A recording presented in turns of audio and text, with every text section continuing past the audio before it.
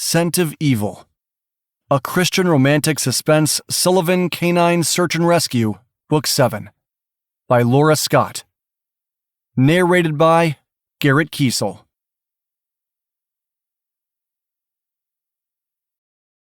Chapter 1. U.S. Marshal Raine Whitman stared down at the dead man lying at the side of the road. The victim had been shot in the face at close range just outside of Casper, Wyoming. A mixture of anger and fear hummed through her bloodstream. There was no doubt in her mind this was the work of her escaped prisoner, Alan Decker. The man was a sexual predator who'd finally gotten caught back when he'd abducted Raine's niece, Ginny Clark. After Ginny had managed to escape, her description of Decker and the fact that he hadn't gotten too far enabled the local sheriff's deputy to find and arrest him.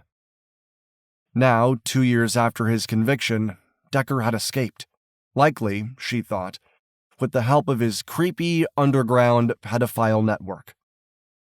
The details were foggy, and she knew her boss, Mike Rowe, was still piecing Decker's escape plan together. One thing they knew for sure was that the prison van transporting Decker to the hospital had been badly damaged in a T-bone crash. The van driver had been killed, and so had the pedophile in the second car that had rammed the van. Decker was in the wind. How the crash had been prearranged, they still weren't sure. Raine was convinced Decker had some help from the inside, maybe even his lawyer, who could have passed messages back and forth on Decker's behalf. Either way, that part was a moot point. The problem now was that Decker was out of prison and on the move. And despite the fact that his escape had taken place on Interstate 80, about 15 miles from the prison, the moment this call had come in from Casper, Raine had suspected Decker was responsible. Raine and her other U.S. Marshal colleagues needed to find him before he could kill another innocent bystander or abduct any young girls, like Ginny. Keeping her expression impassive, she turned to the Wyoming State Trooper. "Do you have an ID on this guy yet?" "Nope. His wallet was stolen, and as you can see by what's left of his face, we don't have enough to run him through the facial recognition database. As soon as the crime scene techs get here, we can run his fingerprints. Hopefully he's in the system. If not..." The trooper shrugged. "We may be out of luck." She swallowed a curse, a bad habit she'd given up when Ginny had spent time with her this past summer. "We need an ID to figure out what vehicle Decker is driving." "I know." Trooper Wade Callum gestured to the highway. "We came to Casper from the south. If your convict is responsible for this murder, he could go either way from here, either heading west toward the Wind River Reservation or north toward Buffalo and the Bighorn Mountains. If you ask me, he's more likely to go west of the reservation. He may find it easier to hide on the reservation than in other cities or towns." Raine swallowed hard, trying not to show her panic. She didn't think for 1 minute Decker was heading east. She had a very bad feeling he was going north toward Buffalo, where her niece lived. She'd mentioned her fears to her boss, but Mike hadn't agreed, claiming Decker was too smart to do something so obvious. Was she wrong? Had this man been shot and killed by someone other than Decker? No, she didn't believe in coincidences. This had to be Decker's work. "Any idea how long ago this guy's been murdered? Decker escaped 3 hours ago." 3 hours. 3 long, frustrating hours. Trooper Callum scratched his chin. "I'm no expert, but based on the flies and buzzards overhead who've already made a meal of this guy's face and hands, I'd say at least an hour or 2. "Thanks." Raine reached for her phone just as it rang. Seeing FBI agent Griff Flannery's name on the screen, she quickly answered. "Thanks for calling me back. I need SAR help in tracking an escaped prisoner, Alan Decker. He's a convicted pedophile who has already killed 2 men since his escape and should be considered armed and dangerous, not to mention a threat to young girls everywhere." I heard about his escape. Griff's tone was somber. I have asked for help from the Sullivan Canine Search and Rescue Ranch. My brother-in-law, Justin Sullivan, and his canine Stone are ready to go, but they're in Grable at the moment. Grable works. Please ask Justin to head toward Buffalo. I'll meet him there. She had heard all about the Sullivan canine teams and how great they were at finding missing people. We may need more than one team searching for him, though. That's fine, Griff said. Trevor Sullivan and his canine Archie can head out too if needed. I'm currently in Cheyenne for a meeting with the governor, but I know that all law enforcement agencies in the area are on the lookout for this guy. That isn't good enough, she thought warily, but she refrained from stating the obvious. What about getting a couple of police choppers in the air? We can deploy choppers, but that works better if we have a description of the vehicle. Griff sounded apologetic. We can't just burn fuel by flying around without knowing who we're looking for, especially as bow hunting season is in full swing. The traffic on the interstate and local highways is higher than normal this time of the year. She bit back her anger. Griff was right. Just sending choppers into the air without a target to focus on would be a waste of money, and it could even backfire. If Decker saw the choppers, he may find another vehicle to steal, killing the occupants the way he had this poor man lying in the ditch. I'm hoping we'll have an ID on our most recent victim soon, and that will provide a vehicle description. I also think Decker is heading to Buffalo, where my sister and her daughter live. I need you to call the local authorities to check on them. Consider it done. I plan to head back to the ranch in an hour or so. She heard muffled voices in the background, as if the meeting Griff mentioned was breaking up. My brother-in-law, Logan Fletcher, is a pilot and is chartering a hunting party into the Bighorns. He promised to keep an eye out for Decker. That was encouraging. They had Alan Decker's face plastered on every news station across the country. Someone somewhere would hopefully see him and report the sighting to the authorities. Thanks. I gave Justin your cell number, Griff said. That way you can communicate with him directly. That's fine. Raine preferred it that way. She strode toward her SUV. Have him call me right away. Understood, Griff agreed. Keep in touch, Raine. If you get more clues as to where this guy is, let me know, and we'll deploy more resources to find him. Will do, thanks. She ended the call as she slid in behind the wheel of her SUV. She quickly started the car and hit the road, heading north on Highway 25. Stopping her foot hard on the accelerator, she pushed her speed as much as possible. Speed limits didn't matter to her, but she soon found Griff was right about the traffic. As a U.S. Marshal, she didn't have a light bar on her vehicle, but she flashed her lights to encourage drivers to move out of the way. She called her niece, Ginny, but the 11-year-old didn't answer. She tried her sister, Cammy, too, with the same results. The cell coverage in Buffalo could be spotty, especially since her sister worked at the Wild Buffalo Hotel, which was outside of town. Raine left both her sister and niece a message to be careful and to call her back as soon as they could. Maybe she was wrong about Decker going to find her niece. If he was smart, he'd find one of his creepy buddies and stay off the radar until the heat of the search died down. But having looked into Decker's soulless eyes during the trial, she knew he was sick and evil, and capable of anything. She made good time for the next 35 minutes and hoped to be in Buffalo sooner than she'd originally anticipated. Her phone rang, a strange number flashing on the screen. Remembering Griff saying he was giving her number to Justin, she quickly answered. Whitman. Marshal Whitman? This is Justin Sullivan. I understand you need help. Yes. That was one way of putting it. Please call me Raine. How quickly can you get to Buffalo, Wyoming? I happened to be in Grable when Griff called, so I'm heading that way now. I can be there in 20 minutes, maybe a little longer as I'm pulling 2 horses and a trailer, which will slow me down. Okay, we should get there about the same time then. Raine was glad she wouldn't have to wait too long. I'm giving you my sister Camille's address. She's working, but on a Saturday, my niece should be around. I called but had to leave a message. I want you to get there as soon as possible." "Got it," Justin said, after she'd provided the information. "Did you notify the police?" "Yes. Griff was going to send a request to the local sheriff's department to head over." Knowing police and Justin were on their way helped her feel better. It bothered her that Ginny hadn't answered her cell. Then she belatedly remembered Cammy telling her that Ginny had a part-time job working at a local horse farm, mucking stalls and other chores. "If Ginny isn't at my sister's, she could be at the Lucky Charm horse farm." "Okay, why don't you call them?" Justin suggested. "That way they can keep an eye on her too." "I will."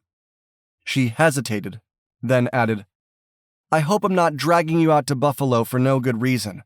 My boss doesn't think my hunch is correct." "Don't worry about it." Justin didn't sound upset or annoyed by the possibility. "I'd rather be safe than sorry." "Me too. Thanks." She ended the call and quickly asked her phone to call the Lucky Charm. Unfortunately, her call went straight to voicemail. Why wasn't anyone answering their phone?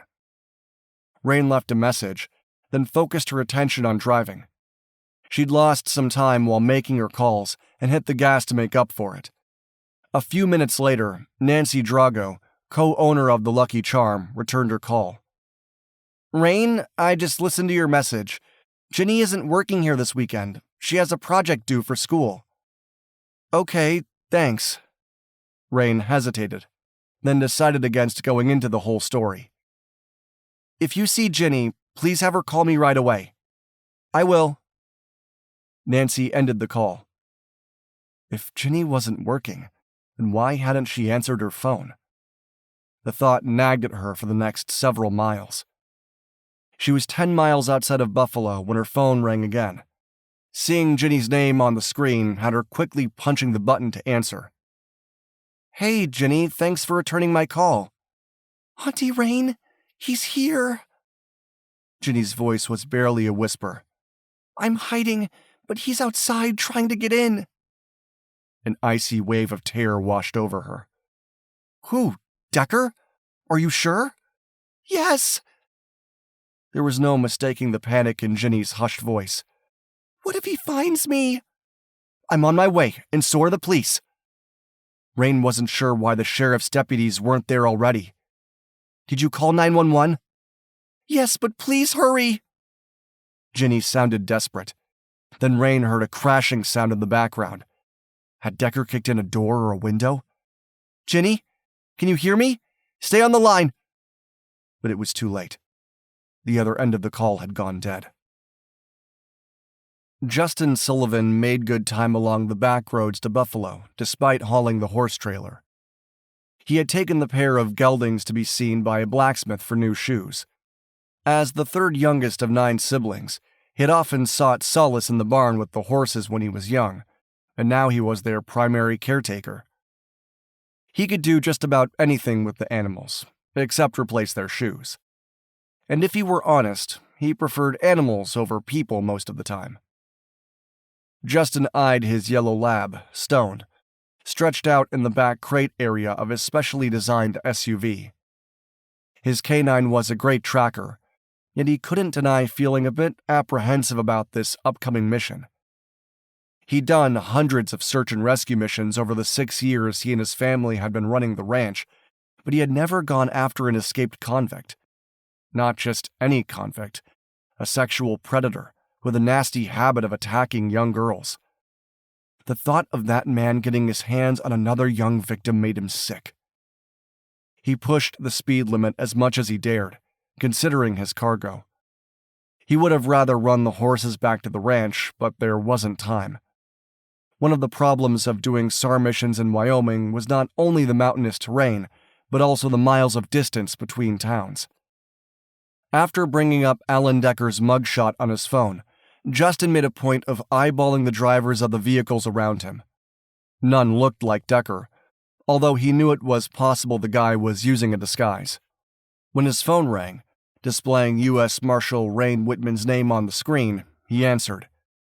In the back crate, Stone lifted his head, His ears pricked forward with interest. "Raine?" "Decker has Ginny." Her voice held a note of panic. "He's in Buffalo and has my niece." The statement shocked him. "Are you sure?" "She called, said he was there. She was hiding, but I heard him breaking in." Her voice trembled, then steadied. "The police should be there by now, too. Maybe they'll be able to stop him. How close are you?" 5 miles. Justin instinctively pressed harder on the gas. "Hurry. I may be a few minutes behind you." Raine abruptly ended the call. Justin couldn't believe Decker had gone after Raine's niece in Buffalo. Why would he do such a thing? The perp had to know that Raine would anticipate his movements. As the highway curved, he slowed, double-checking the trailer in the rearview mirror. He used his GPS system to reach Raine's sister's home, nestled toward the back of a dead-end road. He pulled over to the side and hit the release for the back hatch. After a long drive, Stone didn't hesitate to jump down. "Come, Stone." He ran toward the police cruiser, his lab keeping pace beside him. There was the high-pitched sound of a small engine, maybe a four-wheeler or a motorbike. He frowned when he saw a rusty black Ford F-150 truck. The way it was parked down the street made him think Decker had driven it there. He caught up to the sheriff's deputy, someone he didn't recognize. His name tag identified him as Bolton. "Did you find Ginny?" "Who are you?" Deputy Bolton frowned, then must have noticed Stone. "Oh, you're one of the Sullivans I've heard so much about." "Justin." He nodded and gestured to his canine. "This is Stone. We're here because there's a pedophile on the loose, and Ginny is in danger." He'd barely finished talking when an SUV zoomed up the street, stopping so abruptly the vehicle jerked. A second later, a short, slender woman with long, dark hair strode toward them. From the tense expression on her face, he knew she was Raine Whitman. She was dressed in jeans and a long-sleeved shirt, with a Marshal badge on her chest. Raine glanced from him to the deputy. "Where's Ginny?" Deputy Bolton threw up his hands.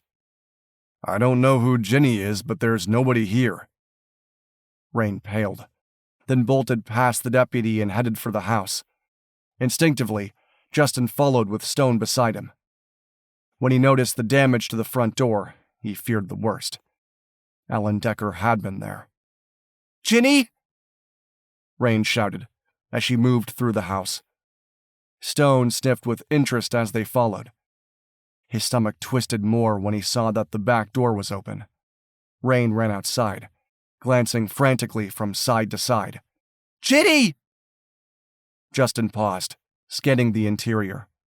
Aside from the broken front door, there was no sign of a struggle. Then again, Raine had said the guy was armed. A young girl couldn't fight against a man with a gun. Raine whirled toward him. "Can you track him?" "Stone can." He gestured to his lab. "Do you want Stone to track your niece or the perp?" "Both." She dragged her hands through her hair, her expression grim. "They couldn't have gotten too far on foot." "Are you sure they're not using something else? When I got here, I thought I heard a small engine in the distance." Raine's blue eyes widened in horror, and she spun around to head back outside. There was a shed off to the side, the door hanging ajar. It only took her a moment to look inside and glance back at him. "The four-wheeler is gone." Not good. Justin jerked his thumb toward the road. "I hope you can ride, because our best chance at finding Ginny is to use my horses." "Horses!" Raine looked relieved. "I can ride." "Good. I'll get them out of the trailer and geared up." He was glad he'd included saddles and bridles for the trip. He'd intended to ride Blaze in the area where the piece of his parents' crashed plane had been found, but had put that aside when Scriff's call had come through. "You need to get Stone a scent source for your niece. Dirty socks or a shirt would work. I'll need something for Decker, too." "Okay." To her credit, Raine didn't waste time arguing. "Come, Stone." Justin jogged around the house to his horse trailer. He opened the back and quickly led Timber and Blaze from the trailer. The horses stomped their feet and tossed their heads, as if glad to be out of the trailer. Justin had just finished saddling and bridling them when Raine returned holding 2 bags of clothing. Seeing the faded orange fabric in one bag, he realized that one held Decker's scent. The other bag was smaller and contained a green t-shirt and pair of dirty socks inside. "We need to hurry," Raine said, her expression anxious. "I don't know how much of a head start he has." Considering Decker was on a 4-wheeler, Justin understood her concern, especially since he knew what that creep was capable of. "Here, hold the reins for Timber. You'll use him, I'll ride Blaze. Before we saddle up, though, I need to gather some items for Stone." A look of impatience flashed in her eyes. Ignoring it, he turned to his SUV. His backpack was ready to go, but he took a moment to check the contents, then rummaged for extra items, specifically water bottles. He tucked extra water bottles into Blaze's saddlebag. Lastly, he removed his sidearm from the pack and quickly slipped his belt through the holster and snaking the belt back through his jeans. Then he stuffed the backpack into the saddlebag. Taking the 2 plastic bags from Raine's hand, he used Decker's first, offering it to Stone. "Decker," he said. "This is Decker." Stone sniffed for a long moment, then looked up at him, tail wagging. The grim situation wasn't completely lost on Stone, as the dog's ears were perked forward. His canine was all about playing the search game. He poured some water into a collapsible bowl. Stone lowered his head, took a few laps, then looked up expectantly. Justin opened the second bag. "This is Ginny." Again, Stone sniffed the contents of the bag. Justin used the time to pack the collapsible bowl away, then rose to his feet. He threw out his hand. "Search! Search Decker and Ginny!" Stone lowered his nose to the ground and trotted toward the black Ford truck. Justin decided to let the dog alert there, knowing it would help ramp up Stone's excitement for the search to come. Justin had subtly pulled the stuffed penguin from his pack, anticipating Stone's alert. The dog sniffed along the bottom of the driver's side door, sat, and let out a sharp bark. "Good boy!" He tossed the penguin for Stone, who leaped up to catch it. "Good boy, Stone! You found Decker!" Stone frolicked with the toy for a moment, then trotted back to him. After regurgitating the toy into his hand, the dog waited. "Search! Search Decker and Ginny!" This time, Stone turned and sniffed along the path to the house. Justin hurried over to where Raine stood next to Timber, trying to get her foot into the stirrup. "Do you need a leg up?" "Please." She reached up to grasp the saddle horn. He laced his palms together so she could step into them, then hoisted her up onto Timber's back. He quickly adjusted the stirrups, then swung up onto Blaze. "Stay close," he advised. "Don't worry, I will." Raine looked determined to keep up no matter what. Stone was all the way up to the house now, sniffing along the front porch. Stone sat and let out another sharp bark. "Good boy, Stone." Justin didn't reward the dog this time. The job was far from done. "Search! Search Decker and Ginny!" The canine lifted his nose to the air. Justin took note of the breeze coming from the east and hoped Decker wasn't smart enough to stay downwind. Stone trotted around the side of the house. Giving Blaze a gentle nudge with his heels, Justin urged the gelding to follow. "Wait, what are we supposed to do?" Deputy Bolton asked. "First, call FBI agent Griff Flannery. Let him know where we are and that we're following Decker. Then get more cops into the woods," Justin suggested. "We're going to need backup." "Also, please call my sister Camille Clark," Raine added. "She works at the Wild Buffalo Hotel. She needs to know Ginny is missing." Justin kept his gaze on Stone. His canine trotted at a quick pace, one he could easily keep up with on Blaze. He made a note of the time, knowing he'd have to give Stone frequent rest breaks. maybe even carrying the dog on a saddle for a while if needed. He and Raine didn't talk much as he followed Stone into the wooded terrain. He caught the occasional glimpse of tire tracks in the earth. Stone was hot on the trail, which was good, but the hour was already going on 2 in the afternoon, and he didn't want to imagine what would happen if they didn't find Ginny before dark, especially since there were dark clouds to the west. Glancing back over his shoulder, he was glad to see Raine was keeping up. Timber was a calm and steady equine. He ducked beneath a low-hanging branch as Blaze got too close. Then his mount gathered himself to climb a steep incline.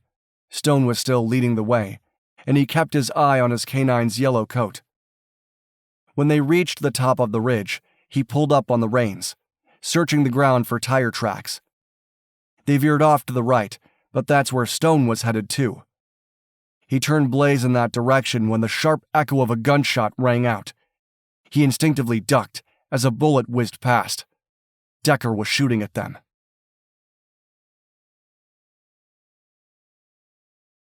Chapter 2.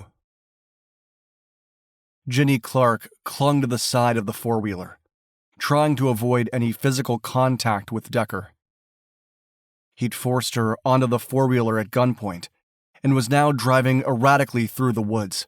When he'd stopped and turned to fire his gun, she ducked, her heart pounding as she'd expected him to shoot her. He hadn't, but his actions only scared her more. Her ears rang at the loud sound from the gun, and she bit her lip to keep from sobbing. She wanted to believe this was a terrible nightmare, but she knew it wasn't. How had this happened? How had Decker escaped from prison in the first place? And worse, why had he come to find her? Because she was the one who'd brought him down, sending him to jail? When he'd flashed that leering grin, she'd almost thrown up her grilled cheese lunch. Everything about Decker made her skin crawl. Yet he was also hurt. Blood oozed from a wound on the right side of his head, and his right knee was swollen. She'd noticed he'd limped as he'd entered her house. She'd been prepared to run, until she saw the gun in his hand. He'd told her to come along quietly, or he'd shoot her and then find her mother and kill her too. Faced with that choice, she'd cooperated with him. "What are you doing?" Her voice was barely a croak, so she tried again. "Who are you shooting at?" "Whoever is back there." He scowled, then put the gun back in his holster and hit the gas. "We need to lose them." Was her aunt back there? Ginny hoped so. "Where are we going?" She shouted the question, hoping if her Aunt Raine was following them, she'd hear her voice. "Do you have any idea what you're doing?" "I know a place." He cut his gaze toward her, and that sick smirk made her swallow hard. "A place we'll be alone." No way. Ginny tightened her grip on the frame of the ATV. The four-wheeler rocked from side to side as Decker drove along the steep incline. No way was she going to let him touch her. But as desperate as she was to get away, she grimly realized she needed to be smart about it. She needed to make sure that once she made her move, he couldn't just shoot and kill her, and that he wouldn't be able to follow through on his threat to kill her mother. Aunt Raine had taught her several self-defense moves this past summer.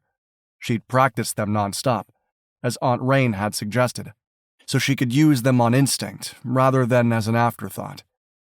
Yet seeing Decker up close, she was horrified to note he was more muscular now than he had been the first time he'd attempted to abduct her. 2 years ago, he'd been soft and flabby when she'd kicked him and broken free of his grip. Now she found it hard to believe the moves Aunt Raine had taught her would work against him. Steeling her resolve, she reminded herself of what Aunt Raine had said. That size alone didn't always matter. Brains over brawn, she'd said. Since her Aunt Raine was short and slim, Ginny figured she knew what she was talking about. Ginny swallowed hard, knowing she needed to be smart, to play along as if she were scared to death, which she was, and wait for the opportunity to catch him off guard, hoping and praying her efforts would be good enough. At the crack of gunfire, Raine's heart stopped in her chest. Had Decker shot and killed Ginny? If so, why? Justin's mount took several steps backward, shaking his head from side to side in response to the sound. Raine was grateful her horse wasn't nearly as skittish. Easy, boy. Justin ran a hand down the side of his horse's neck, then turned to look back at her. Are you okay? The shot didn't come too close to you, did it? Close to her? Dazed, she realized Decker had been shooting at them. I'm fine. She forced the words through her tight throat. She wasn't close to fine, knowing that creep had Ginny, but it was better to have that scumbag shoot at them than at her innocent niece. How does Decker know we're following him? I think the police must have arrived shortly after they escaped. Justin nudged his horse forward. Maybe he caught sight of them from a higher vantage point. Like I said, I heard the four-wheeler engine fading away when I arrived. If he suspected someone was behind him, he may have turned and noticed us moving through the trees. Raine wanted to be glad Decker wasn't too far away. Seeing Stone in action made her believe they'd find him sooner or later. Yet knowing he was armed and could easily shoot at them again, or worse, kill Ginny, made her gut clench with fear. What if he'd hurt her niece already? What if they got there too late to prevent Ginny from being assaulted? Doing her best to shake off her fear and panic, she urged Timber forward, following Justin, Blaze, and Stone. She was grateful to be on horseback, as the large animals would be able to keep up with the four-wheeler better than if they were on foot, and the horses were generally quieter too, other than their occasional huffing sounds. Would they be able to sneak up on him at some point? She hoped so. For now, keeping Decker on the move was the best way to protect Ginny from harm. They rode for another 10 minutes in silence. She kept her gaze on Justin's straight back, noticing the way he easily swayed in the saddle. In contrast, her thigh muscles ached, as she hadn't ridden a horse in years, but she ignored the pain. Finding Ginny was all that mattered. She straightened to listen for the sound of the four-wheeler. At times, the engine could be heard, but then there was nothing. Raine wasn't sure if that was because of the wind or if it was because Decker had stopped someplace. Justin lifted his hand as he pulled back on the reins. With a frown, she followed suit, bringing Timber to a stop. What's wrong? Stone needs a break. Justin swung out of the saddle. Come, Stone. Swallowing a protest, Raine tried to dismount as well. Her movements were far from graceful, and she hit the ground hard, wincing beneath the impact. Her wobbly legs didn't want to hold her weight, so she leaned against Timber for support. Here, boy. Justin poured water into a collapsible bowl and offered it to his dog. She didn't begrudge the canine a break, but she couldn't hide her desperate need to keep following Decker and Ginny. How long before we can keep going? When Timber moved away to nibble on tall grass, she managed to steady herself enough to walk toward Justin. I don't mean to be rude, but we can't afford to lose him. A few minutes. Justin arched a brow. We won't lose him. Stone knows his scent. I can see that, but we need to get to him before... She let her voice trail off. Justin nodded in understanding. Trust me. I want to get this guy as much as you do. I have sisters. His blue eyes darkened with anger. We'll get her back.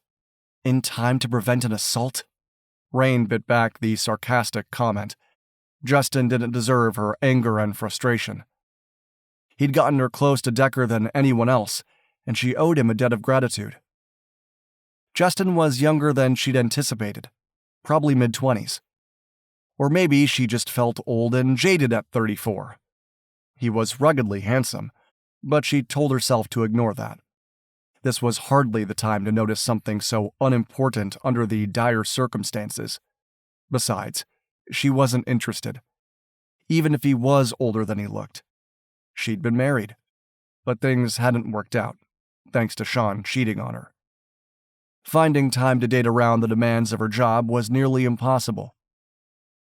The sad truth was that she didn't have much of a social life. Her sister, Cammie, and niece, Ginny, were more important to her than anyone. Shaking off the memories of her personal failures, she walked around the small clearing, as much to stretch her leg muscles as to check out the ground. Her gaze narrowed when she spotted the tire tracks. They were still on the right path. She was about to suggest they didn't need Stone to lead the way when she heard the faint sound of an engine. So faint she almost missed it. Decker was getting farther away. As if reading her thoughts, Justin knelt beside Stone. He patted the dog's sides and sounded enthusiastic when he addressed the canine. "Are you ready to go? Are you? Search! Search Decker and Ginny!" Stone wagged his tail and jumped to his feet. The yellow lab sniffed along the ground for several moments, then lifted his nose to the air, as if to capture Decker and Ginny's scents.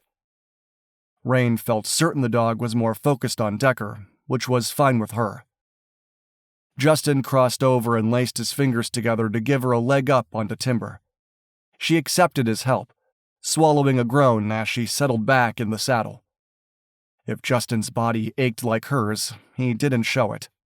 Then again, she had the impression he had far more experience in riding than she did. He appeared completely at ease on Blaze. Gritting her teeth, she silently vowed not to fall behind, to not let her inexperience slow them down. Moments later, Justin urged Blaze into a trot. She winced as Timber picked up his pace, doing the same. Raine stood in the stirrups, but still had trouble settling into the choppy gait. My problem, not his, she silently admonished herself. She'd follow Justin's lead if it killed her, which it just might, she hated to admit. Flashes of yellow caught her eye as Stone quickly navigated through the mountainous terrain. The dog darted around trees, sniffing intently. Marveling at his ability, she was glad they were cutting through the woods faster now. They had to find Ginny. They just had to. After 10 minutes of trotting, Justin slowed his horse to a walk. She was both thankful and anxious about the possible delay. The fact that they still hadn't caught up to Decker nagged at her. How much longer would Decker wait before doing something drastic? She was afraid to find out. The beat of her heart throbbed in unison with the pain reverberating through her thighs and knees. Raine could admit that riding on trails was far different from cutting a path through the woods in pursuit of a convicted felon. But she wouldn't let it stop her either. When Justin continued walking his horse, she leaned forward to ask why they'd slowed down. Then she heard the high whine of the four-wheeler engine again. Louder this time. They'd gotten closer to Decker and Ginny. Settling back in the saddle, she kept quiet, and decided then and there that she needed to trust Justin and Stone. As a search and rescue team, they obviously knew what they were doing. At that point, she was literally just along for the ride. Justin easily sensed Raine's frustration with his decision to give Stone a break, but admired her ability to keep her complaints to herself. He understood her concern. Even a minor delay seemed like a lifetime in a situation as tense as this. He couldn't imagine how difficult it was for her to know your young niece was in the hands of a pedophile. Thankfully, Stone's energy hadn't abated much since they'd headed up the mountain, but he suspected the dog would tire soon. The tire tracks were spotty, and he'd rather use Stone's nose for as long as possible than depend on the tracks alone. Especially if Decker got wise to their tactic and made circles or doubled back to confuse them. He glanced back over his shoulder to see a weary yet determined expression on Raine's face. How old is Ginny? 11. Her eyes closed briefly. Then she added, "She'll be 12 in November. Decker grabbed her when she was 9. 9. He swallowed hard. How did she get away? Raine shook her head. It's a minor miracle if you ask me. She was walking home from school after soccer practice when he approached and grabbed her. He dragged her toward his car when something distracted him. Ginny kicked him in the privates and took off running. She ran through the woods and out onto the highway farther down from Decker. A family of 4 found her, and she told them about the man who tried to abduct her. Thankfully, they called the police. Ginny provided a very detailed description of him and the car he was driving. They found and arrested him." She paused for a long moment. "Ginny testified against him in court. He was sentenced to 10 years, but only did 2 before he managed to escape." He grimaced. Decker's escape should not have happened. But hearing the story of how Ginny had survived the previous abduction attempt gave him hope. The poor kid was probably scared, but she'd escaped him once before. He firmly believed she'd find a way to do so again. "Sounds like she's smart. I'm sure she'll find a way to stay safe this time too." "I hope so." Raine didn't look the least bit reassured. He didn't have a gun last time the way he does now, though. That changes things. He was forced to admit that was true. The weapon was a problem in more ways than one. "We'll keep praying for God to watch over her." Justin and his siblings were big on faith and the power of prayer. Ever since their parents had died in a plane crash 6 years ago, they'd grown closer to God and to each other. "I guess." Again, she didn't look convinced. He wanted to press the issue, but Stone took an abrupt turn to the south, forcing him to tug on the reins to follow. The whine of the engine was about the same, indicating they were keeping pace but not gaining on their quarry. Part of that was by design. They'd been riding for almost an hour, and he'd hoped the four-wheeler would eventually run low on gas. The Sullivan Canine Search and Rescue Ranch had used four-wheelers too, for some of their searches, along with snow machines for the winter months. But in his humble opinion, it was better to be on horseback than dependent upon fuel. They typically carried an extra gas tank just for that reason. He hoped Decker hadn't thought that far ahead. Finding Decker and Ginny was only part of the problem. The convict had Ginny as a hostage, and that would change things. They couldn't just stroll up and arrest him, no matter how much Raine wanted to. He pulled out his cell phone for the second time since they'd left Ginny's home, grimacing when he noticed there was still no service. He took solace in the fact that the police knew the general direction they were headed and that by now they should have been in contact with his brother-in-law Griff. Hopefully additional resources were on the way to back them up. But that didn't change the fact that for now they were on their own. Would Griff send choppers or small planes to assist in the search? He scanned the clouded sky, then decided it was still too early for an air response. The closest airfield was in Yellowstone, unless Griff called on private plane owners, like his sister Jessica's husband Logan, for help. Logan would jump into his plane without hesitation. Logan loved being in the sky and would want to do his part in aiding the search.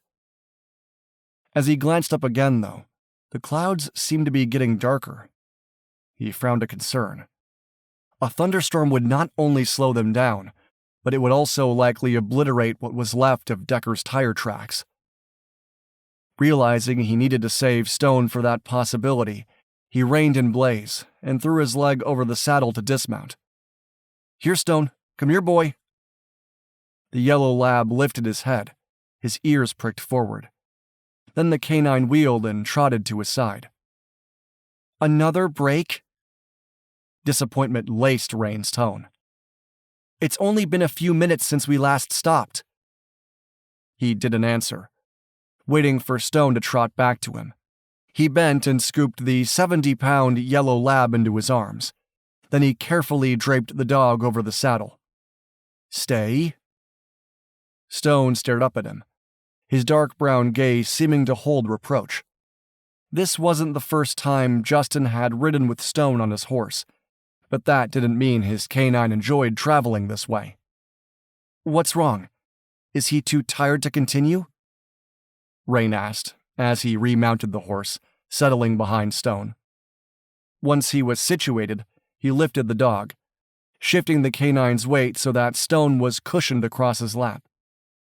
"No, but I'm giving him a rest anyway." He nudged Blaze into moving forward, then gestured at the sky. "See those clouds rolling in from the west? If it rains, we're going to lose the tire tracks." "What? No! We can't lose Decker!" Raine's voice rose in alarm. "We won't." He flashed what he hoped was a reassuring grin. "Stone will be ready to go when we need him." Following the tire tracks wasn't as easy as he made it out to be, and twice he thought he'd lost them when they'd abruptly shown up again. The terrain was soft in some places but hard in others, typical for fall when the temperature cooled dramatically at night, even in early September.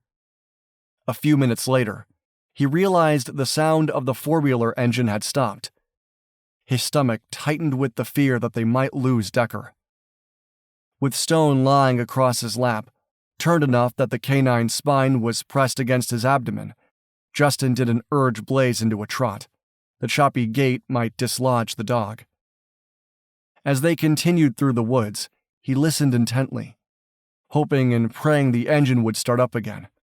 Hearing nothing, he figured either Decker had stopped the four-wheeler for some reason, or the convict had gotten far enough away that the wind carried the sound away from them.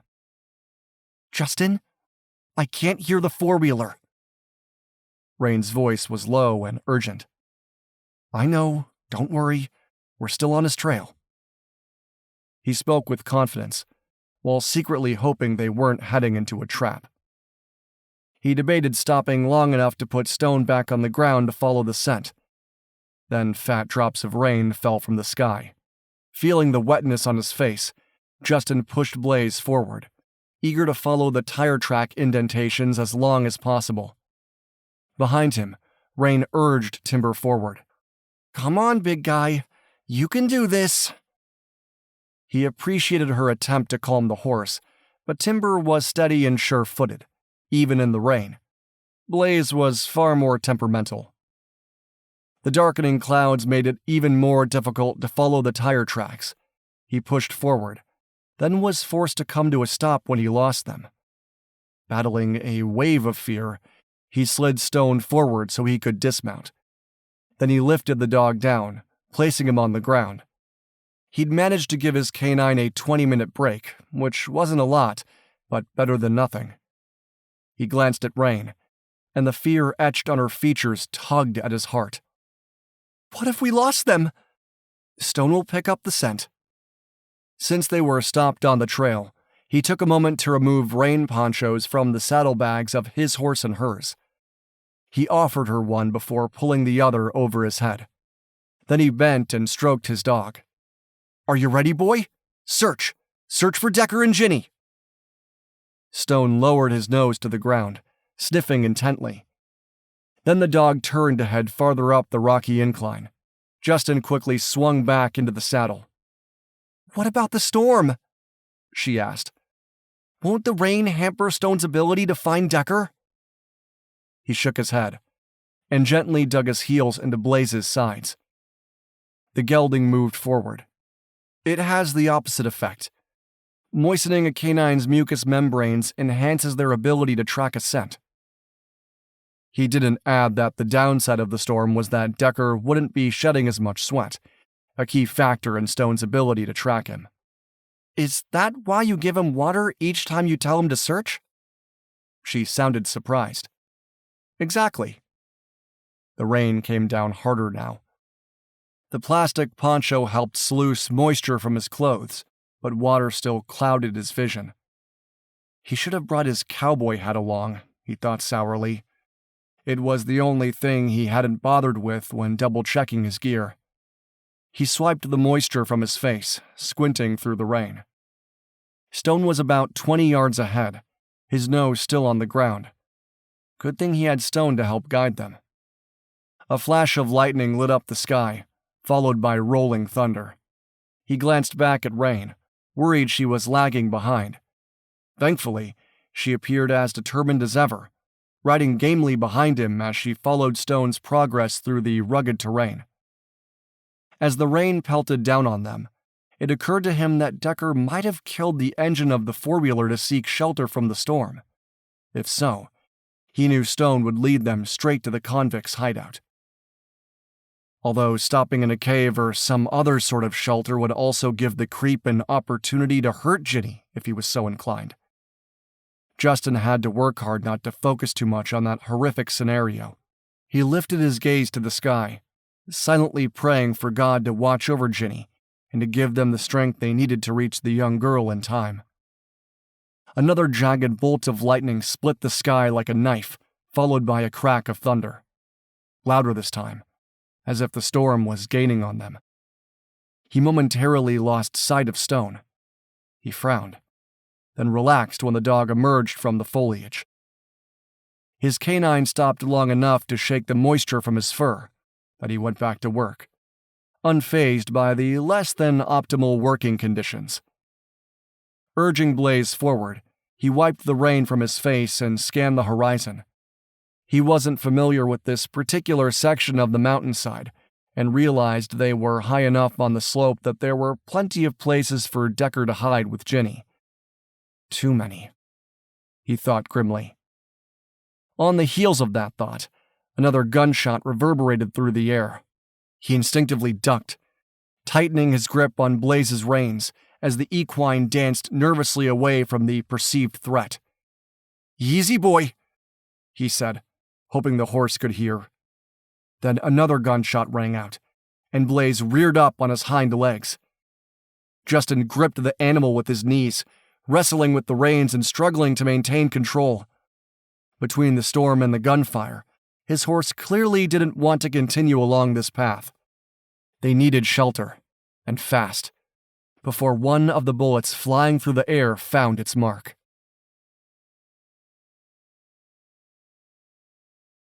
Chapter 3. "Get over there and be quiet." Decker's harsh words were accompanied by a shove. Ginny stumbled into the shallow cave. "Don't do anything crazy, or I'll shoot."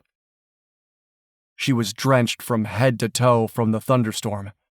She was so cold and frightened, her teeth chattered.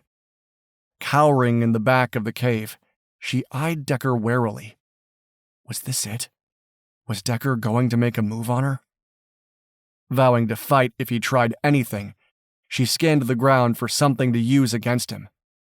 Spying a jagged rock, she waited until Decker had turned to stare out at the storm before quickly bending to grab it. Closing her fingers around the stone, she stood with her back against the wall. Decker hadn't noticed her movement. With his attention focused on whoever was following them, hopefully her Aunt Raine, she considered making a run for it. Being alone in the woods didn't scare her as much as he did. The problem was that Decker still held the gun. She would have to run past him to get outside, giving him ample time to shoot her in the back. At this close range, she doubted he'd miss. Still holding the rock, Ginny tucked her hands beneath her armpits, hugging herself for warmth. When he fired the gun, 2 shots in rapid succession, she jumped and nearly squealed in alarm. As before, the sound was painfully loud, so much so that she clapped her hands over her ears. She wanted to beg him to stop, fearing he might kill her Aunt Raine before she could get there, but she managed to remain quiet as ordered. Better for her if he forgot she was there. Not that she truly believed he would. His evil gaze had raked over her enough to make her sick to her stomach. She stared at him, mentally reviewing the moves she'd make if he so much as tried to touch her. She'd strike his swollen knee with her foot, and then kick him hard in the groin, while swinging the rock in her hand at his temple, or maybe digging it into his eye. The thought filled her with satisfaction. If using the sharp rock didn't work, she would use the palm of her hand to strike his nose in an upward thrust like Aunt Raine had taught her. Either way, Once she knocked him off balance, she'd run and get lost in the trees of the forest. It sounded easier than it would be in real life, she knew. But Aunt Raine had told her that practicing would make the moves instinctive. The moment Decker gave her the right opening, she'd take advantage of it, using all the strength she could muster to get away. His having a gun was the only thing holding her back. If not for the weapon, she'd have made a run for it long ago. As she watched him scouring the mountainside below, she tried to imagine how much it would hurt to be shot by a bullet. Worse than when she'd fallen off her bike, that's for sure. Better that, she thought grimly, than suffering whatever Decker would do to her when he had the chance. At the crack of gunfire, Raine gasped in alarm when Timber danced away from Justin's rearing horse. She tightened her knees and gripped the reins tightly, praying the animal wouldn't make a mad dash run into the woods. Raine wasn't sure she had the strength to control the horse and could easily imagine being knocked to the ground by a low-hanging tree branch. By some miracle, Justin remained in his seat, his low voice soothing his mount. Impressed with his riding skill and gracefulness, she was doubly glad Justin Sullivan was there to guide her on this mission. He and his canine partner Stone were amazing. She'd be lost without them, in more ways than one. Once Justin had calmed Blaze, he dismounted and led the horse to a thick grove of trees. Then he turned and gestured for her to head that way too. Realizing he was worried about one of them being shot by Decker, she quickly complied. Thankfully, Timber was more than willing to join Blaze, moving forward without her having to do much. Justin held the horse steady while she slid off. This time her knees didn't hold up, and she sank to the wet ground. Her abrupt and awkward fall scared Timber, who sidestepped away from her. "Are you okay?" Instantly, Justin was there to haul her upright. His strength surprised her, although it shouldn't have. She'd been secretly admiring his lean, muscular figure astride his horse for what seemed like forever. "Sorry." She tried not to be distracted by his warm arms holding her close. It wasn't in her nature to lean on anyone, much less a man, but she didn't have much of a choice. Hunting Decker on horseback was pushing her beyond her normal limits. "I haven't ridden in years. I'm a little rusty." "You need a little oil on those joints of yours, like the Tin Man in The Wizard of Oz."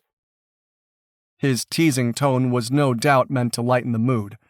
Under different circumstances, she'd have smiled at the joke. But not today. Not in the middle of a storm following an escaped convict who had taken her niece hostage with the sole intent to hurt her. Then likely killing Ginny when Decker had no more use for her. The very idea of that filled her with dread, but she pushed it away. This wasn't the time to let her imagination run wild. "Yeah, that would be nice." She blushed at her clumsiness and eased away from Justin's strong grasp, determined to stand on her own 2 feet. She was a highly trained U.S. Marshal, not a damsel in distress. When her knees cooperated by holding her upright, she straightened her poncho, noticing the rain had lightened up some. Stone trotted over and proceeded to shake his body again, ridding his fur of excess water, adding to the rain falling from the sky. Not that it mattered. She couldn't get any wetter than she already was. Pushing drenched hair from her eyes, she looked around. "Any idea where Decker is holed up?" "Not really." Justin scanned the rocky mountainside. "There are dozens of possibilities, and he has the advantage of being on higher ground." "I don't hear any more gunfire." She kept her voice low, even though the steady pattering of rain along with occasional rumbles of thunder muffled their voices. Justin frowned. "I don't either. But even if we did, we can't let him keep us from moving forward." He bent to rest his hand on his dog's head. "Stone was on the scent when he fired at us, making me think we were getting close." "Did he stop just to shoot at us? Or do you think the four-wheeler ran out of gas?" Raine wasn't sure if the latter possibility was a good thing or a bad one. Just knowing Decker could have sought shelter in a cave with Ginny made her stomach clench with dread. As far as she was concerned, they needed to keep Decker on the defensive. Maybe. He shrugged as he straightened. If so, we'll catch up to him. Let's walk the horses for a while. We'll use the trees for cover as much as possible in case he fires at us again. Relief over not having to climb back into the saddle warred with knowing they'd be moving more slowly in their pursuit of Decker. Hearing nothing but silence from the four-wheeler put her nerves on edge, yet walking was better than standing still, so she nodded in agreement. Okay. Here, Stone. He drew his canine close and rubbed his hands over the dog's fur. Then he pulled the plastic bags containing the scent sources from the saddlebag, offering first Decker's and then Ginny's clothing for Stone to sniff. Are you ready to go, boy? Huh? Search Decker and Ginny. Stone licked Justin's cheek, then turned and went to work. He sniffed along the ground, trotting along the path they'd been taking when the gunfire rang out. Justin handed her Timber's reins, then drew Blaze forward. She fell into step behind him, counting on Stone to keep them on track. The beat of the rain against the forest around them was soothing, but she was still tensely waiting for another gunshot. Decker had fired 4 times already. How much ammunition did Decker have anyway? After orchestrating the crash on 180, Decker had taken the prison guard's weapon. And really, he could have a backup gun too, if his pedophile buddy who'd T-boned the van had brought one along. The guy had given up his life for Decker, a sense of loyalty she didn't understand. Granted, men like Decker had a whole underground network of like-minded individuals to share their sick ideas. The dark web was full of stuff she never wanted to see again. Knowing Decker, though, it wasn't a surprise the escaped convict had left his dead accomplice behind. He'd killed others too, most recently the owner of the vehicle he'd hijacked. Alan Decker was not only a deviant sexual predator, but he was also a cold and callous narcissist who clearly only cared about himself. And he had Ginny. Raine tried not to dwell on the worst-case scenario. Those images were paralyzing, and she couldn't afford to be sidetracked. She took some solace in knowing she'd taught her niece self-defense moves. Ginny had practiced them faithfully, but at the end of the day, the girl was still only 11 years old. Remembering how Justin mentioned God was watching over Ginny, she found herself hoping he was right, that God cared about an innocent girl enough to protect her. Yet she found that a little hard to believe. Decker had abused other girls, victims identified from photos on his computer.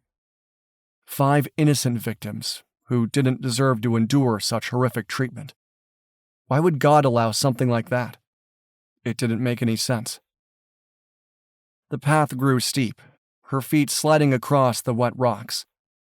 Raine frowned, wondering how in the world Decker had gotten the ATV up this incline. It seemed impossible, but she didn't doubt Stone's tracking ability. From Justin's encouraging words of praise, it was obvious Stone was still on the scent. The loud roar of an engine abruptly broke through the drizzling rain.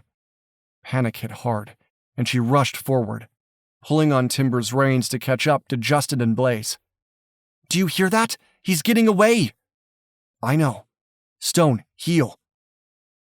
At Justin's firm tone, the canine whirled and lopped back to his side. He praised the dog, then he took the reins from her hand. He quickly laced his fingers together to give her a boost. Grabbing the saddle horn, she stepped into his palms and swung her leg over Timber's wide back. Her thighs burned as she settled into the saddle, but she ignored the discomfort. Justin handed her the reins, then quickly mounted Blaze. "Okay, Stone, search!" Justin's tone was low and urgent. "Search Decker and Ginny!" Stone eagerly complied, going back to work. The dog's keen nose led them horizontally along the slope, on what looked like a path wide enough for a four-wheeler. The yellow lab picked up speed, as if the scent was stronger now. After a few minutes, Justin urged Blaze into a trot. She winced when Timber followed suit. Once again, settling into the horse's rhythm wasn't easy. Her backside slapped against the saddle until she managed to get in the groove. Even then, waves of pain clouded her vision. Or maybe it was the rain. Likely both. Raine grit her teeth and focused on Ginny. Her physical discomfort didn't matter. They had to find Ginny before it was too late. When Stone stopped to sniff intensely at the base of a large tree, Justin slowed Blaze into a walk. He glanced over his shoulder to make sure Raine was still with him. She was, but the pained expression on her face indicated she wasn't doing very well. He sympathized with her plight. Mountain riding was very different from trail riding, if that's what she was accustomed to. She knew enough to keep up, but her muscles were probably screaming in protest now. The whine of the four-wheeler engine was growing faint. Decker was back on the move, making a valiant effort to lose them. Something they absolutely couldn't allow to happen. "We need to keep going," Raine called, as if reading his thoughts. "We can't let him get away." "I know." He glanced down at Stone as the dog sat and let out a sharp bark. His alert. Had Decker stopped there momentarily? Good boy. He debated throwing the stuffed penguin as his reward, but the time crunch they were under had him deciding against it. Search! Search Decker and Ginny! Thankfully, Stone enjoyed the search game and didn't hesitate to get back to work. His canine lifted his nose to the air, then quickly darted forward. Soon he was on the scent trail, his tail wagging back and forth as he moved. They rode for another 8 minutes before he saw what appeared to be a rocky outcropping. Eyeing the location, he turned to glance behind him. It was difficult to know for sure, but that might have been the spot Decker had used as a hiding spot to shoot at them. The guy was smart enough to know that if he kept shooting, they'd have little choice but to slow down and hang back. It wasn't difficult to imagine Decker firing at them, then waiting a moment before jumping back on the four-wheeler to gain some ground. Worse, the escaped convict knew they wouldn't return fire while he had Ginny beside him. Justin wouldn't put it past the guy to use the 11-year-old girl as a human shield, the way a terrorist would. Decker was scum, but he was also managing to stay a few steps ahead of them. What was his end goal? To hurt Ginny? That couldn't be his only motive, considering he'd escaped from jail. Maybe Decker planned to use Ginny to lure them into a trap where he could kill them all. But then what? Where would he go from there? The large state of Montana stood between their current location and the Canadian border. The four-wheeler wouldn't get him that far. As he continued following Stone, he eyed the rocky overhang. It took him a few minutes to realize the rain had stopped. Water still dripped off the leaves of the trees, but out in the open, there was nothing. The storm had passed, which was a good thing. The ground would be soft now, so any tire tracks left behind by the four-wheeler would be easy to see. He was about to stop to give his canine a well-deserved break when he noticed Stone had abruptly turned to head up the incline. To the rocky ledge above? His pulse kicked into high gear. Using the reins, he turned Blaze and nudged him with his heels. He glanced over his shoulder to make sure Raine and Timber were behind him. This part of the slope was steep for a horse. Blaze reared his head in protest, but he held the reins firm. Come on, boy. You can do this.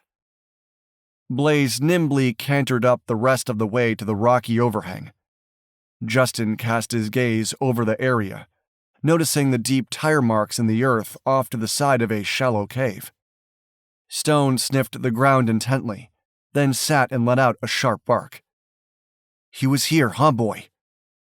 Reaching into his pack, he found and tossed the penguin. Then he called, Ginny, are you here? No response. Whoa, Blaze. He pulled back on the reins, stopping his horse then dismounting. Letting the reins dangle for a moment, he carefully approached the opening. Stone had taken off with his toy, enjoying his reward for a job well done. "Justin?" Raine's voice held a note of fear. "Is she in there?" "I don't think so." He turned to see Raine sliding down from timber. This time, her legs didn't collapse beneath her. But as she rushed forward to join him, her foot caught a rock, and she stumbled a bit. "Easy there."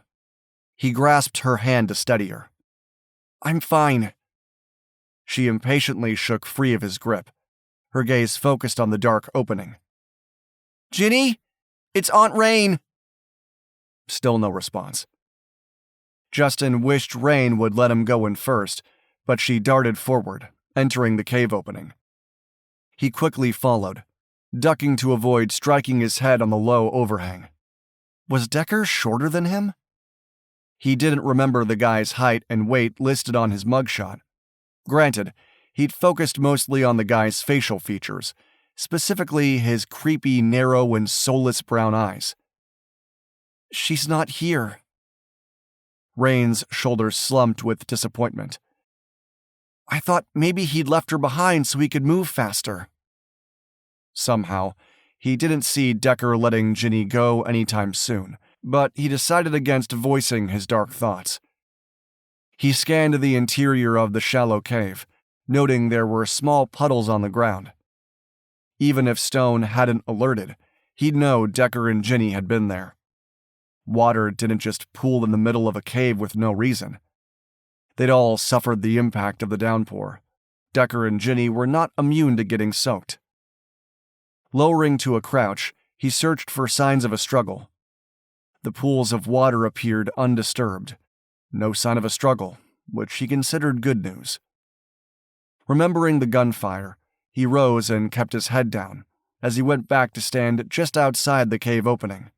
From this vantage point, the path below was easy to see. So much so that he was surprised Decker had missed. Not complaining, but still unusual for those who grew up in Wyoming. He turned to his canine. "Stone, come." His canine loped toward him, the stuffed penguin still in his mouth. "Drop." He held out his hand. Stone dropped the toy, so it landed in his palm. Then he gazed up at Justin expectantly. "Good boy. Now search for gold, Stone. Search gold, okay?" Stone wagged his tail and lowered his head to sniff the ground. "What is he looking for?" Raine asked. "Gold is our term for brass shell casings," he explained. "Our dogs are cross-trained to identify other scents along with tracking people. I want him to find the shell casings from Decker's weapon." She frowned. "We don't need them. We already know he's the one shooting at us." "We suspect that based on Stone's following the scent trail and the sound of the four-wheeler," he agreed. "But it doesn't hurt to have proof. We'll be able to match his weapon to that taken from the scene of the crash, the one he used to escape. I'd rather get back on the trail. He's already too far ahead of us." She waved an impatient hand toward the wooded mountainside. "We need to keep pace with them, as that ATV is bound to run out of gas sooner or later." He shared her sense of urgency. Turning toward Stone, he noticed the dog had his nose buried in a patch of tall grass next to the rock. Then Stone sat and barked. He crossed over to retrieve the shell casing. After tucking it into his pocket, he turned to face Raine. His gaze lingered on the interior of the shallow cave, as if imagining the worst-case scenario. "Don't torture yourself, Raine. There's no sign of a struggle, and I don't think they were here for long." He gestured toward timber. "Let's go. I'll give you a leg up." She straightened her shoulders and nodded. "You're right. I'm going to stay positive. We've kept him on the move, which must be working in Ginny's favor." "Exactly. Decker is feeling the pressure of us tracking him, or he wouldn't keep stopping to shoot at us." Justin helped her mount timber, then bent to check on his canine. He considered carrying the dog for a while, but Stone looked eager to go. "You okay to keep going, boy?" Stone wagged his tail. "Okay then, search. Search for Decker and Ginny." He swung into the saddle, wheeled Blaze around, and waited for Stone to pick up the scent trail. His canine led them downhill for several yards. The engine was still rumbling in the distance, but he noticed it now came in waves, louder then softer. Testing the wind, he grimly realized it was now coming from the northwest, hitting them from behind, carrying the sound farther away. He was about to call a halt to their progress when Stone picked up his pace. Something had caught the dog's attention, so he nudged Blaze with his heels, urging the equine into a trot. Behind him, Raine let out a low moan. "What is it, boy?" he called encouragingly to the dog. "What did you find?" Stone kept moving, sweeping his nose from side to side. Then he abruptly stopped, backtracking a bit to sniff at what appeared to be a small rock. His canine sat and barked. It was an odd spot for Stone to alert. Pulling back on the reins, he brought Blaze to a stop and quickly dismounted. He stepped closer, scanning the ground. The rock was small, and so similar to others on the mountain that he didn't understand why Stone had alerted there. "What did he find?" Raine's voice was tense. "A rock." As he crouched beside it, he noticed there was a mahogany-colored stain along one jagged edge. Blood? A chill snaked down his spine as he glanced around. After a moment, he stood and retrieved the penguin, tossing it for Stone. "Good boy." "I don't understand." Raine scowled down at him. "Why is he alerting on a rock?" He hesitated, not wanting to worry her. He stared down at the dark stain, concluding the blood must be fresh. The earlier deluge of rain hadn't washed it away. Stone's alert meant it had been dropped, and recently. "Justin?" Raine sounded impatient. "There's a small amount of blood along the edge of this rock." He picked it up and carried it over so she could see for herself. "Blood!"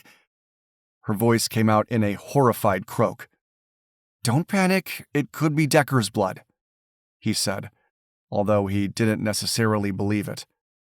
"We don't know for sure that Ginny has been hurt." The stark expression in Raine's eyes indicated she believed the blood was Ginny's. The only way to know for sure was to catch up to their quarry. He bent to scoop Stone into his arms. The dog had done his job very well. The tire tracks were deep enough that he thought they could follow them for a while, giving his canine a break. Yet the blood-stained rock sent a renewed sense of urgency washing over him. If Ginny had been hurt in some way, it was imperative that they caught up to them as quickly as possible.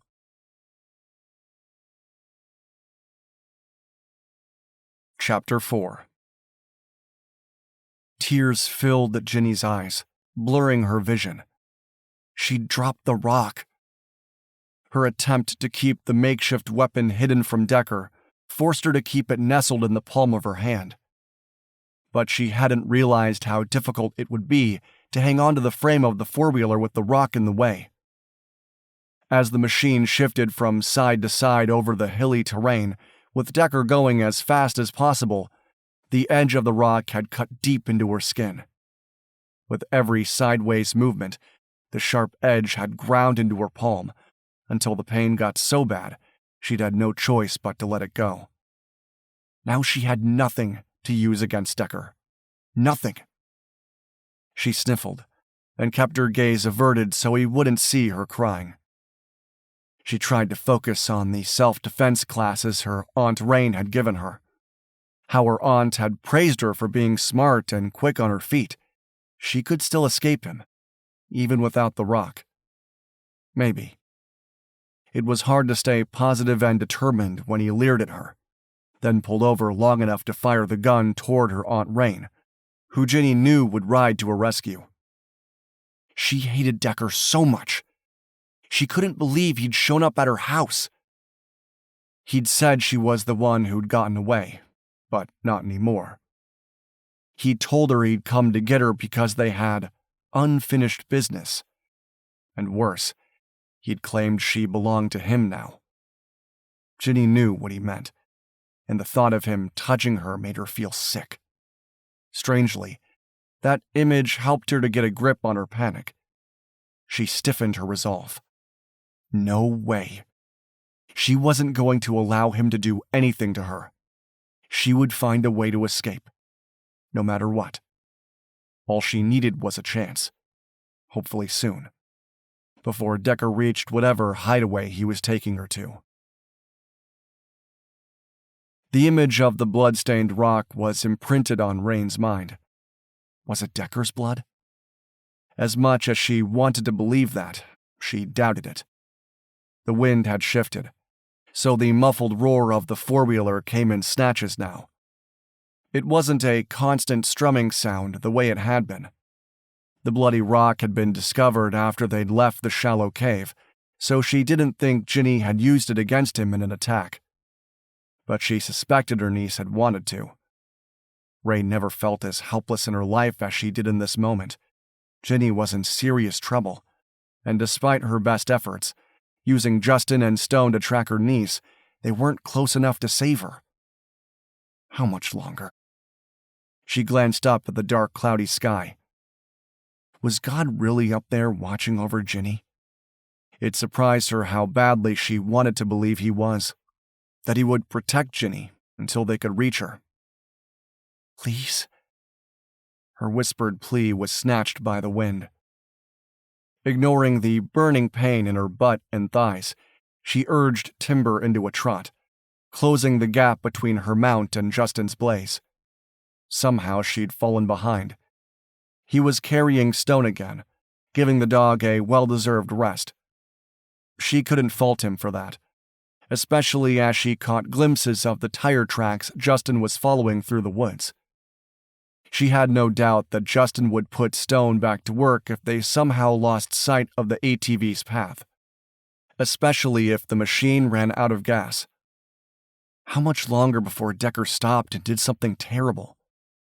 She didn't want to ruminate on the worst-case scenario, but it was difficult not to. Her stomach growled with hunger, which only made her worry more about Ginny. Her niece would need food, water, and shelter soon, and she didn't trust Decker to provide any comfort to the young girl. Quite the opposite. Timber settled back into his swaying walk behind Justin. She scanned the terrain beyond them, hoping for a sign of the four-wheeler. It was possible Decker would try to find another high spot to fire at them again. Justin? She urged Timber forward so she could have a conversation. How soon will our backup arrive? He glanced at her, then shrugged. We're out of cell range at the moment, so I can't ask that question. I have a satellite phone, but with the clouds overhead, it may be difficult to get a signal. A sat phone? Her pulse kicked up with anticipation. Can we try it soon? I'd like to give my boss our coordinates so we can get choppers in the area. Let's wait for a while yet. Justin grimaced. As long as we hear the sound of the four-wheeler, we know he's on the move with Ginny. I don't want to stop, giving him any more of a lead than he already has. She nodded, understanding his concern. She wanted the same thing, to reach Decker and Ginny as soon as humanly possible. Yet getting a plane or chopper in the air would help. Griff knows what we're doing, so he'll arrange for air support, Justin said. I'm sure he's asked my brother Trevor and his canine Archie to join the search too. She swallowed a wave of frustration. Having Trevor and his canine behind them wasn't helpful. They needed to know where Decker was heading and send a team in that way to sandwich him in. Although she had to admit, the rough mountainous terrain would offer plenty of places for Decker to hide with Ginny, even if they did try to get additional hunting parties in the area. Why hadn't the guy taken the opportunity to get out of the state? Or even better, out of the country? Kidnapping Ginny had only made things worse for Decker. With the life of a young girl on the line, every law enforcement official in the area would be determined to bring him to justice. They rode in silence for a few minutes. She strained to hear the four-wheeler, counting off the seconds in her mind. There was nothing but silence. Had the machine finally run out of fuel? She was about to mention that possibility to Justin when she heard a rumbling sound. Frowned. It sounded different from the four-wheeler, a lower cadence rather than the higher pitch of the ATV. Justin lifted his hand to wave. Following his gaze, she realized there was a plane flying overhead. "Who is that?" "My brother-in-law, Logan." He grinned. He had a charter flight today, but he must have either dropped his hunters off or he's brought them along on a side trip. "Can we communicate with him?" As she watched, the plane banked into a curve, making what appeared to be a wide circle. "Has he spotted Decker?" Justin nodded and patted his saddlebag. "We can communicate, but let's find a place to stop that has less trees overhead. We'll need all the open air we can get to access a satellite signal." "Okay." She was torn between the need to keep going and stopping to get information on Decker's whereabouts. Her aching muscles wanted badly to stop, but fear for Ginny's safety overrode her discomfort. A few minutes later, Justin guided Blaze off their current path to the right, where there was an open meadow-like area. Timber dutifully followed. Justin swung down, then carefully lifted Stone off the saddle as well. The dog stood for a moment, gave himself a shake, then stretched out on the ground. Raine slid from the saddle, holding on to it when her knees buckled again. How anyone rode a horse for hours like this on a regular basis was beyond her comprehension. Maybe when they found Decker and Ginny, she could ride the four-wheeler back to civilization, if there was a way to replenish the gas. "Are you okay?" Justin eyed her as he unbuckled the saddlebag. "Peachy." She wanted to cry, but managed a half-smile. "Can't wait to get back up on the saddle again." He nodded, his blue eyes sympathetic. "I know you're tired and sore." Talk about an understatement. She stayed where she was, clinging to Timber's saddle for support. "I'll survive." He drew a large bag out and crossed to the center of the clearing. She noticed there were a number of large boulders in the area, preventing the trees and other foliage to grow. Glancing upward, she saw what appeared to be more rocks along the slope above. Clearly, a larger rock had broken apart, sending smaller pieces sliding down the mountainside. Pushing away from Timber, she managed to walk to where Justin was working with the phone. She debated sitting on the rock, then decided her bottom hurt too much for that and remained standing. "If you're hungry, help yourself to the protein bars I have in my saddlebag." He glanced up at her, then dropped his gaze to the phone. "It appears as if the phone is having trouble finding a signal." Stifling her disappointment at the possible lack of communication with the outside world, she walked painfully to Blaze to find the protein bars. She carried one to Justin, then opened hers, battling a wave of guilt over having something that Ginny couldn't. Not that starving herself would change that. Raine knew she needed strength to be at her best to rescue Ginny. She'd pocketed a spare protein bar for her niece for when, not if, they found her. She didn't think Justin would mind. "We've got a signal!" His excited tone had her turning toward him. He held the receiver to his ear and said, "Griff, can you hear me?" Raine crossed to Justin, listening intently to his part of the conversation. "Here's our coordinates." He listed them off, then added, "Decker is armed and has fired on us several times, which has hampered our progress. Can you patch me through to Logan? He's above us and can probably give us a better idea of where Decker is located now." After devouring the protein bar in a matter of seconds without even realizing it, Raine wiped her hands on her jeans and gazed up at the sky. She was impressed that the sat phone had gotten a signal at all, with the dark clouds overhead, although they were lighter in a few spots. She didn't see the plane, though, and hoped Logan hadn't lost sight of Decker and Ginny. "Yeah, Okay, I understand. I'm glad he was able to get eyes on them. Justin's gaze locked on hers for a moment, and her stomach sank when she saw the disappointment there. I'm glad to hear Trevor and Archie are out here with the police, too. There was a pause. Then Justin frowned. Griff? I didn't hear that. What did you say? More silence followed. Then Justin lowered the handset. We lost the connection. I heard the part about your brother Trevor and the cops, but what did I miss? Logan had eyes on Decker and Ginny and radioed those coordinates to Griff. He stood and opened his protein bar. Unfortunately, Logan had to turn back as he was running low on fuel. Turn back? She looked up at the sky again.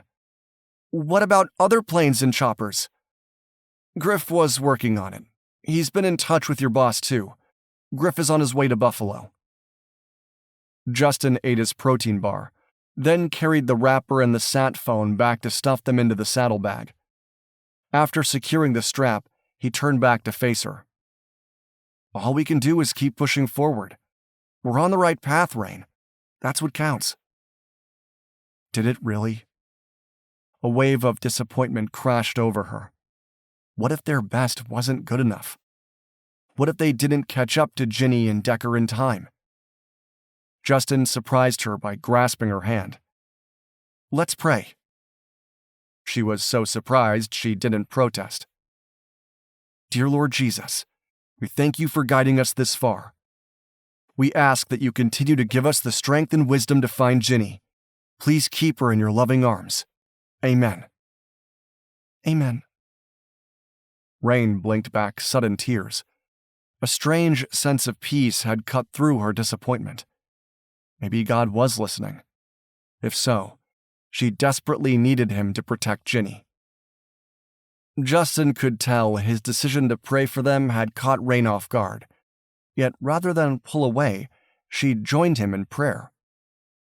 He wanted her to know Ginny wasn't alone, that no matter what the little girl endured, God was there to help her through it. Time to go. He glanced down at Stone, who was sleeping.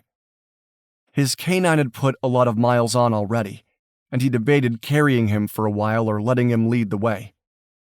What do you think, Stone? Are you ready to go? At the sound of his name, the yellow lab lifted his head and thumped his tail. Justin noticed the dogs often took advantage of rest breaks by falling instantly to sleep. He and his siblings had marveled at their ability, wishing they could do the same. Stone rose and stretched, then trotted toward him. Since his canine appeared eager to go, he filled a collapsible bowl with water and offered it to the dog. Search! Search Decker and Ginny! The lab slurped the water, then lifted his nose to the air. The recent rain had likely helped to enhance his ability to capture Decker's scent. Stone wheeled and headed across the rocks toward an opening in the trees. He turned to help Raine up on Timber. He wanted to reassure her everything would be fine. As if reading his mind, she reached up to give him a brief hug. Thanks, Justin, for everything. Then before he could respond, she placed her foot in his linked hands and vaulted onto Timber's back. A low groan escaped as her butt hit the saddle, but she managed a grim smile. Let's do this. Justin quickly mounted Blaze and urged the horse forward to follow his canine. He'd put hours of riding in, but even his muscles were growing sore from the ride. He glanced back at Raine. She was hunched forward, the rain poncho billowing out behind her. That's when he realized the wind had shifted again, so that it was coming toward them now. He frowned, listening intently. With the wind in their face, the sound of the ATV should be easy to hear. But there was nothing but silence. His gut clenched in a mixture of fear and dread. Had Decker stopped? Scanning the mountainside, he searched for a location where Decker might have pulled off, intending to fire at them again. The guy hadn't proven himself to be an expert marksman, but at some point, he was likely to hit one of them. Hopefully not one of his horses. Justin reined Blaze toward the cover of trees, knowing Timber would follow. The more cover, the better. The good news was that Stone was still hot on the trail. His canine was an excellent tracker, as were most of the other canines on the Sullivan Ranch. His sister Alexis, who was married to Griff, had a canine by the name of Denali, who was trained to search for human remains. Denali was the only cadaver dog in the state of Wyoming, and he found himself praying they wouldn't need Denali's services anytime soon. Not for Ginny. He silently prayed. Please, Lord Jesus, not for Ginny. Decker was another story.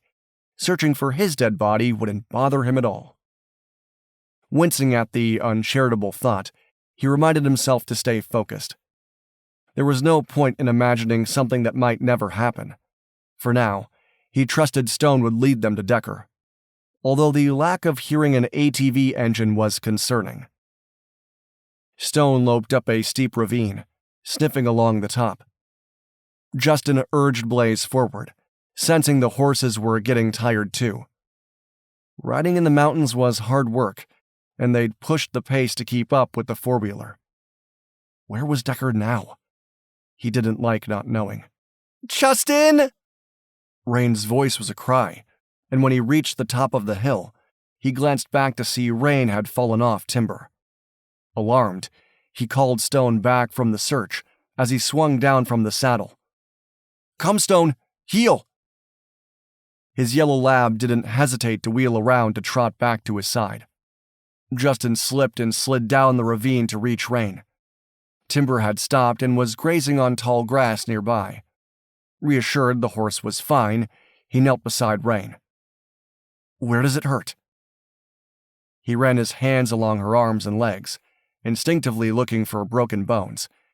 He hadn't fallen off a horse since he was a kid, and wasn't sure what had caused Raine to hit the dirt. Everywhere. Her voice was a little more than a harsh whisper, and he realized she'd had the wind knocked out of her. He was loath to move her until he knew for sure she wasn't badly hurt. I know your muscles are sore, but what about your neck, head, and spine? Any new pain I need to know about? No. She struggled to breathe, so he slid his arm around her shoulders and lifted her into a sitting position. The change helped, and she drew in a ragged breath. Thanks. What happened? He searched her gaze. Did something spook Timber? She shook her head. My fault. I wasn't paying close attention. I was caught off guard when Timber ran up the hill. Remembering how she was hunched in the saddle, he wasn't too surprised. Timber was cool and calm in a crisis, such as being targeted by gunfire. But a rider still needed to be alert for potential problems. I'm sorry. Her voice was contrite. I know we need to keep moving. Was he pushing her too hard? The image of Decker's mugshot flashed in his mind, and he knew there was nothing he could do except to keep going. Can you stand? Holding her was no hardship, but he knew they couldn't just sit there. I'll help you. I can stand. Despite her attempt to sound confident, Justin had to pretty much lift her upright. She rested against him for a moment. I'm not usually such a wimp. You're not. This wouldn't be easy for anyone who isn't used to riding for hours. 3.5 hours to be exact. Take a moment to get your breath. I feel like an idiot for falling off your horse. She finally pushed away from him, standing on her own 2 feet. I'm fine now, thanks. He admired her grit and determination. Good. I'll give you a leg up, okay? Yeah. She suddenly frowned and gripped his arm tightly. Wait, why can't we hear the four-wheeler? I'm not sure. When her eyes filled with distress, he hastily added, Maybe they ran out of gas. Then we have to hurry and catch up. She moved toward Timber, gathering the reins in one hand and reaching for the saddle horn. She glanced back at him impatiently. Without complaint, he gave her a leg up into the saddle, eyeing her for a moment. Could she do this? While on a search and rescue mission in Yellowstone, he'd been forced to tie the rider to the saddle because the young woman had no experience with horseback riding at all and kept falling off. If necessary, he'd tie Raine in place too. I'm fine. She straightened in the saddle, as if reading his concern. I won't fall off again. Let's do this. With a nod, he turned and headed back up the ridge to Blaze. Stone had stretched out, watching them. The dog's yellow fur was stained with mud.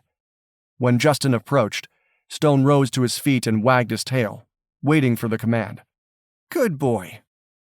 He swung up on Blaze's back. Search! Search Decker and Ginny! Stone went back to work, sniffing along the ridge, picking up where he left off. Justin didn't see tire tracks here, and wondered if Stone had taken a shortcut. Sure enough, after a few minutes of riding, he saw a tire imprint in the mud. Stone had kept them on track, and he was glad to have his canine leading the way. Clucking his tongue, he urged Blaze into a trot. It was a risk, considering how Raine had just fallen, but Stone was moving faster now. He didn't want to lose sight of the canine. A quick glance over his shoulder confirmed Raine was keeping pace. Her expression was pained as Timber broke into a trot, but she was sitting tall and seemed to be handling the pace better than he'd expected, at least for now. They rode for 10 minutes, taking the incline in a downward direction. He slowed the horse to a walk, imagining Raine was grateful for the reprieve. After another 10 minutes, the path leveled off. Still, he was confident they were on target, as there were several spots where he'd glimpsed tire tracks the ATV had left behind. Stone abruptly stopped, sniffing the ground intently. Frowned, closing the distance. What is it, boy? What did you find? Stone didn't look over, his nose still sniffing the ground. Justin hoped his canine hadn't gotten distracted by an animal, a large elk or even a bear, but the dog turned and trotted to the right. Then Stone whirled and went back to the spot where he'd been a few minutes ago, then headed to the left. With a frown, Justin stopped Blaze and swung down. Hey, boy, what's wrong? Stone looked at him, then ran back and forth, sniffing along the ground in one direction, then backtracking to go the other. Finally, Stone sat and alerted. The way his lab stared up at him, with intense brown eyes, Justin knew the dog was trying to tell him something. It took a moment for realization to sink in. The reason Stone was confused was because the two people involved in the search had gone off in different directions. Yet that didn't make any sense. Where was the four-wheeler? Had Ginny fallen off without Decker noticing? That didn't seem likely. What's wrong? Raine asked. I'm not sure. He took a few steps in both directions, searching the foliage around them. When he didn't find anything useful, he jogged a little farther. Stone was at his side, as if grateful his unspoken message had been understood. Where is it, boy? He scanned the ground, but didn't see any tire tracks. Then he spotted it. The green ATV was buried in a thicket about 100 yards to the right. With a sinking feeling in his stomach, he ran toward it, hoping, praying Ginny wasn't lying beneath it. She wasn't, but neither was Decker. He turned to look around. Where had they gone? Were they together? Or had Ginny managed to escape?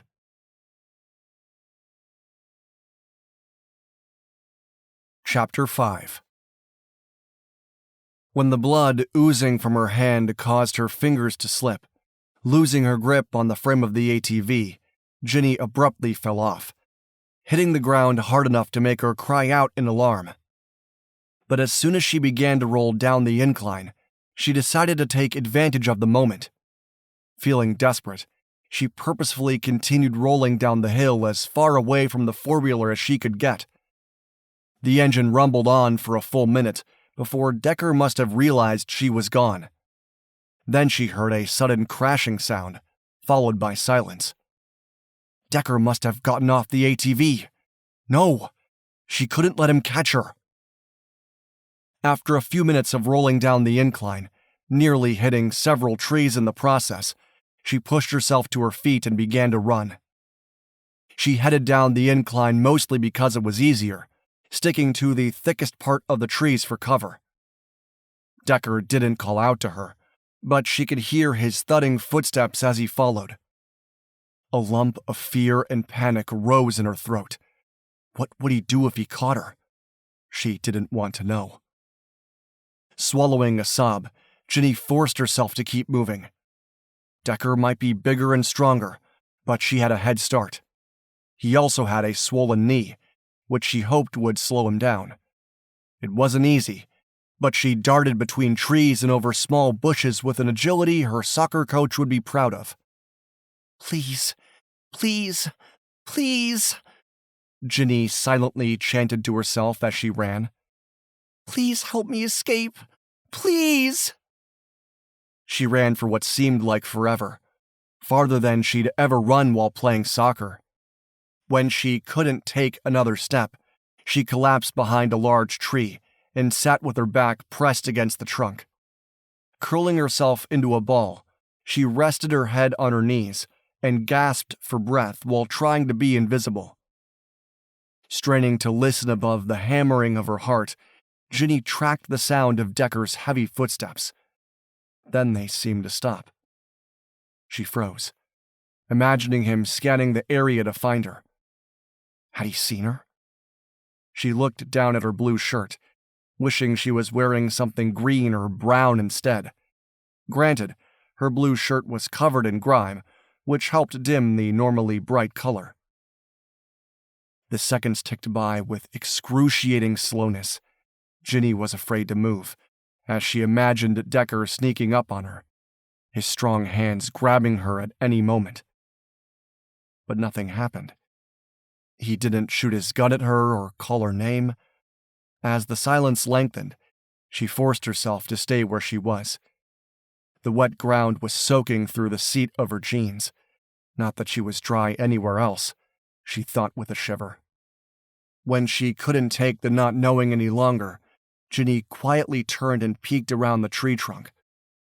A wave of relief hit hard when she didn't see Decker lurking there, ready to pounce. Yet not seeing him, or anyone for that matter, caused another flicker of fear to wash over her. What if Decker had taken off, leaving her behind? What if she was still lost in the woods, alone, when darkness fell? Ginny pushed herself upright, struggling to get her bearings. She'd run down the incline, but that wasn't necessarily the path her Aunt Raine would take. But going up the incline would bring her closer to Decker. Torn by indecision, Ginny swiped her bloody palm against her jeans, smearing blood and grime along the fabric. She decided to walk in the opposite direction Decker had been going. She thought it might be to the east, but she couldn't be sure. Maybe she would be able to meet up with her Aunt Raine soon. Before dark? She glanced up at the cloudy sky and couldn't suppress a shiver. Maybe. Ginny was afraid to imagine what wild animals she might run into if she was forced to stay in the forest alone overnight. Swallowing hard, she knew coming face to face with a mountain lion or a bear wouldn't be much better than being with Decker, but it was a risk she had to take. "What do you mean the trail goes off in 2 different directions?" Raine stood beside Justin, staring at the wrecked four-wheeler. "I think Ginny may have escaped." Justin gestured to Stone, who sat staring up at them intently, as if trying to say something. Too bad the canine couldn't talk. Stone went to the south for a few feet, then turned and headed north for a few feet, then returned here to this location. "I hope you're right about Ginny escaping." She frowned as she realized what Justin was saying. So our choice is to either find Ginny or track Decker. Yep. Justin pulled 2 plastic bags of clothing from his saddlebag.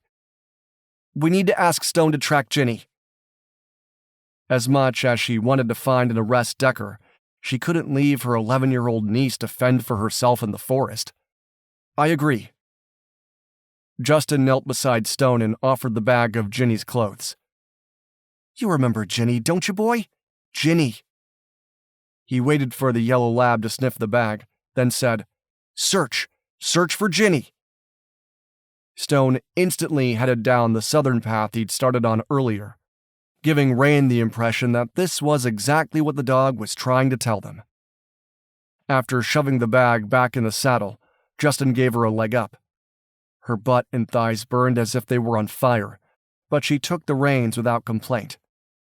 Justin vaulted into the saddle with an ease she envied and quickly turned Blaze to follow Stone. She clucked at timber, the way Justin did, to encourage the horse to move forward. Stone intensely sniffed the ground, picking up his pace as he followed Ginny's scent. The canine darted between trees that were so close together the horses couldn't fit through, which made following the path Stone was taking difficult. Several times, Justin had to make a wide circle around a cluster of trees to meet up with Stone on the other side. Yet as they rode, Raine imagined her plucky niece running this way to escape Decker. Ginny was smart enough to know Decker was too big to get through tight places. Hope flared in her heart as they continued down the incline, and she found herself praying for God to continue watching over Ginny. After a solid 15 minutes, Stone abruptly stopped at the base of a wide tree, sniffed for several long moments, then sat and barked. Justin grabbed the stuffed penguin, slid from Blaze, and tossed Stone's reward. Good boy, Stone! The yellow lab leaped into the air to catch the toy, then ran in a circle around a different tree from the one where he alerted. Raine craned her neck to see better.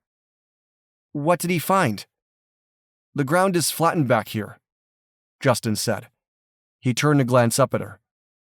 I think Ginny must have stopped here to rest and or to hide from Decker. As reassuring as that image was, she glanced around in frustration. Okay, but where is she now? I'm not sure, but Stone will find her. Justin stood for a moment watching his dog, then held out his hand. Come, Stone. Hand. Stone galloped toward Justin, regurgitating the toy into his palm. Then the dog sat and stared up at him expectantly. Clearly waiting for the search command, the dog was smart enough to know the game wasn't over. Justin took a minute to offer the canine water, then tucked the collapsible bowl away. Search for Ginny. As he swung onto Blaze, Raine asked, Do you think it's safe to call out to her? Justin glanced behind them, as if searching for a sign of Decker. After a brief hesitation, he nodded. Yeah, I think so. I have to believe that once Decker knew he'd lost Ginny, he'd head off in the opposite direction to avoid running into us. Ginny! Raine yelled as loud as she could. Where are you? After what seemed like a long moment, a weak voice said, Here! I'm here, Aunt Raine! Stay where you are! Raine called. She couldn't see her niece through the foliage. I'm with Justin Sullivan. We'll come to you. Okay. Ginny sounded tired, and her heart went out to the little girl. Had Decker hurt her? She prayed he hadn't. The fact that she'd been praying on her own since Justin had offered to pray with her was a surprise, yet she was too tired and sore to delve into the murky idea of faith in God now. All that mattered was finding Ginny alive and unhurt. Then she'd make it her mission to find Decker. Stone followed the scent trail for almost a quarter mile before he let out a sharp bark. As she was behind Justin and Blaze, she couldn't see where Stone was alerting. Are you a good doggy? A voice asked. His name is Stone. and he's a very good boy." Justin stopped Blaze and swung out of the saddle before she could do the same. "You must be Ginny." "Where's Aunt Raine?" "I'm here." She slid off timber with far less grace and stumbled forward on weak knees. When she saw Ginny sitting on the ground, dirty, soaked but otherwise alive, she had to blink back her tears. Ginny stood and ran toward her, wrapping her arms around Raine's waist. "I'm so glad I found you." Ginny's voice was muffled against her poncho. "I escaped from Decker, but was so scared I'd be out here all night." "Did he hurt you?" Raine asked, fearing the answer. "Not really." Ginny didn't relax her grip. "He threatened to hurt me, but didn't have time." "It's okay. You're safe now."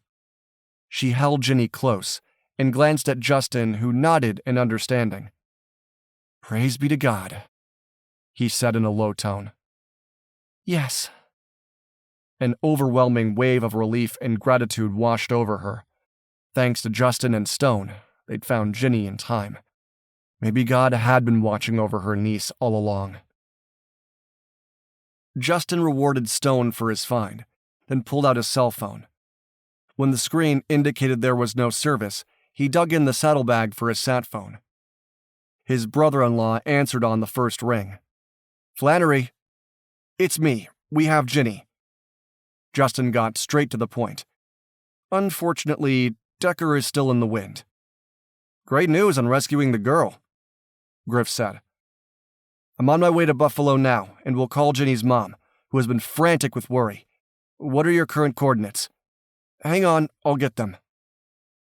Justin cradled the phone receiver between his shoulder and ear as he manipulated his compass and GPS unit. It was a good thing his oldest brother, Chase, had insisted the Sullivan siblings all learn how to navigate via a compass and GPS unit, a critical skill for SAR operations. "Okay, I have them. Are you ready?" "Yep." Justin provided the coordinates, listening as Griff read them back, likely jotting them in a notebook. Then he took a moment to establish how far they'd gone since leaving Ginny's home in the outskirts of Buffalo. A lot farther than he'd realized at the time. Not that it had mattered, as they were hot on Decker's trail. Still, they were pretty much stuck in the middle of the mountain. "Listen, Griff. It's going to take us several hours to get back, especially since Blaze will need to carry 2 riders." "Understood. What about Decker?" "He somehow wrecked the 4-wheeler, ramming it into a tree. That marks the spot where the trail went in different directions. According to Stone, Decker went northwest while Ginny fled southeast." "Any idea where he's headed?" Griff asked. "No clue. But he doesn't have any camping gear, and he's on foot, so he won't get too far." "Decker is hurt," Ginny spoke up. "His knee is swollen, and he has a gash on the side of his head." "Thanks, Ginny. That's helpful." He repeated the information to Griff, scanning the area above them. Decker was still armed and could fire at them from a higher vantage point. "We know he'll need to find some sort of shelter before dark." "That's not much to go on," Griff said with a sigh. "Now that we know Ginny is safe, we can work to get choppers and planes in the air at first light." "Okay." Justin had a feeling Raine wouldn't want to wait until morning, not that she'd have a choice. No way could they keep searching in the dark, and with the dark clouds overhead, what light they had would fade fast. He wasn't even sure they'd make it back to Ginny's home before darkness fell. "Thanks, Griff. We'll be in touch." "Good work, Justin." With that, Griff ended the call. He stuffed the receiver back in the phone bag and stood. Raine was still holding Ginny close, as if she couldn't bear to be separated from her. He smiled as he stored the phone in the saddlebag. He removed 2 protein bars and handed them to Raine. "For you and Ginny." "Thanks, but I think Ginny needs them more than I do." Raine eased back, loosening her grip. "I took an extra one earlier. Are you hungry, Ginny?" "Yeah." The girl sniffed and swiped at her face. Justin frowned when he saw her blood-stained palm. "What happened to your hand?" Ginny grimaced. I found a sharp rock that I was going to use against Decker. I held it in my hand while we were riding the four-wheeler, and it kept cutting into my skin, so I had to drop it." The blood-stained rock Stone had alerted on. Stone found it. "He did?" Ginny shot a look of admiration at Stone. "He's so smart." "Very much so," Raine agreed. "We'll need to wash that wound." Justin found 2 water bottles. "Here, you should drink one and use the other to wash out the wound. We still have a long ride back to the house." "Great," Raine muttered. "Just what I wanted to hear." Ginny gulped a little over half of the first water bottle, then handed it to her aunt. Raine took a long sip, then gave the rest to Justin. She used the second water bottle to clean Ginny's palm. "Too bad we don't have soap." Raine glanced at him with concern. "There's a lot of dirt ground into this wound." He grimaced. "We should be fine. Usually it takes at least 24 hours for an infection to set in. If you're finished, we need to mount up." Ginny looked up at Timber and Blaze. "Am I going to ride back with you?" "She can ride with me," Raine offered. "The way Stone can ride with you if needed." He hesitated, then nodded. It would be better for Ginny and Raine to ride together. Their combined weight was probably only a few pounds more than his alone, and he had been worried about Stone. The canine had done an amazing job in leading them to Ginny, but he was likely tired out from the long mission. "Okay, let's get Ginny up first then." He smiled and offered Ginny his laced-together fingers. "Do you know how to ride?" "Yes, but I've never ridden double." Ginny gamely stepped into his hands, reaching up for the saddle horn. She was so light, it was easy to lift her up onto Timber's wide back. "Good job. Raine, it's your turn." He once again offered her his hands. With steely determination darkening her eyes, Raine swung into the saddle behind Ginny. A flash of pain creased her features, but with Ginny in front of her, the girl didn't notice. He felt bad for Raine, but there wasn't an option if they were going to get back before nightfall. He turned to Stone.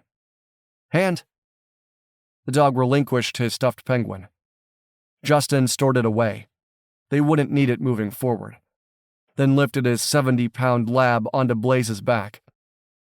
Once he was mounted behind the dog, he repositioned Stone into a more comfortable position, then turned Blaze on the trail. He took a moment to double-check their coordinates, then chose the shortest path to Ginny's home. Clucking his tongue and nudging Blaze with his heels, he urged the horse forward. "Yeah, let's go."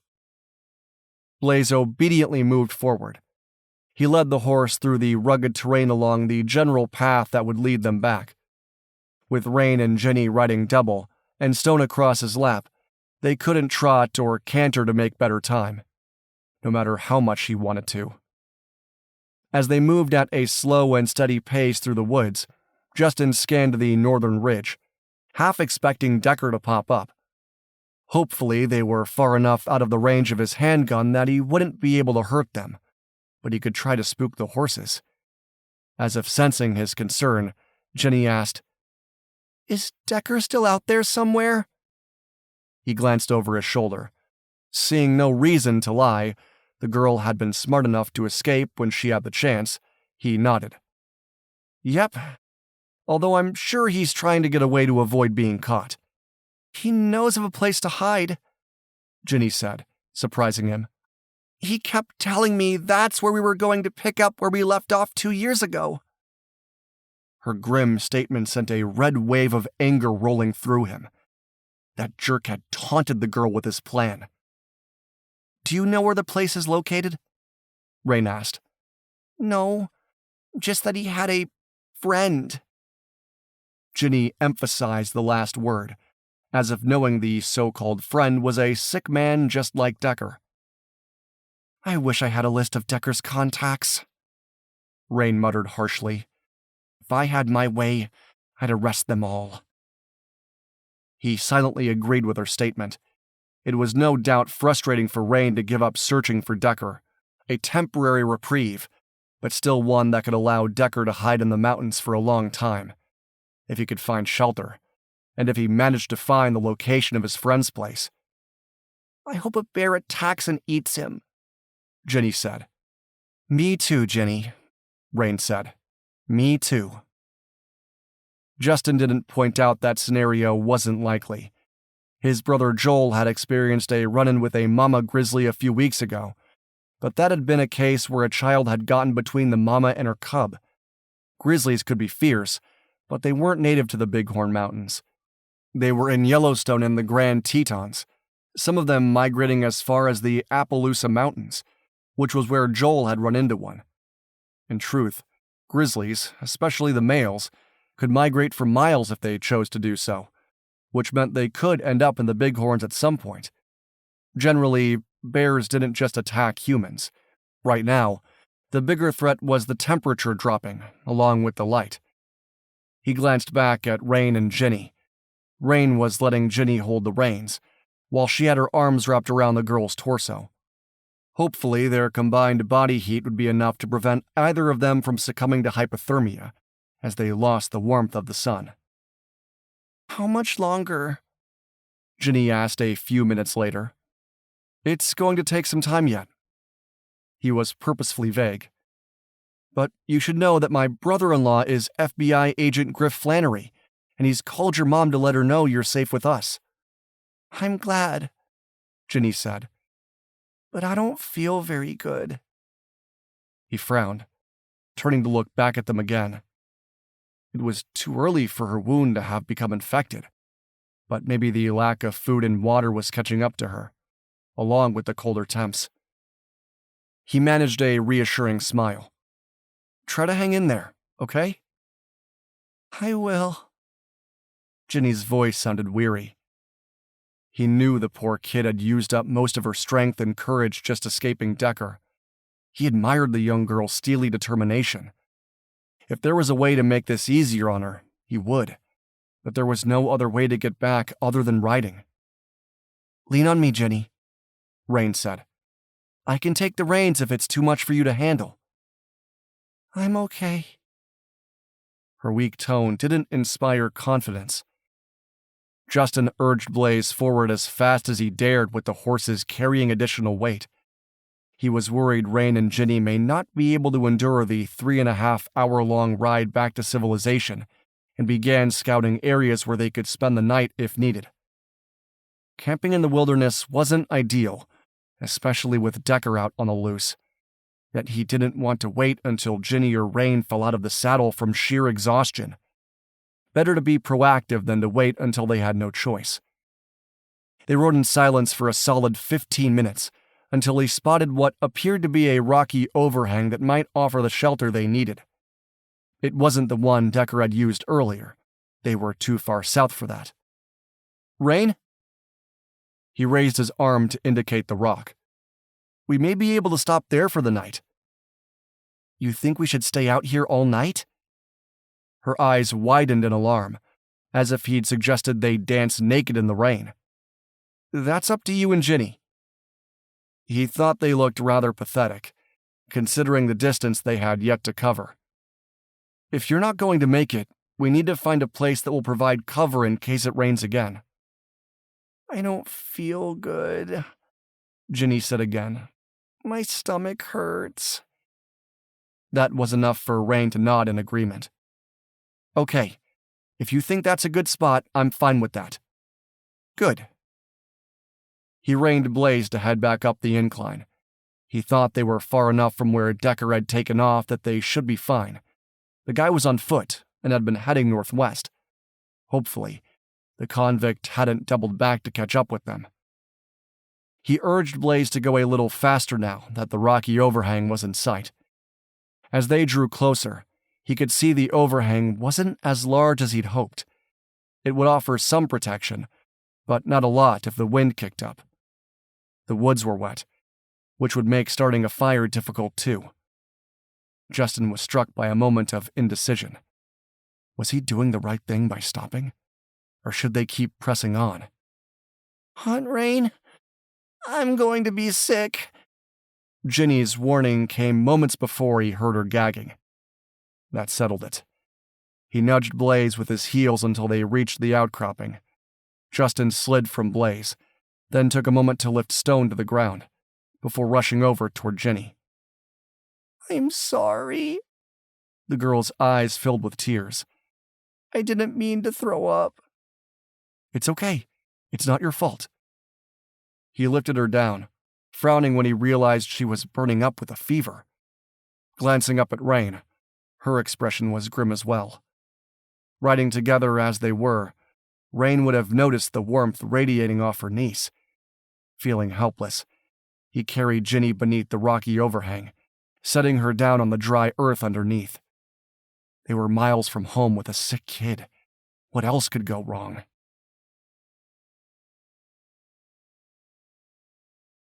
Chapter 6. For the third time that day, Raine's legs collapsed beneath her when she'd slid off timber. Sitting on the ground in an ungainly heap, she couldn't even bring herself to feel embarrassed. Her idea of riding had been laughable, and if it hadn't been for Ginny being Decker's hostage, she probably would have given up hours ago. If Justin thought her a pathetic weakling, he didn't let on. Instead, he crossed over to her side. "Are you okay?" His blue gaze was intense with concern, no doubt imagining what he'd do if he had 2 injured people on his hands. "Yep, I'll manage. Ginny's the one who's sick." Thinking of her niece, who'd been through more than any 11-year-old should have to tolerate, steeled her determination to move. She pushed herself up, and wasn't surprised when Justin spanned her waist with his hands, helping her upright. The man might be younger than her by what felt like a decade, but he was strong. She managed to smile in gratitude. He stood for a moment, offering her support. "I have a blanket in the saddlebag for Ginny. We can use the horse blankets too, but I only have more protein bars for dinner. We'll survive." She glanced past him to see Ginny had curled into a ball as if to get warm. Stone had gone over to sit beside her, as if sensing the girl needed his comforting presence. "I don't know what's wrong with her. Could be anything, even the flu." He stared down at her for a long moment, then released her, stepping back. "I need to care for the horses. They've worked hard today." "Of course." She was touched by how Justin insisted on taking care of the animals, Stone, Timber, and Blaze. If not for the canine and the horses, they'd never have been able to rescue Ginny. She owed Justin Sullivan more than she could ever repay, even if her body felt as if she'd been battered with clubs. Justin crossed to Blaze and rummaged in the saddlebag. He tossed Raine a blanket, then removed the satellite phone and set that beneath the overhang. When that was done, he unsaddled the horses, murmuring in low tones about how wonderful they'd been and how grateful he was for their strength and endurance. She was oddly touched by his words as she hobbled on aching legs toward Ginny. She settled the blanket over the girl, then stripped off her poncho, turning it inside out and tucking it beneath Ginny's head for a pillow. Then she sat gingerly beside her. "Are you feeling any better?" No. Ginny turned to look at her, then drew the edge of the blanket up to her chin. I'm sorry. I don't know why I'm sick. "It's not your fault. I'm just glad you're safe now. May I see your hand? The one you injured on the rock?" Raine wasn't a medical expert, but figured it wouldn't be hard to tell if the wound was infected. Ginny removed her hand from beneath the blanket and held it up. The light was fading fast, but Raine didn't see any pus oozing from the wound. It was, however, red and puffy, with dirt still embedded inside, despite their earlier attempt to clean it. "Okay, it's good for now. But not for long," she silently admitted. As if Ginny's current illness wasn't bad enough. They needed to figure out a way to clean the wound more thoroughly, but without soap, she wasn't sure their efforts would do any good. Try to rest. Ginny nodded and curled into a ball again, her thin frame shivering from the fever. Raine felt helpless, wishing she knew more about survival tactics. When Justin had finished unsaddling the horses, placing both saddles under the overhang, he led them over to a grassy area to graze. Thank goodness the rain has stopped, she thought with a sigh. Instead of coming back to the camp, Justin disappeared into the woods. With a frown, she pushed herself to her feet. She couldn't in good conscience sit there while he did all the work. Stone lifted his head to look up at her, but didn't move away from Ginny. She bent and gently stroked his fur. Watch over her, okay, boy? His tail thumped lightly on the ground in agreement. The wind hit her semi-damp clothing when she stepped out from beneath the overhang. The poncho had surprisingly kept her warm, but she didn't regret giving it to Ginny. Moving around would keep her warm enough. She hoped. Justin? She headed toward the place she'd last seen him. Getting lost in the woods wouldn't be smart, so she didn't venture in too far. Is everything okay? Hey! He emerged from the brush carrying dead logs in his arms. I managed to find some dry wood for a fire. That's amazing. She hadn't even thought about the possibility of having a fire. Can we boil water to clean Ginny's wound? I hope so. He jutted his chin toward the east. I think there's a creek we can use as a water source. As soon as I get the fire going, I'll need to feed Stone and get the horses over to the creek for a drink. She wanted to ask about calling someone to come rescue them, but managed to hold back. Justin would have done that already if he thought getting a rescue team up there was a possibility. She sensed that with darkness falling, they were stuck there until morning. Could be worse, she told herself. Decker was far away from their location. She and Ginny weren't out here alone. Justin clearly knew how to survive in the wilderness, as if she needed more to admire about him. I can help, she offered. Tell me what to do. Once I get a blaze started, I'll need you to keep the fire going. He moved past her. Despite their long day, Justin moved easily, as if he'd been on a short hike rather than riding for hours. We'll need more wood soon too, but you'll have to search for dry logs and sticks. I can do that. At least, she thought she could. How hard could it be? He grinned, and she felt the impact of his handsome features ripple over her. She mentally rolled her eyes at her foolishness. What was wrong with her? She had no business thinking of Justin as handsome. They might be safe for the moment, but they weren't out of the woods, literally, yet. Besides, he was young and handsome, and reminded her too much of her ex-husband. Not in his actions, though, she was forced to admit. Justin had a quiet confidence that was incredibly attractive. She watched as Justin carefully laid a fire, using a lighter to start the blaze. The wood crackled, and a plume of smoke wafted into the air. Would Decker see it and head their way? I hope not. As much as she wanted to get Decker back into custody, she didn't relish the idea of his sneaking up on them in the middle of the night. We'll need to keep the fire small. Justin fed a stick into the center of the flames. It won't be easy to find enough dry wood to use as it is. Okay, I can manage that. He'd done most of the work so far. Good. He rose and headed for the saddlebags.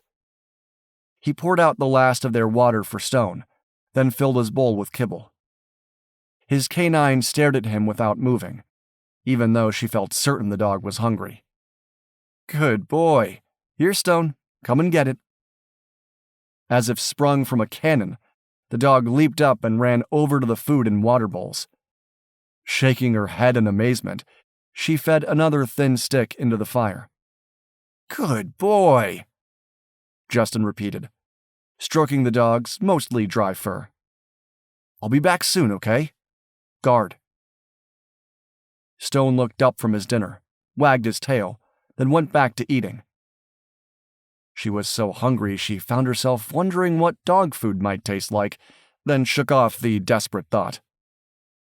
Justin rummaged in the saddlebags for water bottles, then left their camp.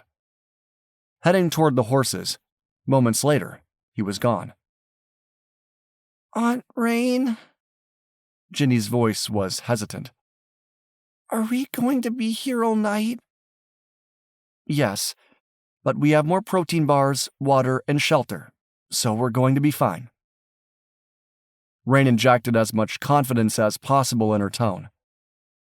"Justin knows what he's doing, and we have the horses to ride out of here at first light." "My tummy still hurts," Ginny said. "I know." She felt bad about the girl's illness, but didn't have a way to make her feel better. "Just rest, okay? That's the best thing for you." "Okay." Ginny closed her eyes. "I love you." Hot tears pricked her lashes. "I love you too." When she thought Ginny might be sleeping, she stood and moved toward the woods. Thanks to the glow of the fire, she wouldn't get lost now, and was determined to do her part in helping them survive.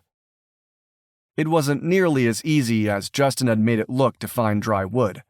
The darkness wasn't helping either. She'd rummaged beneath the logs that were on top, wincing as slivers of wood stabbed her fingers. Still, she waited until she had a small armload of mostly dry wood before heading back to the beacon of the fire. Then she quickly fed a couple sticks into the embers. Stone had taken up his position near Ginny. Her niece had her arm looped around Stone's neck, and she was glad the girl had the canine for comfort. Just when she was getting worried about Justin and the horses, she heard one of the horses let out a neigh, along with hooves striking the ground. Justin left his horses in the meadow and made his way toward her. He smiled with appreciation when he saw the mound of wood. "Nice job." He dropped the water bottles on the ground near the fire and fetched a pan from the saddlebag. She wondered if he had a tent in there too, but decided he must not have brought one, or he'd have already pulled it out for Ginny. "We'll boil the water so we can drink, and use some to clean Ginny's hand." "I can manage that." She emptied the water bottles into the pan and set it on the fire. Justin took the empty containers and made another trip to the creek. How he could see in the dark, she had no idea. When the water came to a boil, she quickly wrapped one end of the saddle blanket around the pan holder to remove it from the fire. This was almost like being a pioneer, she thought with a hint of amusement, if she didn't consider the way Justin had used a lighter to start the blaze. Besides, for all she knew, he had enough experience with camping to rub two sticks together to create a flame. When the water had cooled just a little, she rested her hand on Ginny's shoulder. "We need to wash your hand." "I'm tired," Ginny complained. "I know. This won't take long." She dipped one corner of the blanket in the water, then rubbed it across Ginny's wound. The light wasn't great, but she was able to see enough to determine she'd removed the last of the dirt. She didn't have anything to use to wrap it, though, so she tucked Ginny's hand beneath the blanket. "Rest now." Ginny nodded and closed her eyes again. Raine drank some of the warm water, imagining it was soup as it helped warm her core. It was cold now that the sun had slipped below the horizon. Fall was normally her favorite season, but not when she was stuck camping outside without a tent. Or a heater. Maybe food. Oh, and how about enough wood to keep a fire going all night? With a sigh, she pushed herself upright and walked back out into the woods to find more dry timber. There was a woo-woo sound as something dive-bombed close to her head. She ducked, her heart pounding until she realized the bird was an owl. Forcing herself to get a grip, Raine gathered wood. When she emerged from the forest, she saw Justin had returned to the camp. "You didn't have to do that." He helped stack the new sticks on the pile. "I can handle it from here." "Just trying to do my part." She fed a stick into the fire, trying not to shiver. The warmth wasn't nearly enough to ward off the chill. "I called Griff. He's glad to know we're all safe." "Great." She was relieved to hear it. "I gave him our location and the bit of information about Decker having a place in mind to go." He continued.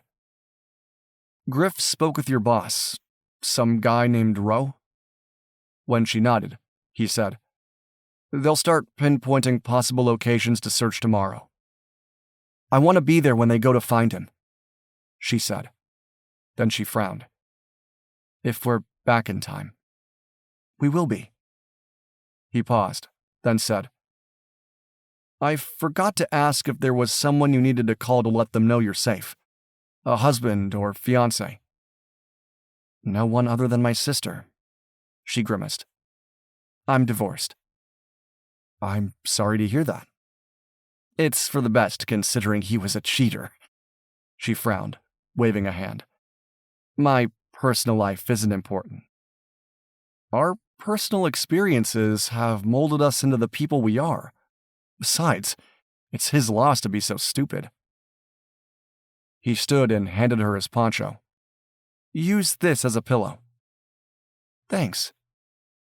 She was touched by his generosity and his wise words. "You have a big family, huh?" "Yep, 8 siblings." He grinned. "I'm third youngest. In order, my siblings are Maya, Chase, Jessica, Shane, Alexis, who is married to Griff, my twin brother Joel, me, then Trevor and Kendra. We lost our parents 6 years ago, and have grown close as we've turned our efforts towards SAR missions." "Wow, that's a lot." She couldn't begin to imagine it.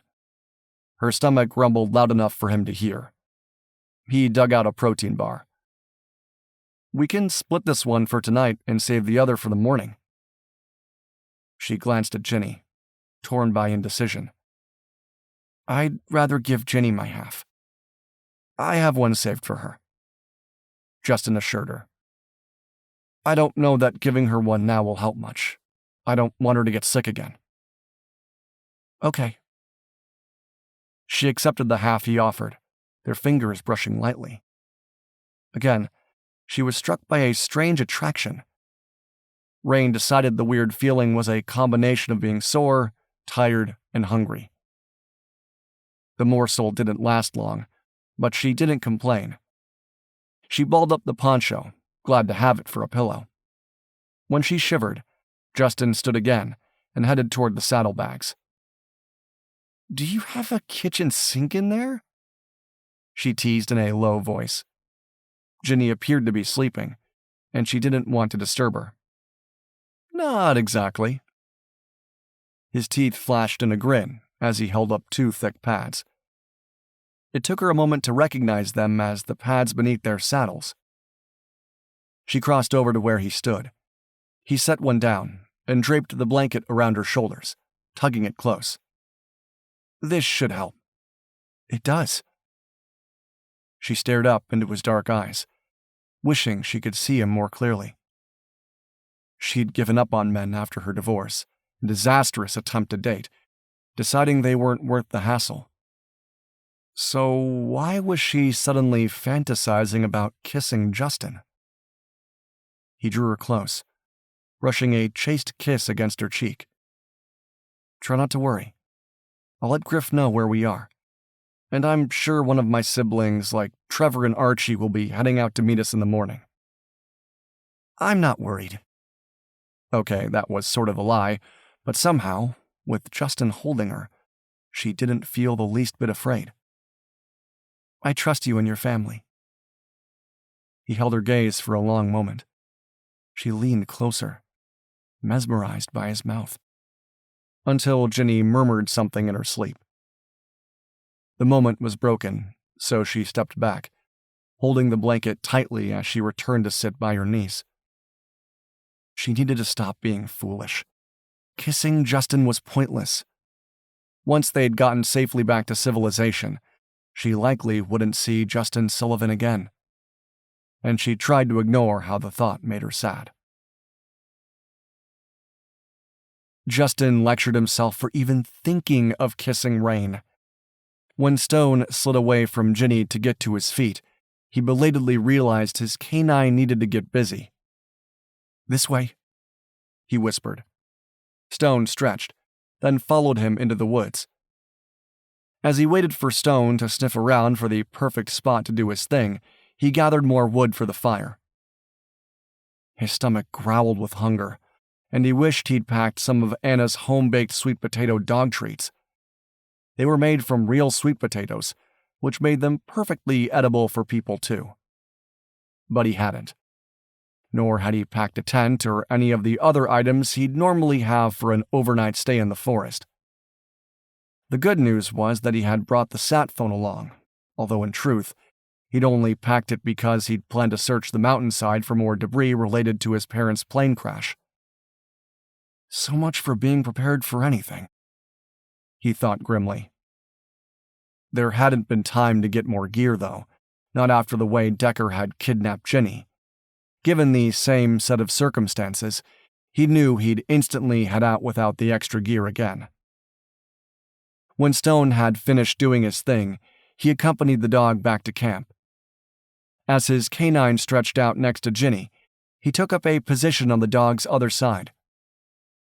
He was counting on Stone's keen nose to let him know if Decker or any other predator got too close. Not that he expected Decker to show up. If the guy was smart, Decker would know they'd push forward to search for Ginny rather than staying focused on him, providing the time he needed to escape. Yet Decker also didn't have any survival gear with him, not even a few measly protein bars. Then again, Ginny had mentioned Decker had a place to go in mind when he'd kidnapped her. A place, he had to assume, that wasn't too far. Listening to the sounds of the night, Justin tried to imagine where Decker's ultimate destination might have been. Somewhere in the woods, obviously, but where exactly? Once they'd gotten Ginny back to Buffalo for the medical care she needed, he knew Raine would want to keep searching for the escaped convict. A mission he intended to participate in as well. Although he didn't think it would take too long to zero in on the guy's location. By morning, they could use choppers and planes to pinpoint the most likely hideouts. Once they found either a cabin or small trailer, there would likely be a road, even if it was a meager 2-track leading there. Some hardcore hunters set up their camps buried so deep in the forest they could only be accessed using horses or four-wheelers, typically the latter. But he couldn't imagine Decker being friends with someone dedicated to hunting elk. The guy's destination had to be a cabin or trailer. It was the only thing that made sense. He closed his eyes and tried to relax. They'd know more by morning. Tomorrow would be a long day, even if Trevor and Archie set out to find them. A rustling sound woke him what seemed like a few minutes later. When he opened his eyes, he noticed Stone had lifted his head and was sniffing the air with interest. "What is it, boy?" He kept his voice low and sat up to feed more wood into the fire. Then he poked the glowing embers to get the flames to catch. The wood they'd stacked near the fire had completely dried out now. Thankfully, the fire flickered to life without a problem. Setting Blaze's saddle pad aside, he rose to his feet. Ginny had awoken as well, her large eyes finding his. "I have to go to the bathroom." "I'll take you?" He offered a reassuring smile as he helped her to her feet. Her skin wasn't quite as hot to the touch, and he hoped that meant the worst of whatever bug she'd gotten had passed. "This way." She stumbled a bit, shivering in the dark. He led her to a spot that wasn't too far away. "Use the base of this tree for support." When she grimaced with distaste, he added, "Sorry, I can't do more to make this easier. There are some leaves on the ground you can use too."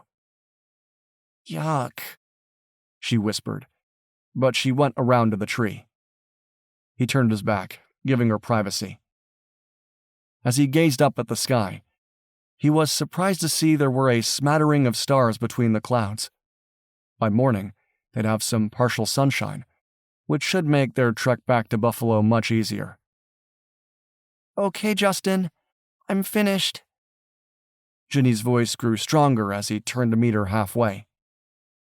"Do you camp like this a lot?" "Sometimes, when Stone and I are searching for lost people, like you," he added with a grin. "I'm sorry I don't have a tent, though. I didn't anticipate we'd be out here all night." "It was my fault because I got sick." Ginny stayed close to his side as they made their way back to the fire. "I'm hungry now, though." "I have a protein bar saved just for you." He wished again that he had more to offer. If they were going to be stuck here longer, he'd try to hunt for small game. Yet somehow, he suspected Ginny and Raine wouldn't want to eat rabbit or squirrel. "Maybe I should share it with Aunt Raine," Ginny said with a frown. "We shared one earlier." He crossed their camp to fetch the protein bar from the saddlebag. He had 2 left, which would have been enough for breakfast. "Here you go." "Ginny, are you okay?" Raine lifted herself up on her elbow, blinking adorably in the light of the fire. "How are you feeling?" "Better." Ginny took the protein bar and went back to crawl under the blanket. "Justin walked me into the woods to use a tree." "Great," Raine muttered. "Now I have to use a tree too." "I'll show you where to go," he offered. "I can handle it, thanks." She set the horse blanket aside and struggled to her feet. "Do we need more wood while I'm up?" "No, we're good for now." A quick glance at his watch proved the hour was just past 2 in the morning. They'd slept for longer than he'd thought. The good news was that sunrise was only 4 hours away. When Raine finished, she returned to her spot beside Ginny.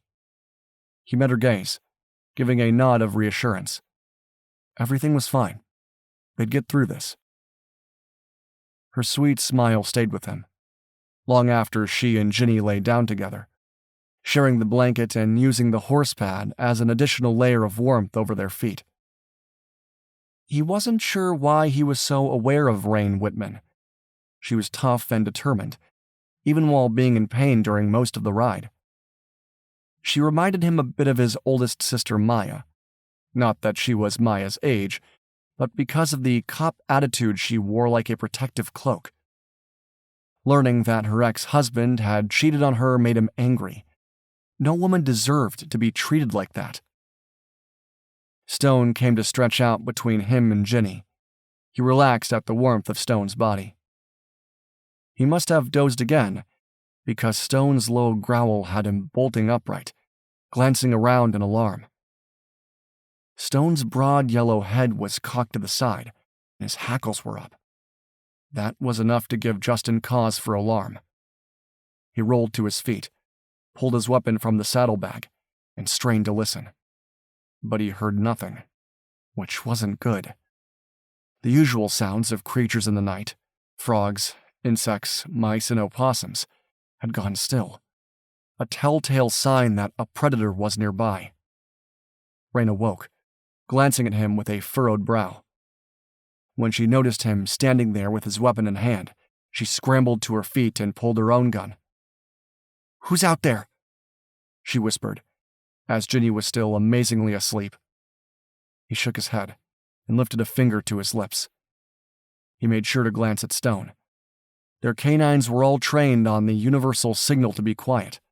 If someone, like Decker, was out there, he didn't want to give away their position. Then again, their small fire may have already done that. As if reading his mind, Raine kicked dirt over the embers. He eased out from beyond the rocky overhang, still listening. When he heard the rustle of branches, he tensed. Either a big game animal was moving around out there, or it was Decker.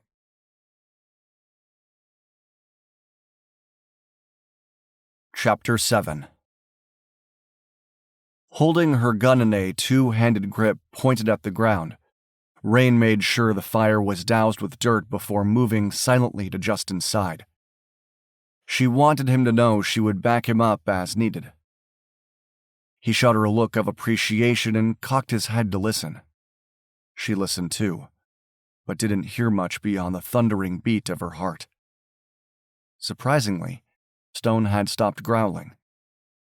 The canine stood at Justin's side, though, his snout lifted to the air as he took in the scents. Raine wasn't sure who or what was waiting in the darkness, and found herself praying it wasn't Decker. Granted, she wanted to arrest him more than anything, but she didn't want Justin, Ginny, or Stone to be hurt in the process. If the intruder was Decker, she needed to make sure she could eliminate him as a threat before the situation spiraled out of control. No easy task in the middle of the night with nothing but wilderness surrounding them. Then she heard the rustling sound Justin and Stone must have noticed earlier. She swallowed hard, easily imagining the sound had been made by Decker as he crept toward their location. Justin pointed at her, then gestured to the left. She understood he wanted her to go that way, but the rustling noise had come from the right. It went against the grain to allow him to take the lead. Tracking Decker and arresting him was her job as a U.S. Marshal. Yet if it wasn't Decker out there, Justin was better equipped to handle whatever animal was moving through the brush. She nodded and quickly ducked behind him to head into the woods. It was the same area where she'd gathered sticks and branches, but in the darkness, it wasn't easy to see where she was going. In fact, nothing looked remotely familiar as she moved through the trees to get around to flank their mysterious visitor on the other side. Her footsteps sounded incredibly loud to her ears. In contrast, she couldn't hear Justin moving to the right at all. Just as she rounded the rocky outcropping, she noticed Stone was standing next to Ginny, his eyes seemingly locked on the area where Justin must have disappeared into the brush. Stone's ears were pricked forward as he guarded her niece. Her heart squeezed with a mixture of gratitude and fear. She couldn't bear the thought of anything bad happening to Ginny or Stone. Averting her gaze from the poignant scene, Raine focused her attention on the path before her. Moving as quietly as possible, she tried to see through the darkness, half hoping, half dreading, getting a glimpse of Decker's pale features. The man had spent the better part of 2 years in jail. Her mission was to send him back for the rest of his miserable life. A strange snorting sound came from the thick brush up ahead. She froze, straining to listen. It hadn't sounded human. A massive shape moved forward. Her eyes widened as she realized it wasn't Decker at all that had caught their attention. It was the biggest bull moose she'd ever seen in her life. His enormous rack stretched up to the stars, and she found herself taking a hasty step back, as if that alone might save her if the beast decided to lower his head and charge. The moose made the snorting sound again and lowered his head a bit, shaking it from side to side, as if annoyed with her. She wasn't a hunter, but she remembered reading that a bull moose would be more aggressive during the rut. September was too early for that, wasn't it? Maybe not. She took another step back, then another. She hunched down, thinking it might help to make herself look smaller and less threatening. The large beast abruptly turned to look in the other direction. Belatedly realizing Justin must have tried to distract him, she decided to make a run for it. Turning, she darted back through the woods the way she'd come. There was no fire to illuminate the way, and her tired and sore legs felt like stumps of concrete as she tried to jump over fallen logs. The toe of her hiking boot got caught on the second log she tried to step over, sending her sprawling face down on the ground. Lifting her head and wiping dirt from her face, she tried to figure out where their camp was located. With a groan, she turned onto her back in time to see the bull moose slumber past, barely 3 feet from where she lay. With wide eyes, she watched as the moose finally moved out of her line of sight. Then she closed her eyes and let out her breath in a heavy sigh. Why on earth the humongous animal had approached their camp, she had no idea, but at least the danger was over. "Raine, are you okay?" Justin's low voice had her opening her eyes and pushing herself upright. "Peachy." She wasn't hurt, and couldn't help but think her fall may have helped save her from being tossed into the air like a wet shirt by the moose's huge rack. "I'm coming." A thin beam of light pierced the darkness. It wasn't much, but she understood Justin had found and flicked on a flashlight to help her find the way. She appreciated his thoughtfulness and managed to walk more carefully now as she headed toward it. "Aunt Raine, what's going on?" Ginny's voice sounded apprehensive. "Are we in trouble?" "No, not at all. There was a moose nearby, but he's gone now." Justin's calm tone was soothing. "Try to go back to sleep." Raine finally reached their camp. As her adrenaline faded away, she noticed the chill in the air. She wished they still had the fire, but sensed that was a lost cause. Justin took one look at her dirty face and arched a brow. "Are you sure you're okay?"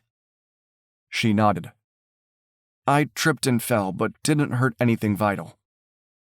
I'm sorry about the false alarm." He glanced over to where Stone had once again stretched out beside Ginny, as if the dog also knew the danger was over. "I couldn't be sure what was out there." "No apology needed." She didn't fault him for his actions. "That was the biggest moose I've ever seen." It's early for the rut, but you never know what will cause a moose to feel threatened. He bent to stash his weapon back in the saddlebag. Maybe the animal scented the horses and came to investigate. I'm just glad it wasn't a two-legged threat. Like Decker. He gestured to their camp. "Get some sleep. We still have an hour or so before dawn." Brushing the dirt and debris from her clothes, a useless endeavor, she grimaced. Getting more sleep now would be impossible. Justin used his foot to slide the remaining embers away from their original fire, then knelt and proceeded to make a new one. She was surprised he'd bothered, until she realized Ginny was shivering under the blanket. His thoughtfulness touched her heart. He was a great guy, probably one of the most honorable men she'd ever met. Too young for her to even consider dating, even if he was interested, but amazing just the same. "Do we need more wood?" She glanced over her shoulder to the darkness that had swallowed the bull moose just moments ago. She didn't relish heading back out there, but she would if necessary. "No need. This will be enough for the next hour." Justin's smile flashed in the darkness. "I think we'll all be ready to hit the trail as soon as there's enough light to see our hands in front of our faces." "No lie," she murmured, dropping down to sit beside him. Using the lighter, he managed to get a small fire going. "This has been a long night." They sat in silence for a few minutes. She turned to see that Ginny had snuggled closer to Stone, who didn't seem to mind. She wondered how Ginny would recover emotionally from all of this once she was reunited with her mother. She made a mental note to talk to her sister Cammy about getting professional help for Ginny. Though her niece hadn't been physically assaulted by Decker, the emotional toil of being kidnapped and forced to go on the run through the woods to escape him wasn't easily dismissed. "Try to get some sleep." Justin's voice was low, so as not to disturb Ginny. I would if I could. She didn't want to mention that now that she was awake, she was keenly aware of how hungry she was. Their half-protein bar seemed like eons ago, but their situation was hardly his fault, so there was no point in complaining. She glanced over her shoulder to verify Ginny appeared to be asleep. I'm glad Decker wasn't out there, but I wish I knew where he was hiding. You'll find him. Justin's vote of confidence was sweet. I'm sure Griff will come through with possible hideouts, and you'll find him. I hope so. She rested her chin on her knees. He killed a man in cold blood to steal his car. I suspect he'll do the same thing if he comes across a cabin that's already occupied. Not good, Justin agreed. But not your fault either. She couldn't regret tracking Ginny rather than staying on Decker's trail. Her niece's safety had to come first. Would her boss, Mike Rowe, agree? Maybe. If not, too bad. Even Rowe had to understand an 11-year-old's life was more important than finding Decker. Yet it bothered her to think about how many other possible innocent victims Decker would brutally murder before they caught up to him. Even one innocent life was too many. Hey, don't stress. Justin rested his hand on her shoulder. The warmth of his hand made her long to lean against him. It's going to work out. God has been watching over us, especially Ginny. She turned her head to look up at him. You truly believe that? I do. He answered without hesitation. I'm usually successful when I use my faith to guide me. I'm not as well versed in the Bible, but you've made me want to learn more. She managed a wry smile. I admire you, Justin. I owe you more than I can ever repay. His cheeks flushed, and he shook his head. You don't owe me anything. We're here to serve the community. A simple statement spoke to the depth of his character, and it also made her wonder just how the Sullivan Ranch was funded. By donations? It was hard to imagine how 9 siblings and 9 dogs, along with the horses and everything else that went into running a ranch, could function on mere donations. Other than some of the wealthy people living in Jackson Hole, she couldn't imagine the hard-working ranchers donating enough to make a difference. Although, if you'd like, we do accept donations of dog food. His voice was tinged with humor. You have no idea how many bags of dog food we go through in a month. We have 9 full-grown dogs and 2 puppies. I honestly can't even imagine. 100 pounds? 1,000? She nodded slowly. Okay, bags of dog food it is. 1 bag is the going rate and more than enough. He fed more sticks into the fire, then stood. He reached over to snag the bridle from the ground near the saddles. Stay here with Stone and Ginny. I'm going to check on the horses. She watched him head out toward the field, his flashlight bobbing in the night, and wished she was 10 years younger. Justin hadn't necessarily needed to check on the horses, but if he'd stayed next to Raine for much longer, he'd have given in to the temptation to kiss her, and likely got himself smacked for the effort. Raine was beautiful and smart and single, but that didn't mean she was interested in him. Besides, he didn't know where she lived. U.S. Marshals covered a wide territory. They'd jumped into action so quickly in their mission to rescue Ginny that he didn't honestly know that much about Raine on a personal level, other than she'd divorced her cheating ex. He and his twin brother Joel had made a pact to stay single, but that hadn't lasted long when Joel met Trina and her adopted son Ben. His brother was a goner, just like his older siblings who'd gotten hitched this past year. Maybe seeing Joel so besotted with his fiancée and her son had made him keenly aware of his lonely life, but that didn't mean he was looking to settle down. Did it? No, of course not. He preferred animals over people, but somehow he found it easy to talk to Raine. Why, he wasn't sure. He turned the flashlight off when he realized dawn was just beginning to break over the horizon.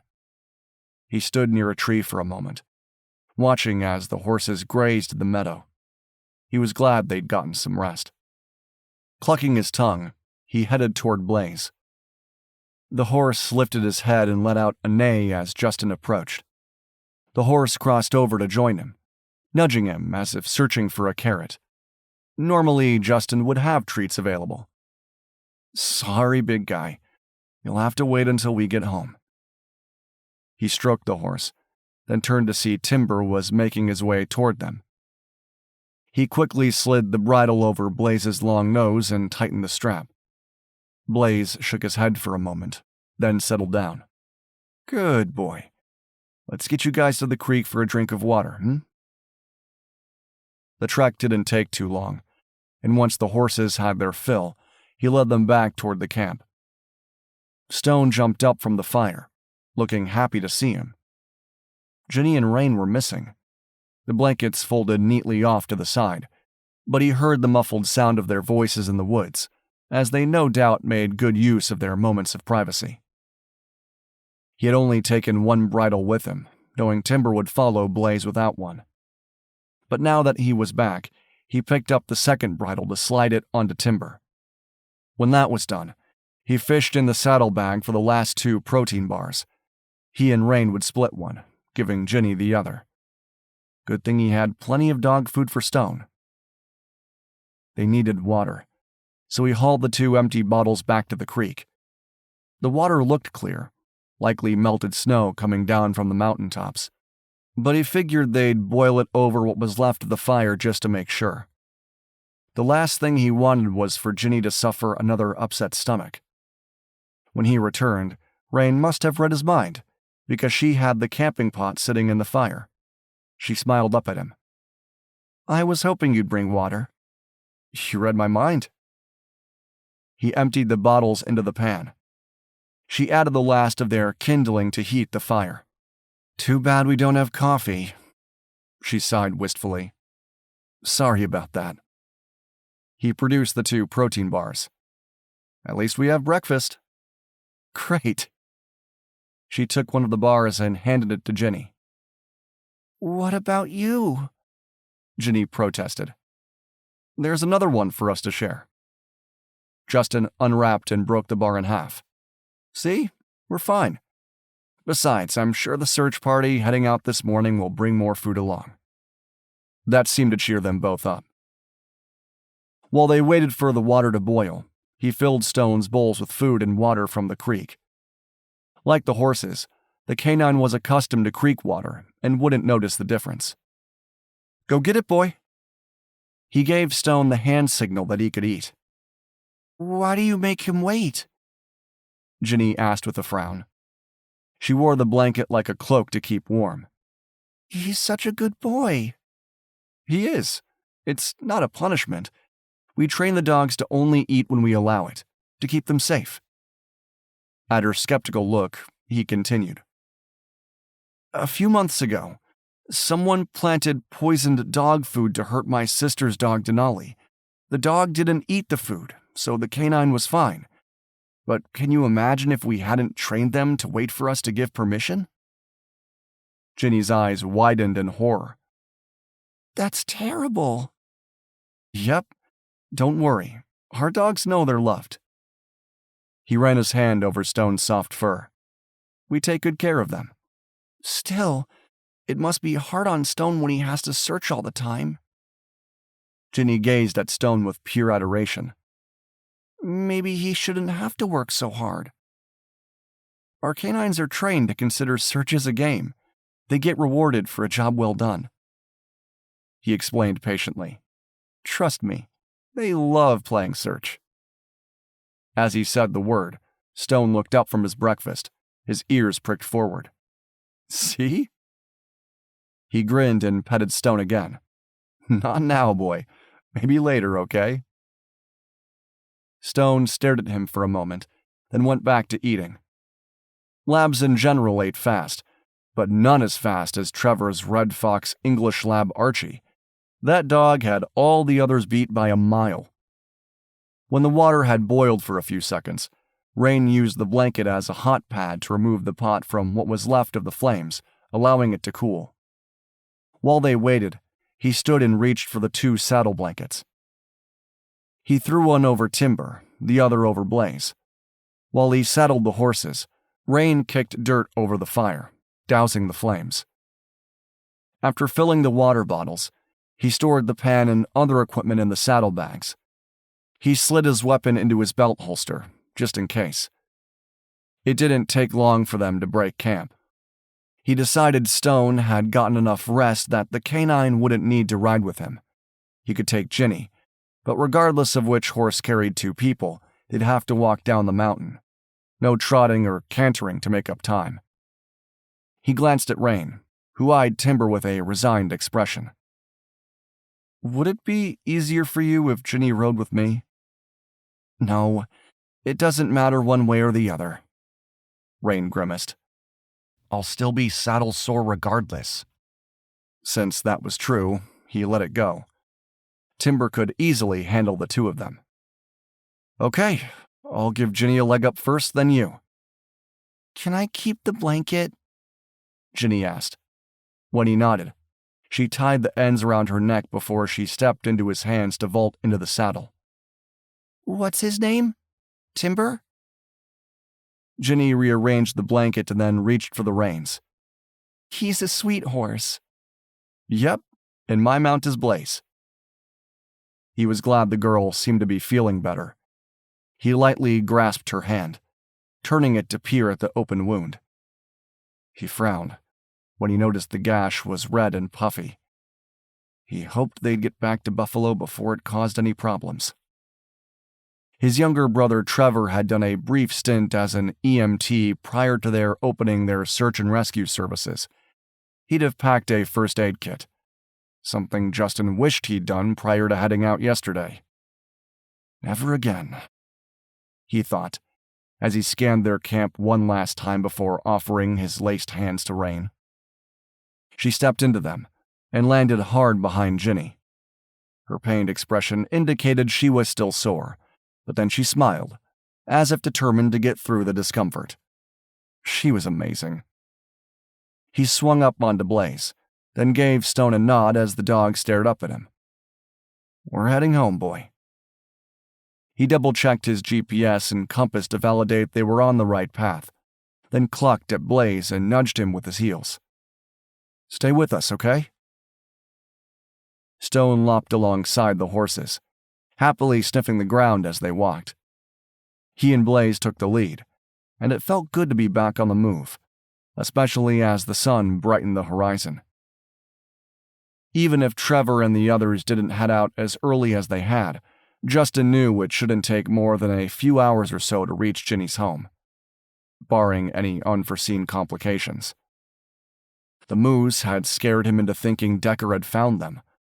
Justin hoped Decker was far away, but the fact was the guy had been on foot and may not have gotten very far from where the path diverged from the wrecked ATV. Stone had indicated Decker had gone one way, Ginny the other. He glanced over his shoulder, glad to see Ginny and Raine were riding Timber with a relaxed posture. He offered an encouraging smile before scanning their surroundings. Stone would let them know if they were heading for trouble.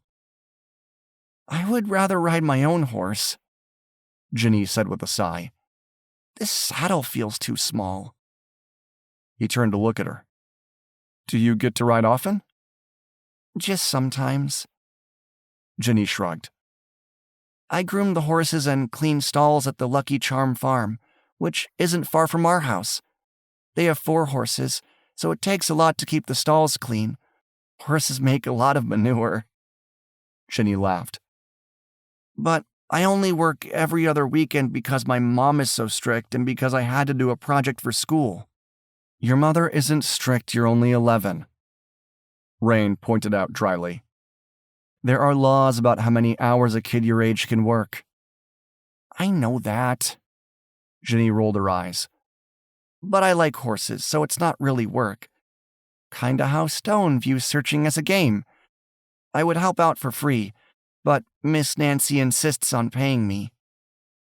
Ginny was silent for a moment, before she added, "Your horses are great, Justin. Do you have others?" "Yep, 4 total." He couldn't help but smile. "Blaze, Timber, Scout, and Stella. I wouldn't mind having more, but we've been so busy with SAR missions that we don't have enough time to ride as it is." "Way cool that you have 4 horses." There was a hint of envy in Ginny's tone. When he glanced back at them, he could see the wry expression on Raine's face. She obviously didn't love horses as much as Ginny did. He was about to offer Ginny the chance to visit him on the Sullivan Ranch when he caught himself. For one thing, Buffalo wasn't that close to the ranch, and really, he'd prefer Ginny and Raine come for a visit.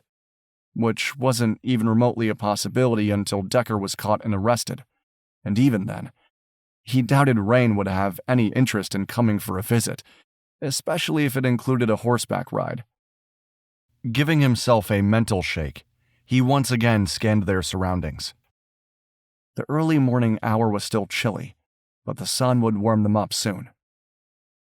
Justin checked his coordinates frequently, unwilling to make the rookie mistake of getting lost.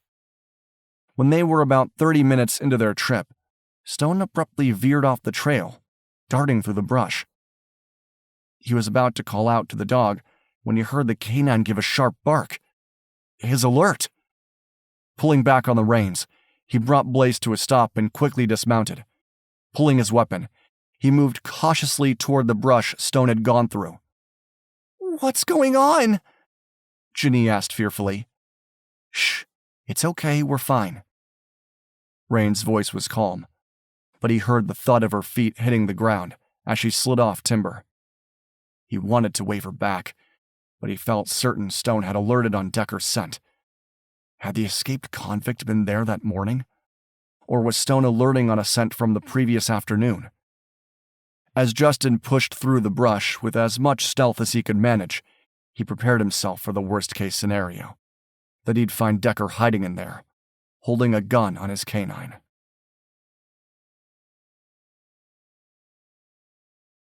Chapter 8.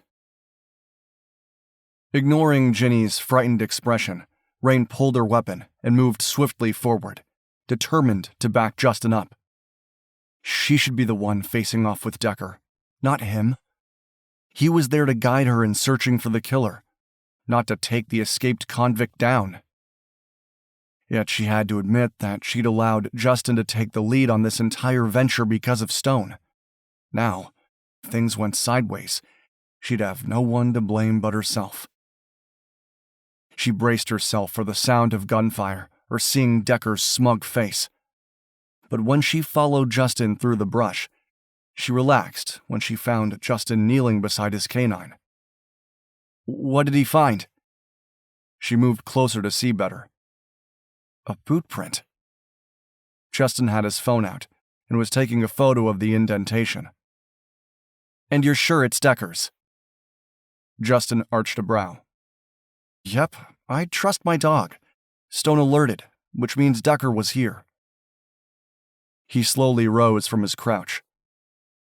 The problem is that I can't tell you when Decker left the print behind, other than it had to be after the storm, or the rain would have pounded it away. That makes sense. She frowned and glanced around. I'm sorry to say I can't figure out exactly where we are. Good boy, Stone. Justin praised the dog, then pulled out his compass. I can tell you we're about a half-mile from where the wrecked ATV was left behind, so it could be that Decker hasn't been here since then. Maybe he came this way searching for Ginny, before giving up and disappearing in the opposite direction.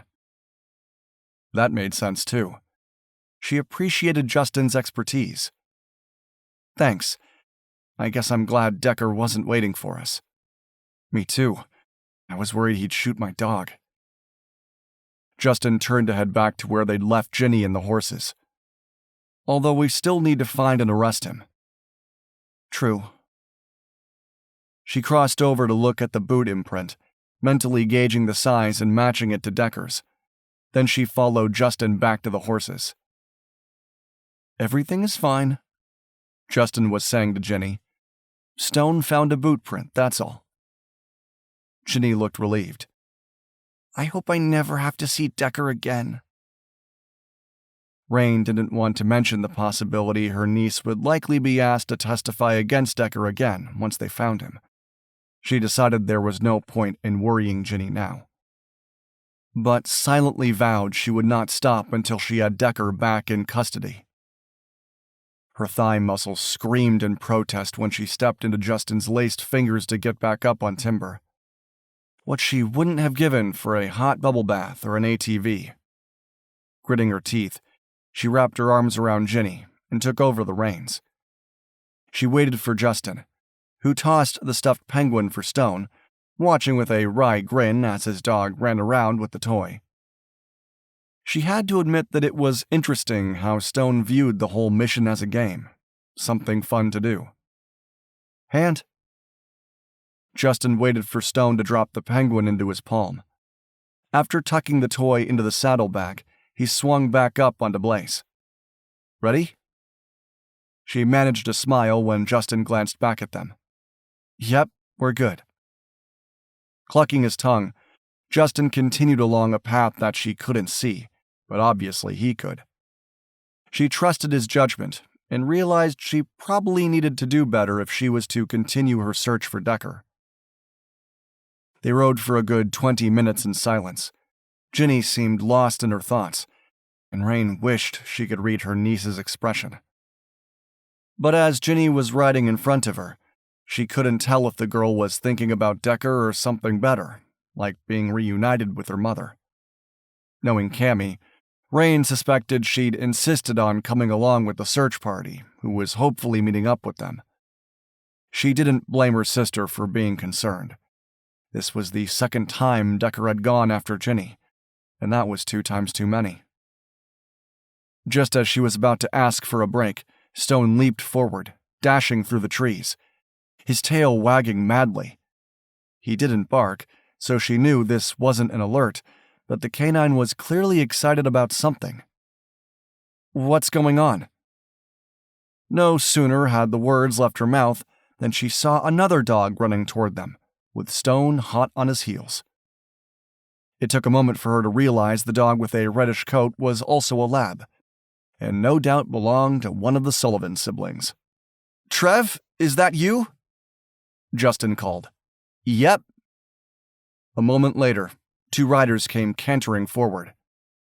"Archie scented Stone and took off like a shot. I figured that was a good sign we were close." "Ginny!" Cammy Clark reined in her horse and slid out of the saddle with an ease Raine envied. She knew her sister and Ginny often rode horses at the Lucky Charm farm, a hobby Raine wished now she'd participated in. "Mom, you came!"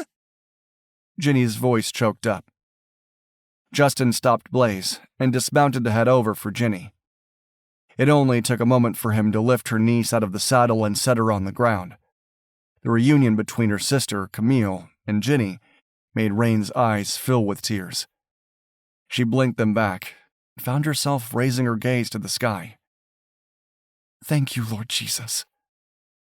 "Are you okay? You're not hurt?"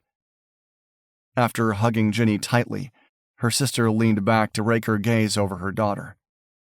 "Just my hand, and I was sick last night." Ginny clung to her mother. "Aunt Raine, Justin, and Stone saved me." "Thanks, both of you." Cammy's voice was thick with gratitude. "I've been crazy with worry." "I can imagine." Justin nodded at Trevor. "You may need to look at Ginny's hand. I appreciate you heading out to meet us, but I thought you'd be riding Scout and Stella.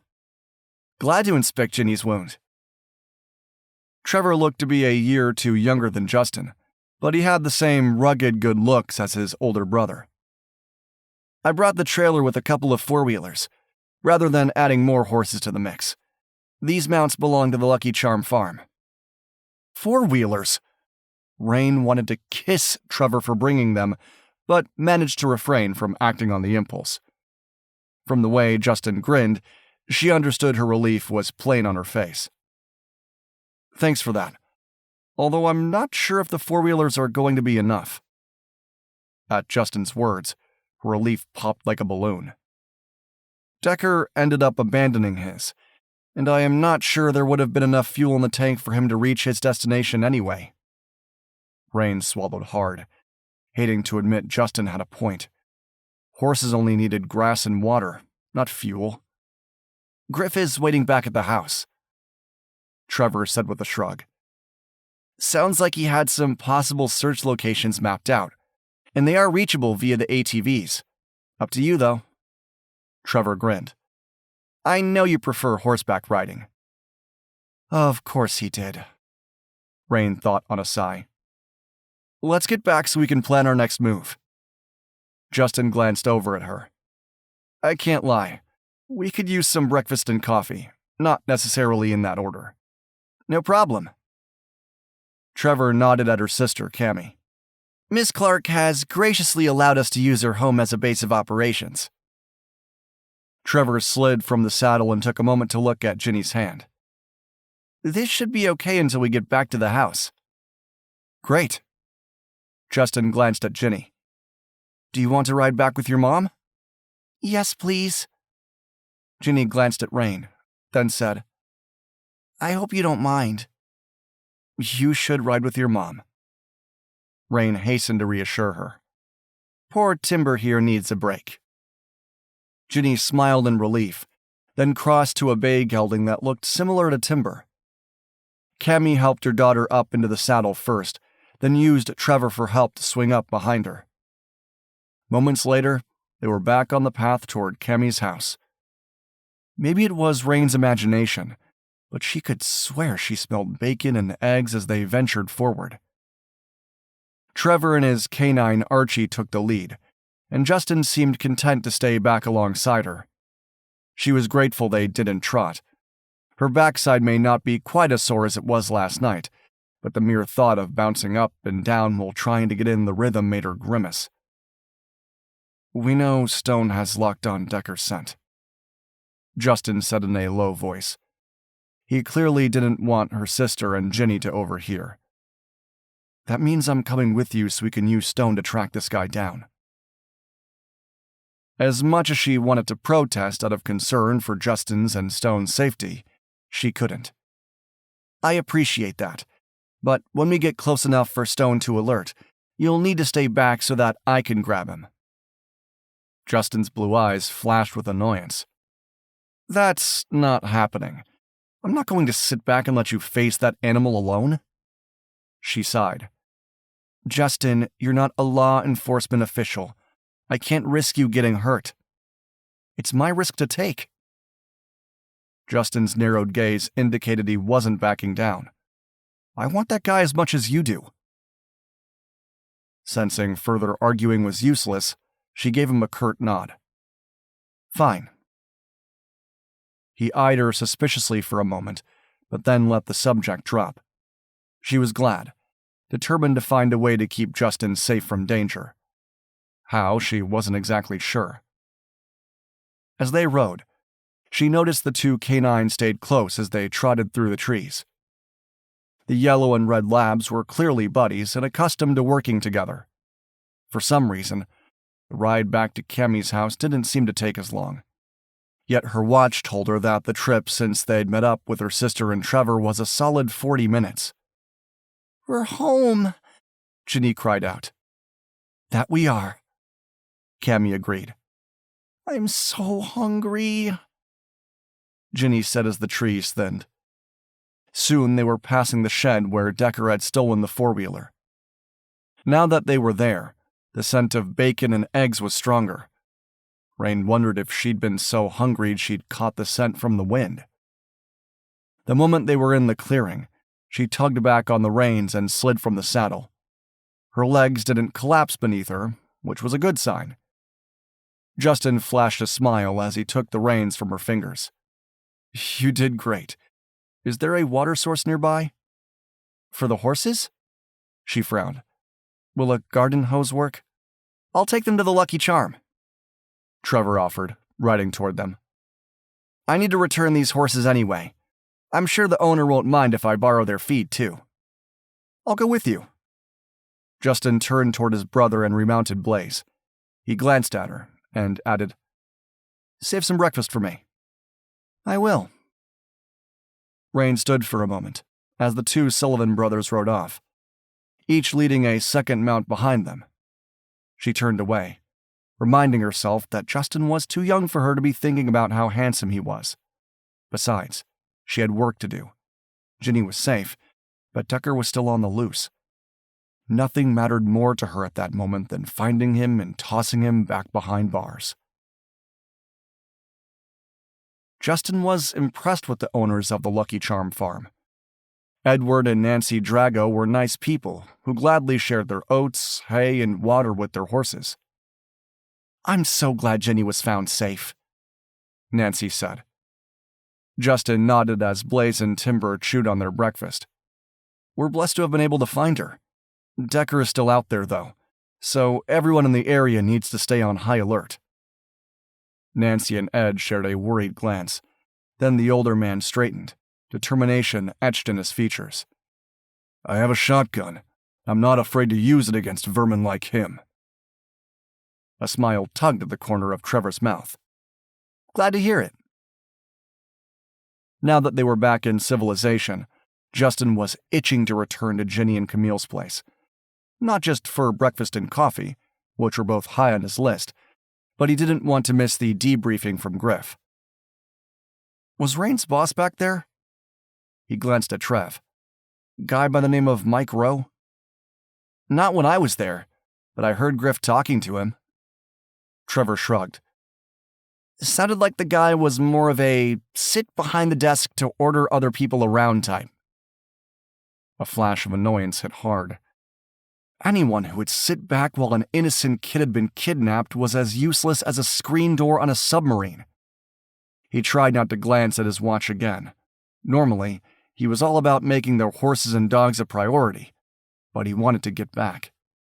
When the horses were satiated, he and Trevor rode Blaze and Timber to Camille's house. The dogs loped alongside, thrilled to be together. Go on, Trev encouraged when they dismounted. I've eaten. I'll get the horses settled in the backyard.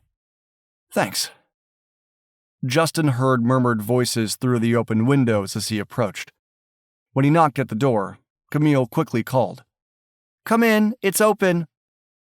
The door should be kept locked, the windows too, but with Griff there along with a couple of sheriff's deputies, there was no reason to voice his thoughts out loud.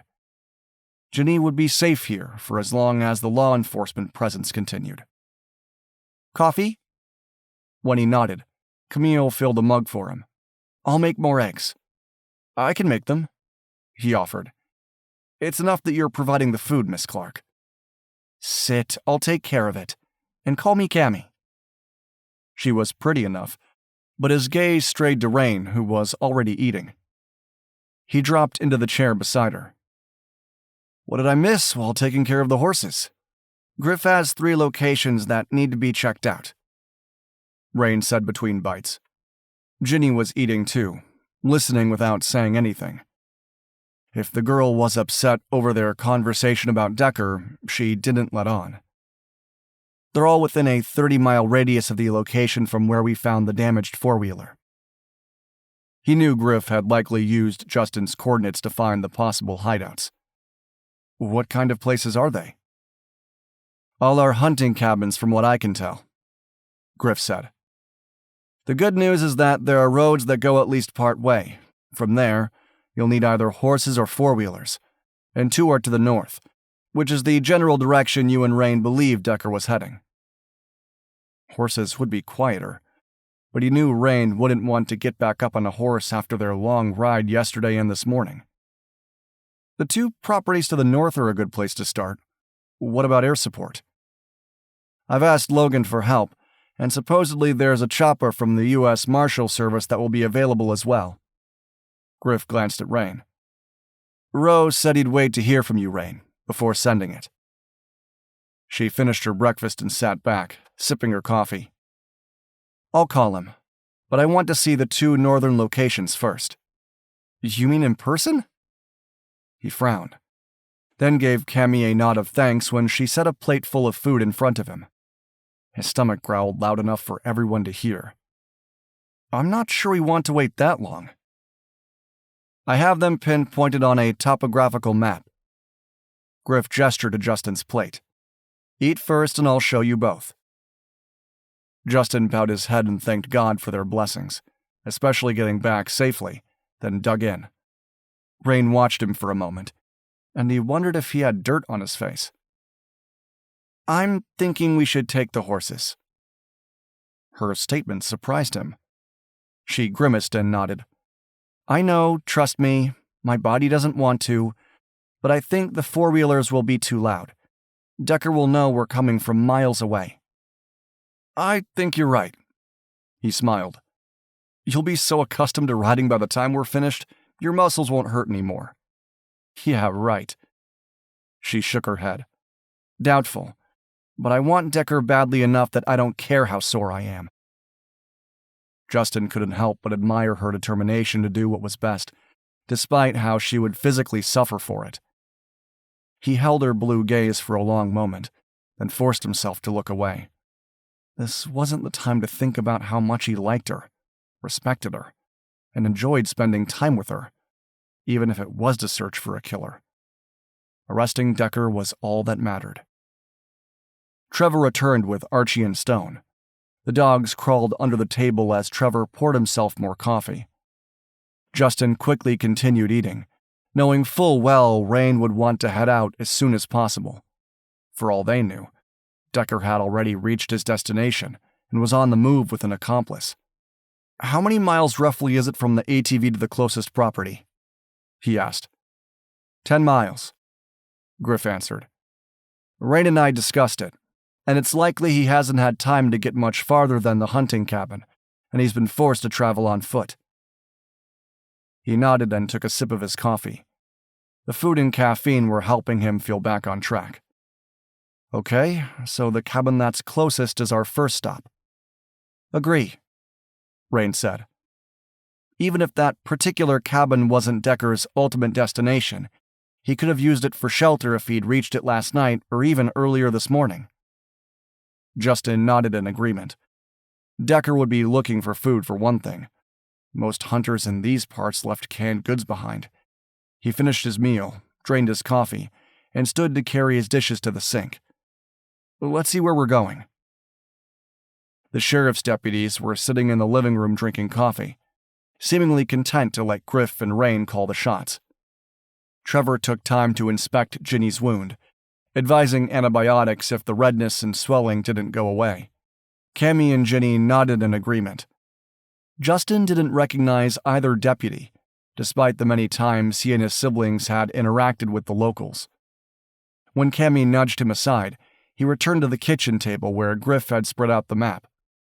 Okay, here's where I've estimated the ATV was left behind. Griff stabbed a spot on the topographical map. Justin peered down at it, recognizing some of the landmarks. And here is the closest hunting cabin. It's owned by Cliff and Hilda Monroe, and they're both clean with no criminal records of any kind. Griff met Justin's gaze. I don't think Cliff is Decker's accomplice, but you'll know more once you check the place out. Sounds like a plan. He gestured to the map. Where are the other locations? There's a place here. Griff tapped the map several miles from the first one. It's owned by a guy named Jim Cluck. He doesn't have a record either. But from what little I've been able to learn, he's a loner. If you ask me, he could be an accomplice. Justin filed that name away for reference. And the third location? South, right above here. Griff pointed at another location on the map. It was farther and in the wrong direction from the way Decker had been headed. Yet that didn't mean it wasn't a possibility. That one is owned by Rich Nader. I haven't learned much about him either. Can we take the map with us? Raine asked. Of course. Griff pushed it toward her. Trevor and I will back you guys up. No, really, I'd rather you stay here. Raine glanced at Justin, as if fearing an argument. I need to know Cammy and Ginny are safe with you in case Decker decided to double back here. Griff frowned. That's not likely. Please, Griff. Raine glanced over to where Ginny was helping her mother with the dishes. Please don't leave them alone. There are sheriff's deputies, he began, just as their radios went off. The two deputies leaped to their feet and reached for their devices. Seconds later, the two were headed for the door. Someone has reported a man matching Decker's description as being in town, one of them said over his shoulder. I know you think Decker is still in the woods, but we need to check it out. Griff sighed. Go, I'll stay here. He didn't look happy. Trevor joined them at the table. Thanks, Griff. Raine jumped to her feet. How quickly can we take off? A bathroom break would be nice, but then I'll get my horses trailered. Justin stood as well. We'll drive my SUV, as it has a crate area for Stone. Hearing his name, Stone crawled out from beneath the table where he and Archie had been stretched out to rest. Trevor drained his cup. I'll take care of the horses. I think I should come along as your driver. That's not necessary. Justin kept his voice firm. I'd rather you stay here with Griff. We'll call if we need extra hands.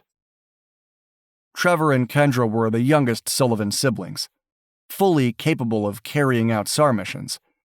But Justin knew full well Chase would not like knowing Trevor was anywhere close to a cold-blooded killer like Decker. Trev looked like he wanted to argue, but Griff put a hand on the younger man's arm. I'd like you to stay in touch with Logan, while I continue digging into these mountain cabins.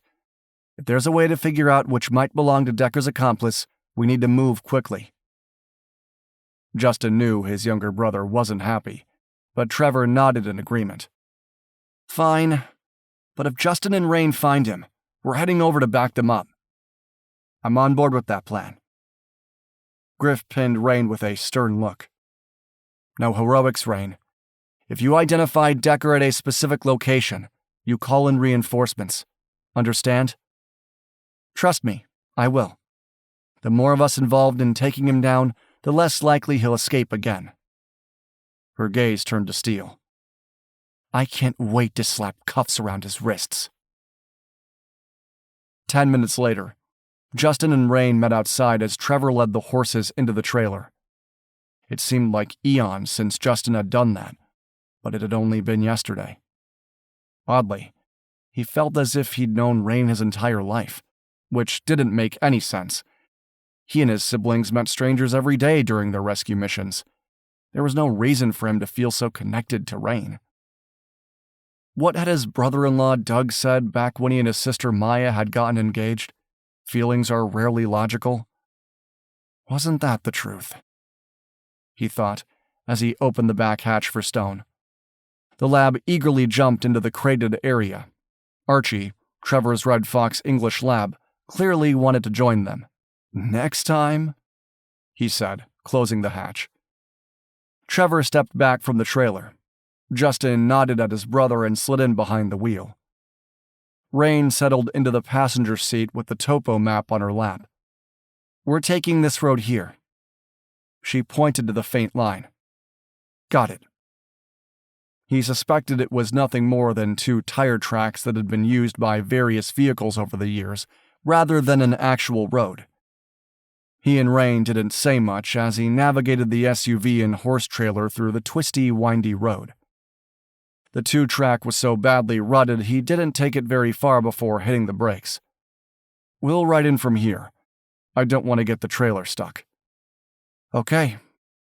Raine didn't argue about taking a longer ride, and when he gave her a leg up on timber, she didn't grimace or groan. He bent to give Stone some water. Are you ready, boy? Search! Search Decker! Stone sniffed the air, then the ground. Justin quickly swung onto Blaze and followed his canine. The dog stayed on the 2-track for most of the way, and Justin had to ease back on the reins when he saw the side of a building between the trees.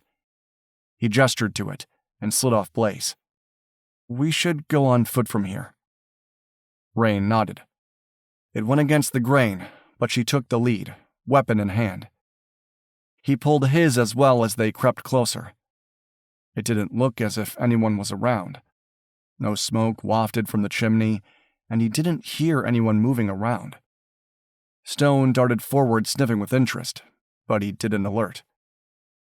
A few minutes later, Raine shook her head after peering through a window. Justin knew the cabin was empty. Decker hadn't been there. One down, 2 more to go. He prayed they'd find him soon, before Decker could prey on another young girl.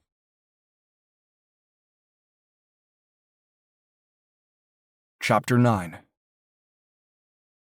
Even though the cabin appeared empty and Stone hadn't alerted, Raine tried the front door. It wasn't locked. She opened it and stepped over the threshold. "We should get to the next cabin," Justin said. "Decker hasn't been here." "I know." She truly trusted Stone's nose and tracking ability, but her instinct was to verify for herself that her quarry hadn't been there. The cabin was plain but serviceable. She remembered this was the property owned by Cliff and Hilda Monroe, but didn't see any signs of a woman's touch. Likely, Cliff used the place for hunting and fishing. Glancing over her shoulder at Justin's expectant expression, she nodded. "You're right, we need to move on." The horses waited patiently as they approached. Stone was stretched out on the ground nearby. When Justin laced his fingers together, she stepped into his palm and swung on a Timber's broad back. Her sore muscles protested, but if she were honest, it wasn't as bad as it had been yesterday. Maybe her butt was numb, she thought with an inward sigh. "We'll ride back to the SUV and trailer," Justin said. "From there, we'll drive to the next cabin." "Sounds good to me." The mixture of driving and riding helped. The early morning sun flickered through the leaves, providing some warmth. Once Justin took the lead, she clucked at Timber, encouraging her gelding to follow. She wondered about Decker and hoped they weren't on the wrong track. Maybe the guy had gotten himself lost, although the way he'd grabbed Ginny and escaped with the four-wheeler seemed to indicate he'd had a plan to meet up with someone. Jim Cluck, the owner of the next cabin they were heading to? Maybe. She wished she knew how Decker had managed to communicate with those guys. Had his lawyer played a role? Or had Decker somehow been able to access the dark web through the prison computers? The latter option didn't seem likely, but she knew her boss was following up on that possibility. Whatever Mike can do from behind a desk, she thought wryly. It didn't take them long to reach Justin's SUV. She slid off Timber, glad that once again her legs cooperated by holding her upright. By the time they had Decker in custody, she'd be a pro at horseback riding. "Give me a minute to load them into the trailer." Justin took the reins from her hand. "I'm glad we didn't come too far down this 2-track, as I'll have to back up to get out of here." She lifted a brow in surprise. "You can do that?" "Yep," he grinned. "My oldest brother Chase made me practice over and over again at the ranch." She couldn't help but smile back. Knowing Ginny was safe eased some of the tension she'd been feeling since Decker escaped from prison. She hoped he was lost in the woods, but she suspected he wasn't. Evil men like Decker always seemed to find a way out of predicaments. Devil protects his own. As the thought flashed in her mind, she glanced up at the sunny sky. She wanted to ask Justin his thoughts, but he was talking in a low, soothing tone to the horses. "I know you don't like the trailer," Justin said, "but it's only for a short while. Then I'll get you both out and back into the woods. You'll like that." From where she stood, she noticed Blaze shook his head, as if disagreeing with Justin, but then the horse obediently walked into the trailer. Once Blaze was inside, Timber easily followed. When that was finished and Stone was in his crate, Justin slid in behind the wheel. From her position in the passenger seat, she watched with amazement as he backed the trailer out of the 2-track, maneuvering back and forth several times when one of the wheels appeared to get stuck in the mud. "Does your girlfriend like to ride as much as you do?" The moment the inane question left her lips, she wished she could call it back. No girlfriend. Last one dumped me. Justin grinned. Ironically, I didn't miss her that much. Her loss. She kept her tone light, wishing again she hadn't brought the subject up. What was wrong with her? She stared down at the topographical map on her lap. Looks like we just go another 5 miles on this road to another 2-track. Got it. Justin nodded. We'll approach this cabin the same way. I'll drive in a short distance, but then we'll take the horses the rest of the way. Fine with me. She tucked a strand of her hair behind her ears. I'm getting used to riding. The shorter distances aren't bad at all. Good. He slowed to take a hairpin curve, then slammed hard on the brake. She gasped when she saw an entire herd of pronghorn antelope blocking the road.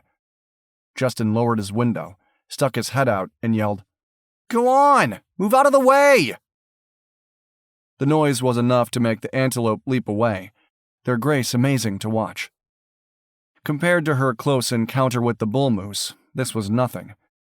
It seemed as if the antelope were afraid of them, rather than the other way around. Do they often stand in the road like that? She put a hand to her racing heart.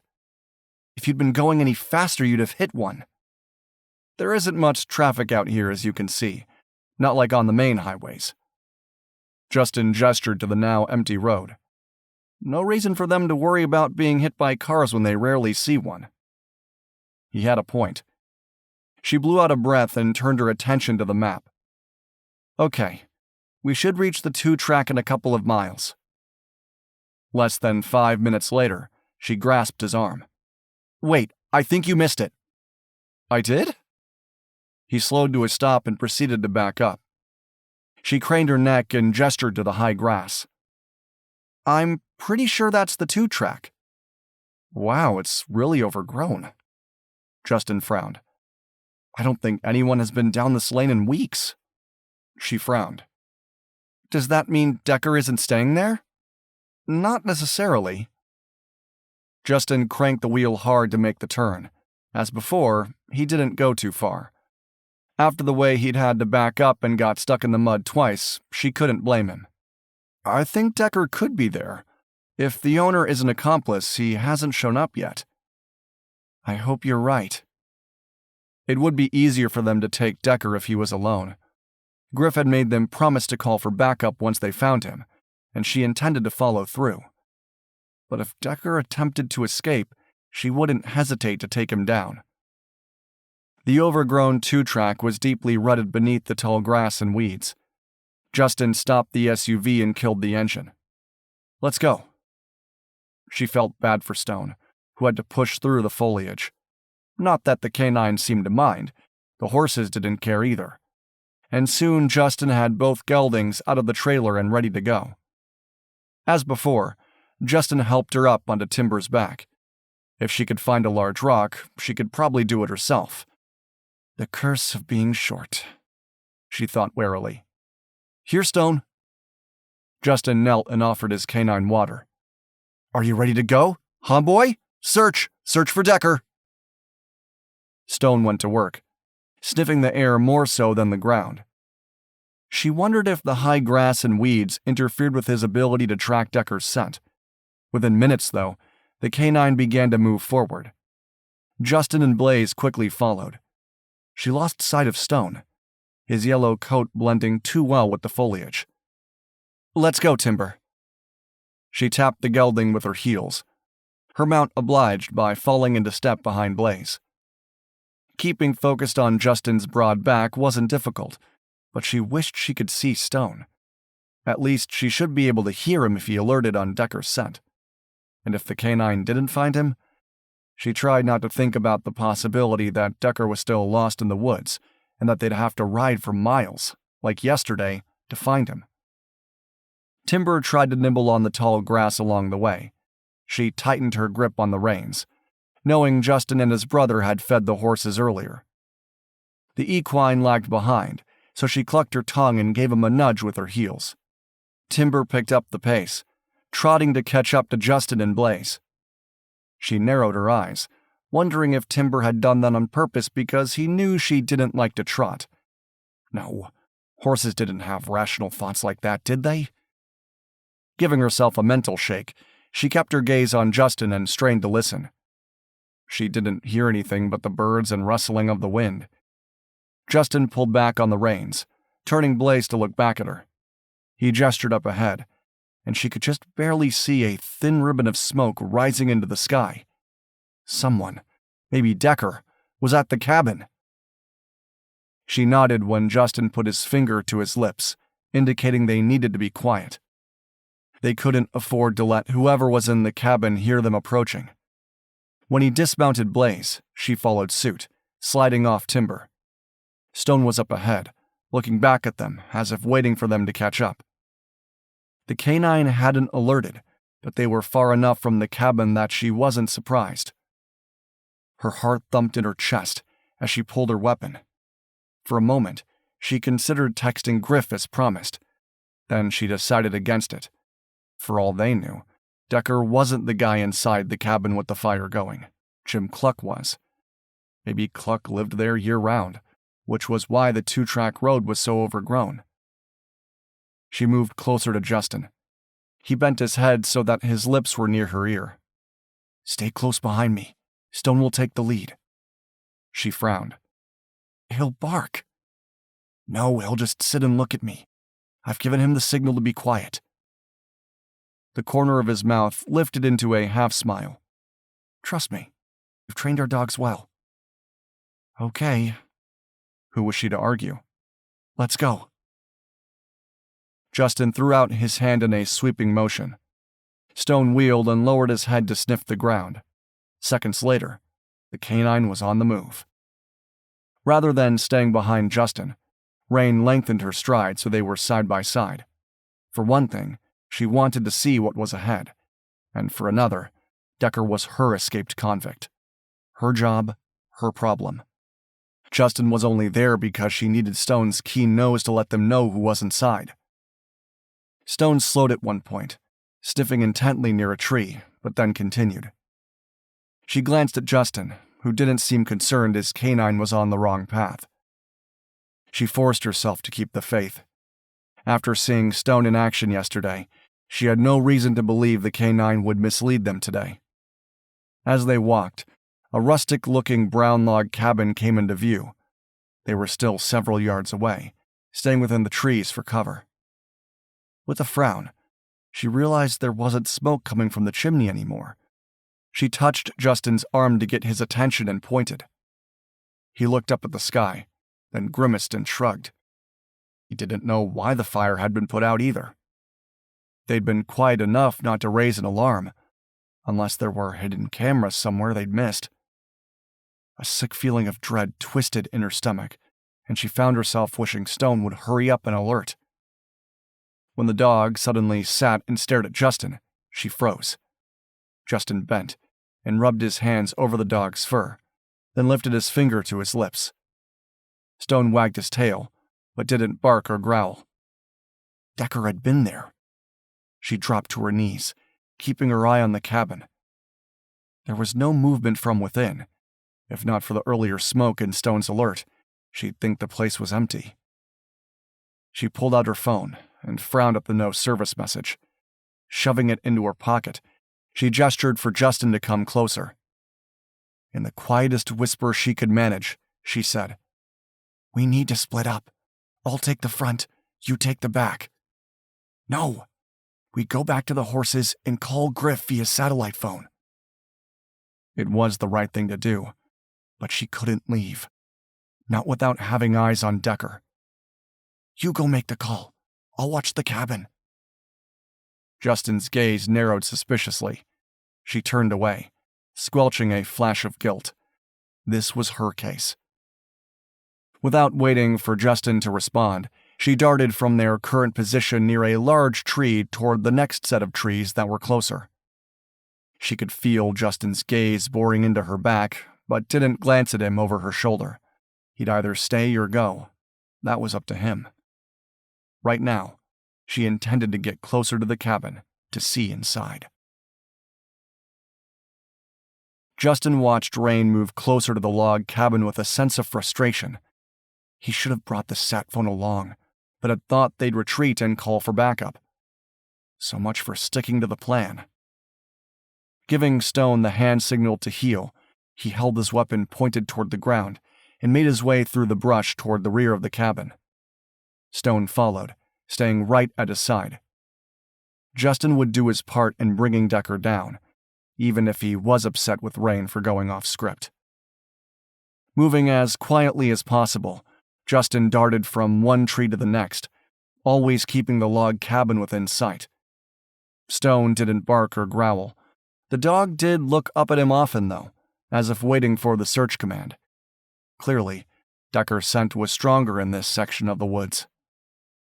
The lack of smoke trailing from the chimney bothered him.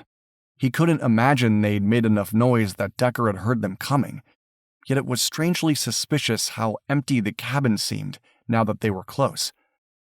Decker made a run for it? Maybe Raine was right in that they needed to move quickly to grab him.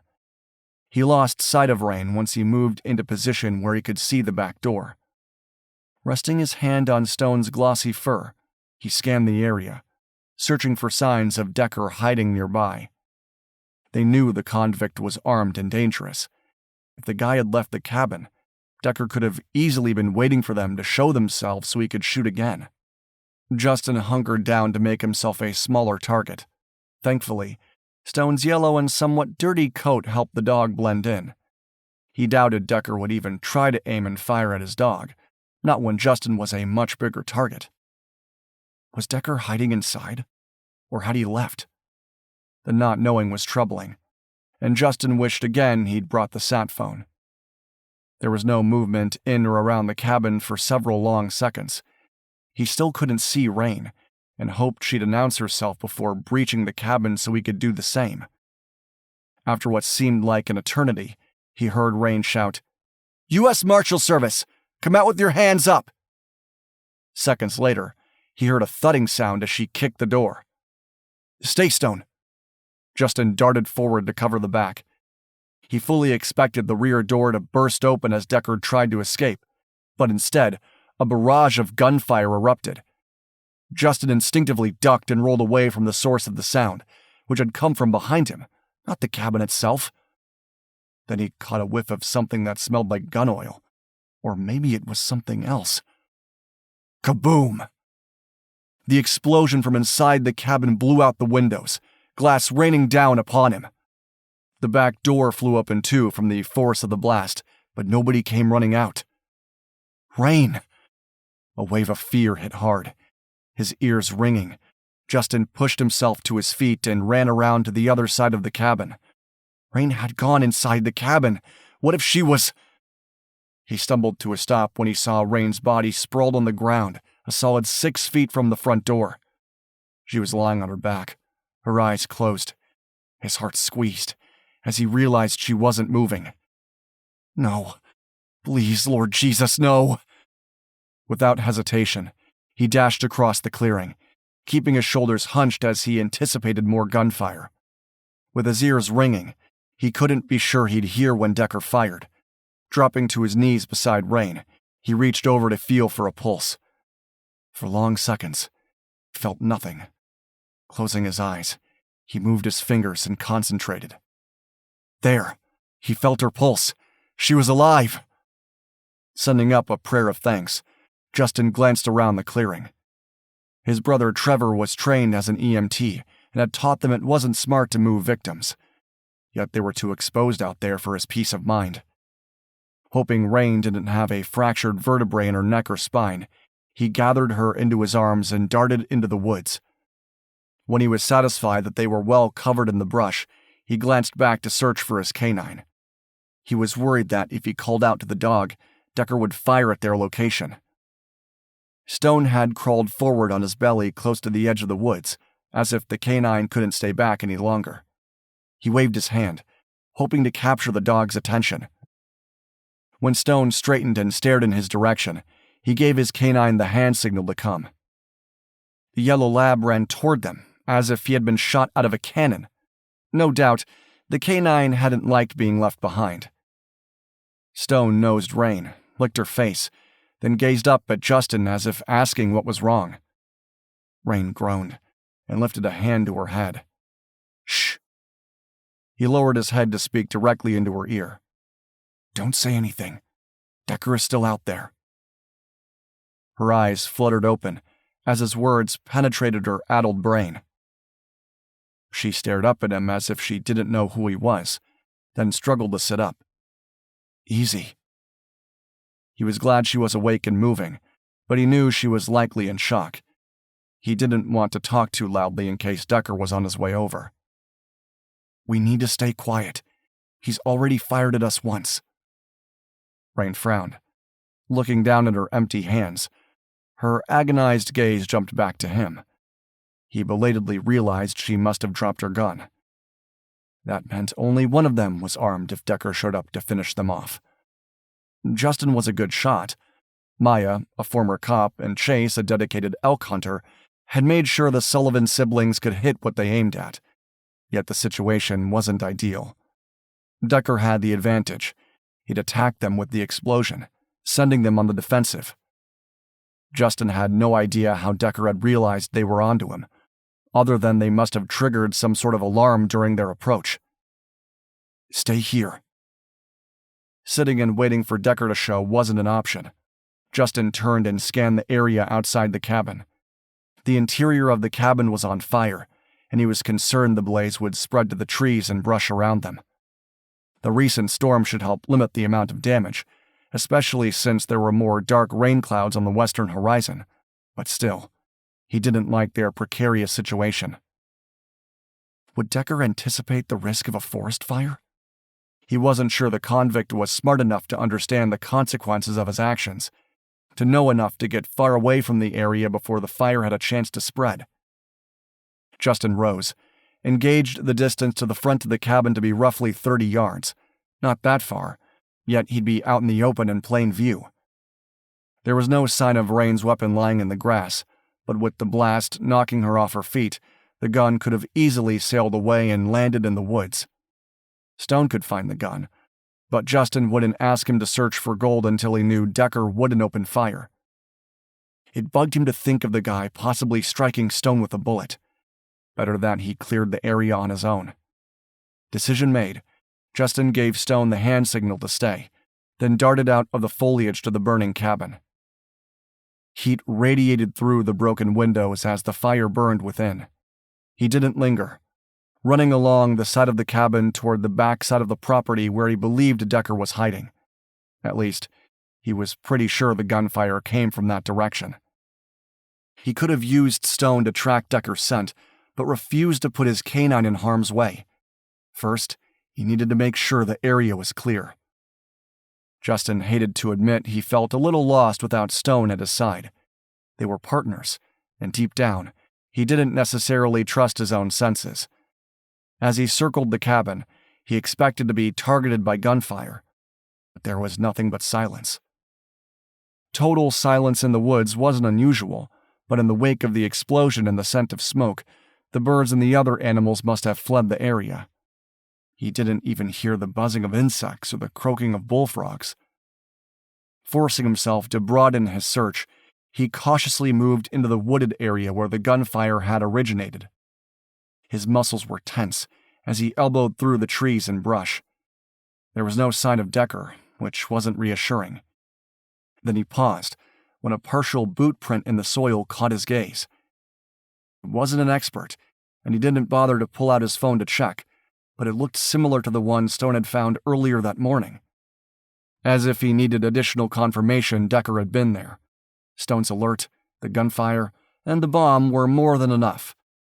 Justin would get a picture of it later, but for now, he needed to stay focused on finding Decker. He straightened and continued moving through the brush with less stealth now, purposefully making himself a target. Short of waving his hands in the air, he pushed through the brush. If Decker was out there, Justin wanted the convict to show himself. But he didn't. Even when Justin returned to the clearing, standing in full view of anyone who cared to look, Justin figured the convict had been smart enough to take off after firing a gun at him and triggering the explosion. He thought about how his twin brother had nearly gotten killed by a car bomb last month. The twinge Justin had felt had indicated something was wrong. Maybe his twin, Joel, was experiencing the same feeling now. It couldn't be helped. Besides, the longer he stood there, the more he was convinced the immediate threat was over. The only good news was that Decker wouldn't get too far away on foot. If Raine wasn't hurt too badly, they could get the horses and ask Stone to follow his scent. Just then, the high-pitched rumbling of a small engine cut through the silence. Justin cocked his head and listened. Another ATV? Had Decker somehow managed to repair the wrecked one he'd left behind? No. Justin quickly realized that Jim Cluck, the owner of the cabin, must have had one. Many hunters used them to help haul their game from the woods. Only now, for the second time in 2 days, Decker was using one to escape.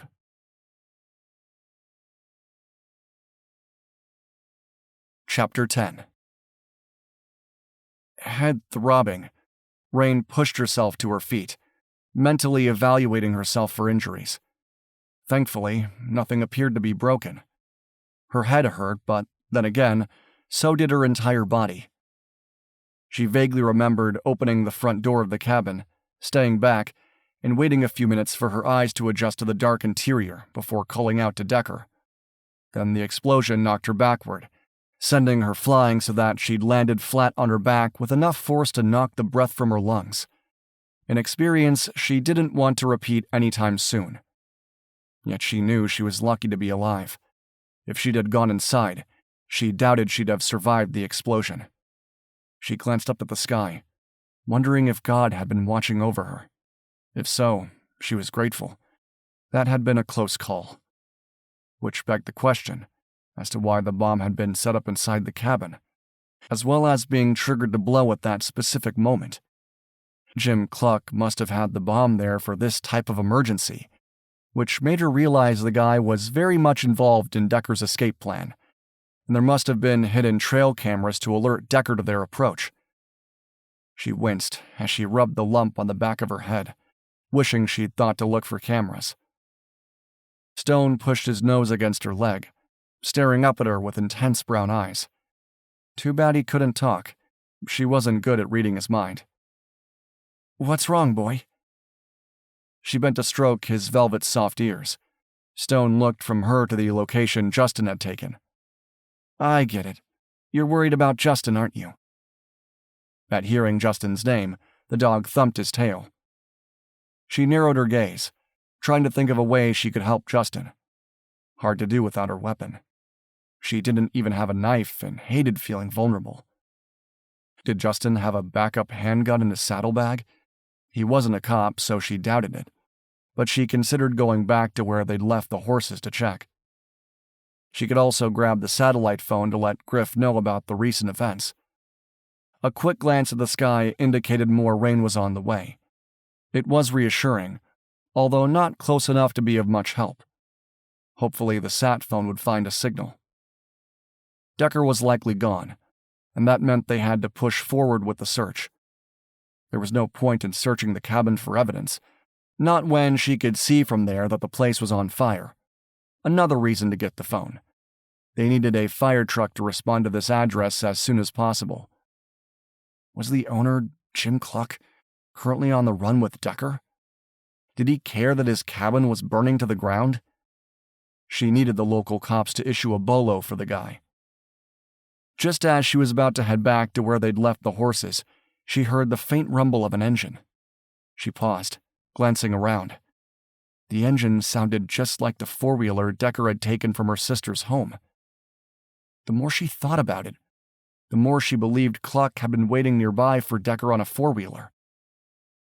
Before she could head back down the two-track, Justin emerged from the woods, running toward her. Stone wagged his tail with excitement at Justin's presence. Justin's expression was grim as he joined her. "Did you hear that?" "Yes." She suppressed the irrational urge to throw herself into his arms. She wasn't a wimp who couldn't handle a few bruises. "We need to get the horses and follow. Are you sure you're up to riding? Yes, I'm sure. Letting Decker go wasn't an option. We need to call Griff and then head out to find him. Justin hesitated, then nodded. Okay, that's fine, but I hope you're being honest with me. I need to know you're physically up to this. She swallowed hard under his keen gaze. I promise I'm not badly injured. My head hurts a little, and my muscles are sore from landing on the hard ground. But I can't just sit here and wait for others to come to help search. We know he's in the area, and I don't want to lose him. She frowned. And we need to assume Decker is with his accomplice. Cluck had to be the one to rig the bomb in his cabin. Decker couldn't have done that. I agree.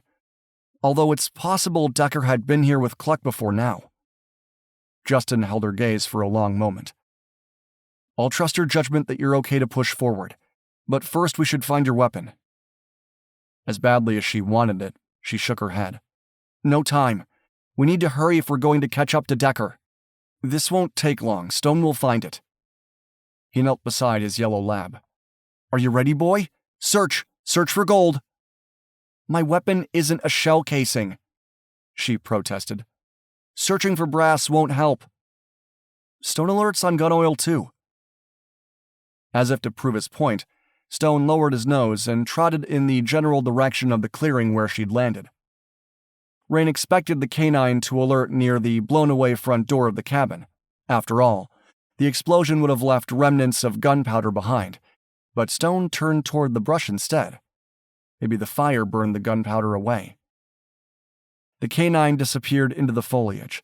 Justin followed but didn't interfere with Stone's searching. Less than 5 minutes later, Stone let out a sharp bark. He's got it, Justin called. She crossed over to join them, surprised and grateful to see that Stone had indeed found her weapon. If she'd had to rely on her own search, it would have taken hours to examine the area around the cabin. Stone had found the weapon in minutes. He's amazing. She took the handgun from Justin, double-checking it before tucking it into her holster. True. Justin bent to praise the dog, rubbing his hands along the canine's fur. You're such a good boy! Good boy, Stone! The canine wiggled with excitement at winning the search game. She managed to smile, then backed out of the brush to the clearing around the cabin. The fire seemed to be gaining momentum, tongues of flames traveling along the horizontal logs. She imagined the woods would burn easily and quickly. Too quickly. Her stomach knotted as she realized Decker had done this on purpose to slow them down. What if the fire spread to the trees and brush around them? It could get bad enough that they'd have to call off the search. The situation wasn't good, and she could only hope the firefighters would be able to get the blaze under control. We need to get moving. The firefighters need to get here while we track Decker. Agree. Justin took the lead in heading back to where they'd left the horses. Jogging through the brush to get there sooner, running made her head pound, but she refused to let that stop her. The horses were calmly grazing on the tall grass when they returned. Justin immediately went to Blaze's saddlebags to find the sat phone. Glancing up at the sky, he picked a spot in the middle of the clearing where there weren't many trees and set about making the call to Griff. A moment later, the connection went through. Hey, Griff. Decker was here at the Cluck cabin, but he set off a bomb and escaped via a four-wheeler. We need a fire response and air support. I'm worried the blaze will spread into a full-blown forest fire. He paused to listen. Yes, we're planning to use Stone to track him from here, but Decker obviously has a head start. We'll ride as fast as we can to make up the time, but having an eye in the sky would help. Tell him to issue a bolo for Cluck, she said. If by chance he's not with Decker, we need him arrested. Justin nodded to indicate he understood. Raine was thrown off her feet by the blast, but seems okay aside from sore muscles and a headache. Thankfully, she wasn't all the way inside the cabin when the bomb detonated. She's insisting we go after Decker and wants you to issue a bolo for Cluck. We know he's involved. Otherwise, how did the cabin get rigged to explode in the first place? She crossed over to Timber, anticipating they'd be on the trail soon. Getting her foot in the stirrup, though, was impossible. She looked for a rock to use as a stepping stool but didn't see one nearby. With a suppressed sigh, she waited for Justin to finish. Requiring his help to mount the horse made her feel like a little kid Ginny's age, but there wasn't anything she could do to change it. Growing taller wasn't going to happen. Good. Get Logan the coordinates and put a rush on those firefighters. You know the location of the cabin, right? Okay, we're heading out now. Thanks, Griff. Justin shoved the sat phone back into the saddlebag. Then he crossed over to give her a hand. Thanks. She stepped into his laced fingers and swung onto timber. Logan will be flying overhead soon. Justin nodded toward the billows of black smoke rising into the sky. I know there are limits as to how low he can fly, but I'm hoping he'll be able to help us find Decker, if the smoke from the fire doesn't interfere with his ability to see him. Stone will do his part, I'm sure. She gathered the reins. Thanks, Justin. I appreciate what you're doing for me. Hey, I want this scumbag caught as badly as you do. His blue eyes darkened for a moment, then he turned away. Once again, he rummaged in the saddlebag. Here, Stone. The canine drank from the dish Justin offered. When the dog was finished, Justin tucked the bowl away and handed her the bottle that was less than half full. Thanks. She gratefully drank what was left. Are you ready to go, boy? Justin injected enthusiasm into his tone. Search! Search Decker! As Stone went to work, sniffing the ground, Justin swung up on Blaze. Then he urged the horse forward, following Stone. They made it all the way to the cabin before Stone alerted near some bushes directly across from the back door. Justin rewarded the canine by tossing the stuffed penguin. The dog responded by running in a circle, shaking his head from side to side with the toy. When Justin jumped down and held out his hand, Stone dropped the toy. Good boy. Search. Search Decker. Justin climbed back into the saddle as Stone headed into the woods. Raine ignored the pounding in her head as she urged Timber forward, following Justin and Blaze. Her discomfort didn't matter. They desperately needed to find Decker. Justin was grateful Stone was leading them away from the heat radiating off the burning cabin behind them. It went against the grain to leave the fire burning, but they couldn't waste any time. Bad enough they'd had to find Raine's weapon, then contact Griff prior to heading out. He didn't like knowing Decker had a head start, or the possibility that Decker had escaped with Cluck. The sooner Logan was able to get eyes on the mountainside, the better.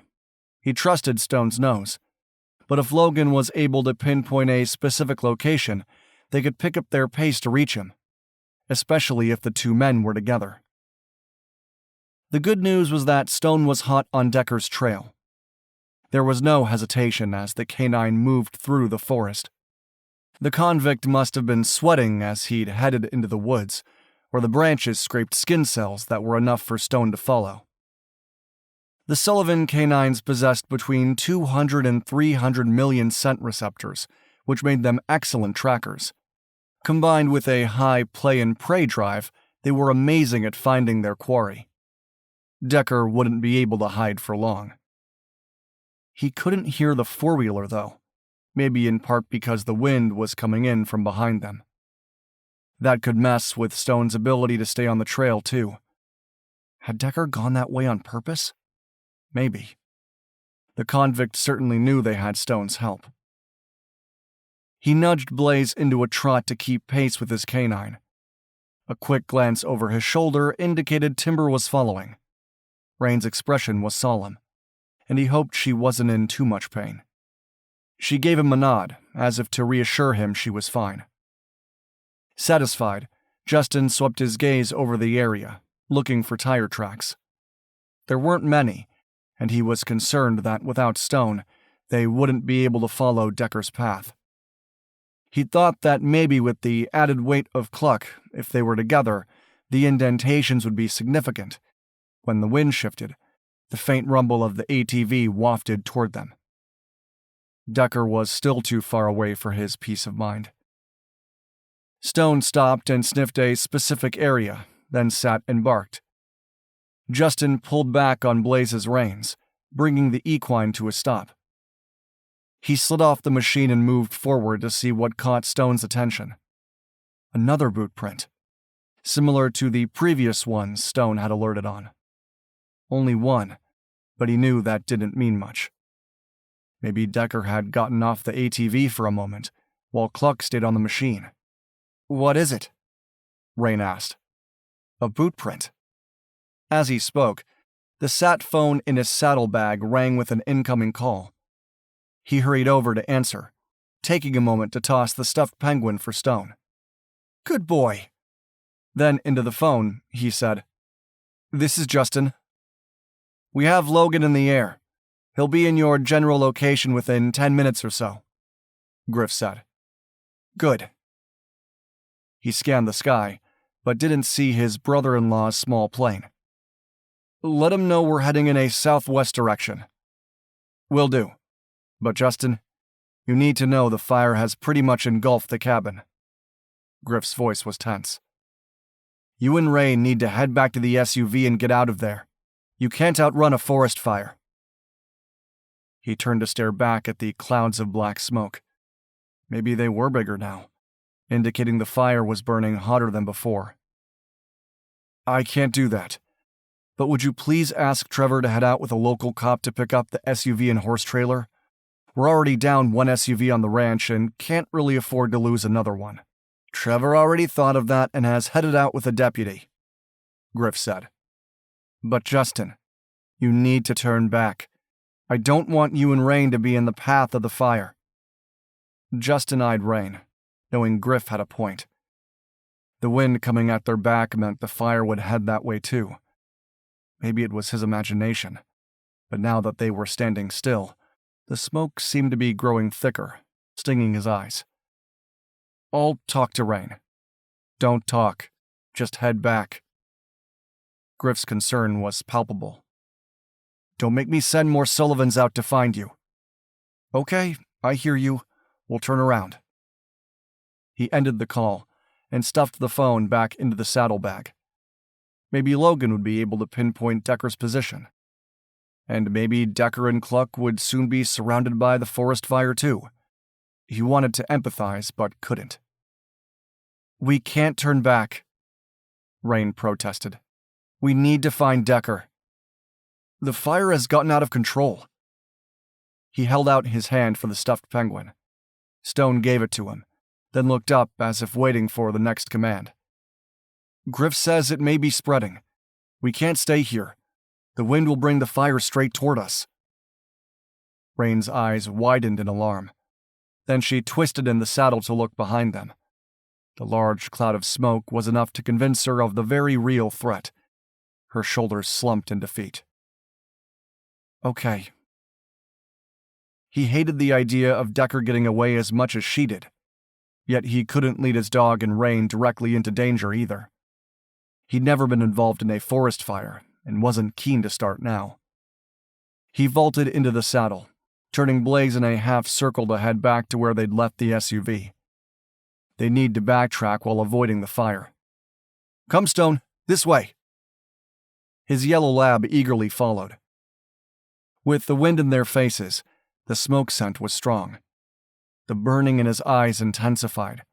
Trying to quell a sense of panic, he nudged Blaze into a trot, ignoring the way his gelding shook his head and sidestepped on the trail, as if not at all happy they were going toward the fire rather than away. Animals had good instincts when it came to threats such as a forest fire. He continued at a brisk pace, making sure Stone was keeping up. He knew the canine was better off on the ground where the smoke was less dense, but if Stone fell back, he'd have no choice but to carry the dog across his lap the way he had yesterday, slowing their ability to get out of the way of the dangerous fire. The smoke continued to get worse. He steered Blaze away from the wind, knowing he was adding distance between them and the two-track road where they'd left the SUV. A buzzing sound reached his ears. Glancing up at the sky, he saw Logan's plane overhead. The plane wagged its wings back and forth, in a gesture Justin took to be reassuring him he was on the right path. At least, that's what he hoped it meant. A few minutes later, the sat phone buzzed. He debated stopping to answer, but decided against it. Time was not on their side. They needed to keep moving. They needed to find a way to get around the fire while still getting to the SUV and horse trailer. Then he realized Trevor may have moved the SUV off the 2-track. Was that what Logan was trying to tell him? He spotted a creek and turned Blaze toward it. Water would be good for multiple reasons. For the animals and to give Raine and him a chance to wet down their clothing. They'd need to have damp fabric over their noses and mouths to filter out the worst of the smoke. Stone jumped over a log and reached the creek first. He led Blaze around the fallen tree, then swung out of the saddle. Blaze eagerly moved toward the creek to drink. Raine dismounted too, leading Timber closer to the creek so he could drink as well. I think the smoke is getting worse. Her hoarse voice bothered him. Breathing in the thick smoke wasn't good. I have an extra shirt. He rummaged in his pack and pulled it out. Kneeling at the creek, he submerged the shirt, then wrung it out. Standing, he held it out to her. Tie this over your nose and mouth. She frowned. What about you? I'll use mine. He stripped off his shirt and knelt at the creek. Get in, Stone. Stone looked at him for a moment, then jumped into the water. Good thing labs like to swim. When he had his shirt dampened, he retrieved the sat phone. The last call had been from Griff, so he quickly returned it. Logan has eyes on Decker, but can't tell if the guy is alone on the ATV or if he has a fellow traveler, Griff said. Glad Logan sees Decker, he repeated for Raine's sake. I hope he can watch him for a while longer, before the smoke from the fire gets too bad. Afraid not. The firefighters are at the cabin, but the blaze has started to spread to the trees. I hope you and Raine are getting out of there. We're trying. He wasn't surprised the fire was spreading. Did Trevor get to the SUV and horse trailer in time to prevent them from being damaged? Yes. He wants you to know he's heading east on the highway you took to reach the Cluck cabin, since the wind is coming from the west. He wants you to know he'll be on the highway for as long as possible waiting for you and Raine to get there. Justin understood his brother was worried about them and would likely stay longer than was safe. Tell him thanks, and that we'll get to the highway as soon as we can, but if the fire gets closer, he needs to bug out of there. I will, but he probably won't listen. Be careful, Justin. Griff sounded concerned too. I know there was a storm last night soaking the trees and brush, but that doesn't mean the fire won't spread quickly. We will. Thanks. He ended the call and shoved the phone back into his saddlebag. Raine had the shirt tied around her face, and he quickly did the same with his own shirt. Then he took a moment to double-check their coordinates. They had made decent time so far, but still had several miles to go before they'd reach the highway, especially since they'd need to take an angled approach to stay ahead of the fire. Pocketing the GPS, he turned to his canine. Come, Stone. The lab came out of the water and shook himself to get rid of the excess moisture. He was about to help Raine get up on Timber when he noticed she'd used the fallen log as a stepping stool to manage the mount on her own. He swung up on Blaze, turned the horse from the creek, and nudged the animal with his heels. Blaze shook his head again in protest, but then settled down. Stone followed their path as he led the way across the rocky mountainous terrain. He tried to go faster, but had to slow down to navigate around boulders and other fallen trees. Several times, Blaze shook his head and sidestepped in protest. His horse did not like their situation. He wasn't a fan of it either. He mentally kicked himself for heading out to track Decker. He should have anticipated the fire would rage out of control. It was too late for regrets now. All Justin could do was to push forward and pray to God to guide them to safety. The roar of the flames grew louder, and when he glanced to his left, he saw the flickering flames traveling along several half-dead trees. Then the smoke began to obscure his vision. Breathing through the damp fabric of his shirt wasn't easy, but he kept the worst of the soot from going into his lungs. He angled the horses away from the smoke, but even changing directions didn't work. He turned even farther, knowing the path would take them parallel to the highway rather than toward it. His chest tightened as the temperature around them rose. Sweat slicked down his chest and back, but he ignored it. "Stone, are you with us?" He panicked when he momentarily lost track of his canine. Blinking hard to clear his watering eyes, he scanned the ground until he finally caught sight of the dog. Of all of them, his canine seemed the least affected by the fire. Blaze stumbled. "Easy, boy." The last thing they needed was for one of the horses to be injured. Blaze moved forward, without favoring one leg over the other, but Justin knew they couldn't keep going for long. Blaze fought his grip on the reins, wanting to bolt through the forest to escape the smoke and fire. He glanced back to make sure Timber wasn't giving Raine any trouble. They seemed to be doing okay, but that was when he noticed the fire jump from one set of trees to another. His breath caught in his throat as he realized they were surrounded by flames on two sides now. He urged Blaze into a trot, desperate to put more distance between them and the burning trees. How much longer would it take for the fire to engulf the area around them?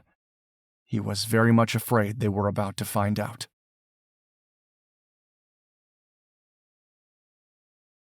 Chapter 11. Raine was terrified by fire. That wasn't necessarily a big revelation, as she knew most people were, but she'd been involved in a house fire when she and Cammy were kids. Their mother had been drinking and left the stove unattended. The flames reached up and accidentally set the kitchen curtains on fire. She and Cammy had been playing in their room when the fire began to spread. It had to go into the living room to wake up their mother to get her out of the house. The experience had given her nightmares for months, and now she was in the middle of another, much bigger and more dangerous fire. Wearing Justin's damp shirt over her mouth and nose helped ease her breathing, but the smoke billowing around them made her eyes water. When Timber broke into a trot, she was taken by surprise and had to grab the saddle horn to keep from falling off. Her fault. This desperate situation they were in was all her fault. She'd insisted on continuing to track Decker. She hadn't wanted him to get away. They should have taken the SUV and drove away from the area when they had the chance. Instead, she'd dragged Justin and Stone into the heart of danger. Waves of guilt swamped her, and she wished more than anything she'd made a better decision, that she hadn't risked Justin and Stone for a fool's mission. Arresting Decker wasn't a priority when they faced a fire that could burn them to a crisp. Blinking away the gritty smoke, she tried to keep her gaze centered on Justin's strong, tanned back. He was a commanding presence. They'd only known each other for 2 days, but it seemed like they'd been riding together forever. If she were honest with herself, she'd come to like and admire him. No, she more than liked him. She cared about him in a way that made her wish she was 10 years younger. He was everything she'd ever wanted in a man. Strong, protective, capable, and calm in a crisis.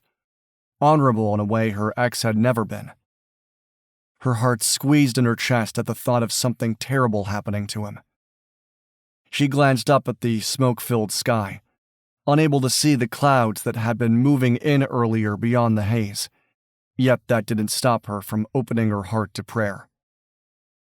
Please, Lord Jesus, I know I'm not worthy, but Justin is. He deserves your protection. Please guide us safely out of the forest. Amen. The prayer helped calm her racing heart. Her headache pounded with each bouncing step. Timber gamely kept up with Blaze, the horses seemingly intent on getting to safety too. How much farther? She had no idea. Glancing over her shoulder, she gasped beneath the damp shirt at how much the fire had already spread. Weren't going to make it. No. She roughly shoved the depressing thought aside. She had faith that Justin would get them out of there, that with God's help, they would survive. She repeated her prayer in her mind as they made their way through the forest. It wasn't easy to move with Timber as she couldn't see the path ahead. As she clung to Timber's back, the phrase, blind faith, took on a new meaning. The heat behind them seemed to be pushing them forward.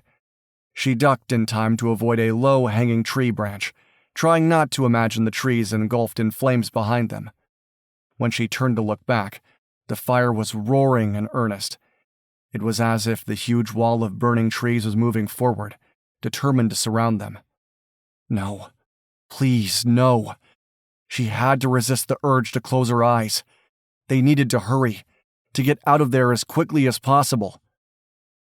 Then, suddenly, the horses broke into a clearing.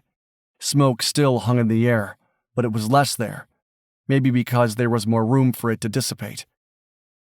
Did this open meadow indicate they were getting close to the highway? Timber abruptly broke into a canter. She tightened her knees and grabbed the saddle horn to stay seated. Although she had to admit, the gait was smoother than his trot, at least for her. Maybe not as easy on the horses, she silently acknowledged. Seconds later, they were back in the forest. The horses slowed back to a trot, and she caught a glimpse of Stone running beside Justin and Blaze, his tongue hanging out of his mouth. He seemed to be breathing hard. Was Stone getting tired? The poor dog seemed to be keeping up, but for how much longer? Please, Lord, help us. They continued moving through the forest for what seemed like hours. Tree branches slapped her in the face. She couldn't avoid them while desperately trying to get into the rhythm of Timber's trot. Then the trees thinned again. She blinked, wondering if it was her imagination. It wasn't. It was a road. They'd reached the highway. Justin turned back to catch her gaze. He slowed Blaze to a walk and lifted his hand to gesture at something up ahead. She nodded to indicate she understood, even though she couldn't really see what he was pointing to. The horses went down an incline, then back up onto the paved road. Smoke still filled the air, but she could make out an SUV parked off to the side with a horse trailer behind it. Trevor to the rescue. Raine gratefully trotted to where the trailer was located. Then she quickly swung out of the saddle, knowing the fire wasn't that far behind. Justin had already dismounted. Stone rushed forward to greet Archie. Blinking against the grit in her eyes, she watched as Trevor grabbed Justin in a brotherly bear hug, then stepping back to open the trailer. Justin turned to her and pulled the shirt away from his mouth. "Are you okay?" When she managed to nod, he smiled. "Good. Climb into the back of the SUV. If you don't mind, Stone will ride with you." "Of course." She tugged the shirt down from her mouth. "I'll gladly ride with Stone." She was about to step past him when Justin quickly caught her in a warm embrace. She hugged him back, fresh tears pricking her eyes. Or maybe it was the smoke. Her throat was choked too. She knew it was thanks to God's grace that they were alive. "I'm glad we made it." His husky whisper near her ear sent tingles down her spine. "It was touch and go for a while there." "I know." She forced herself to release him.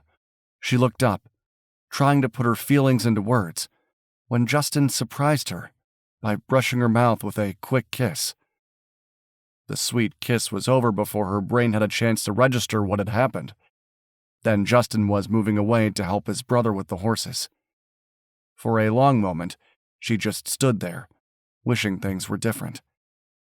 Then she stepped up to the passenger side of the SUV. She slid inside, leaving the door open despite the smoke. The dogs played for a few minutes, as if sensing they were safe. The SUV rocked a bit as the horses climbed into the trailer. Then the back hatch opened. "Get in, Archie!" She turned to see the beautiful red lab jump into the crate area. "Here, boy." Trevor filled a bowl with water for his canine, then offered a second bowl for Stone. When the dogs were finished, Trevor handed Justin a couple of water bottles. "For you and Raine." "Thanks." Justin went around to hand her one as Stone joined her in the back seat. She drank gratefully, the cool water a balm against her scratchy throat. The damp shirt they'd used to cover their nose and mouth had helped tremendously. Without that, they would have been worse off. Smoke inhalation was nothing to take lightly. Even now, Her chest still felt a little tight. Moments later, the Sullivan brothers were seated, and Trevor was pulling the horse trailer away from the curb. For long seconds, nobody spoke. "You're a sight for sore eyes," Justin finally said. He downed more than half his water bottle, too. "I was starting to think we'd never reach the road, much less in time to find you waiting." The possibility that Trevor may have left hadn't occurred to her, although it should have. No sane person would sit at the side of the road as a fire swept through the forest. Yet even as that thought crossed her mind, Raine knew Trevor wouldn't have left the area, or his brother behind, until the last possible second. "Thank you." She took another sip of her water to soothe her throat and reached over to pet Stone. The dog had curled up in a ball and fallen asleep. The canine deserved to rest after their harrowing escape. "We're grateful you waited for us." "Always." Trevor met her gaze in the rearview mirror. "I'm sorry to hear Decker escaped." She nodded glumly. "Yeah. As if being a creepy pedophile isn't enough, now he's an arsonist too." She paused, then added, "I'm sorry I put us in danger. I didn't appreciate the possibility of a full-blown forest fire. I went along with the plan." Justin shrugged, as if it was no big deal. "I understood why you wanted to find him." "Not at your expense." She was irritated that he was letting her off the hook so easily.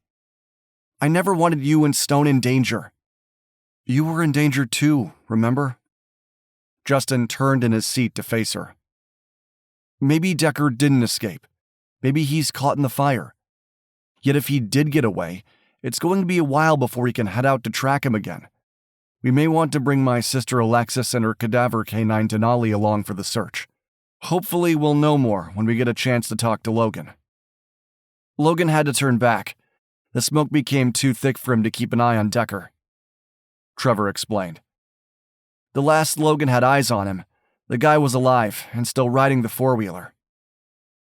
The news of Logan having to abandon the search shouldn't have been a surprise. She could only imagine how hard it had been to fly above a raging fire. "Maybe it'll rain," Justin said. "There were clouds rolling in earlier." "There is a thunderstorm in the forecast for early this afternoon," Trevor agreed. "Hopefully the rain will come sooner than later." "Amen," Justin muttered. She turned to check the fire's progress, but couldn't see much beyond the large horse trailer. The black smoke still clouded the sky, though, and it wasn't difficult to imagine the fire feeding off the trees and other brush. As if on cue, fat raindrops splattered against the windshield, lightly at first, then with more force. The rain was a blessing from God, and she was grateful to know the fire would be brought under control soon. With a sigh, she sat back against the cushion. Now that they were relatively safe, the SUV putting miles between them and what remained of the forest fire, she was keenly aware of her headache and sore muscles. Everything hurt from her head to her toes. Yet, as badly as she wanted to sleep for the next 24 hours or so, Decker was still out there. The rain was a blessing, yet she also knew she couldn't abandon the search in hopes that he'd been swallowed by the fire. Devil takes care of his own.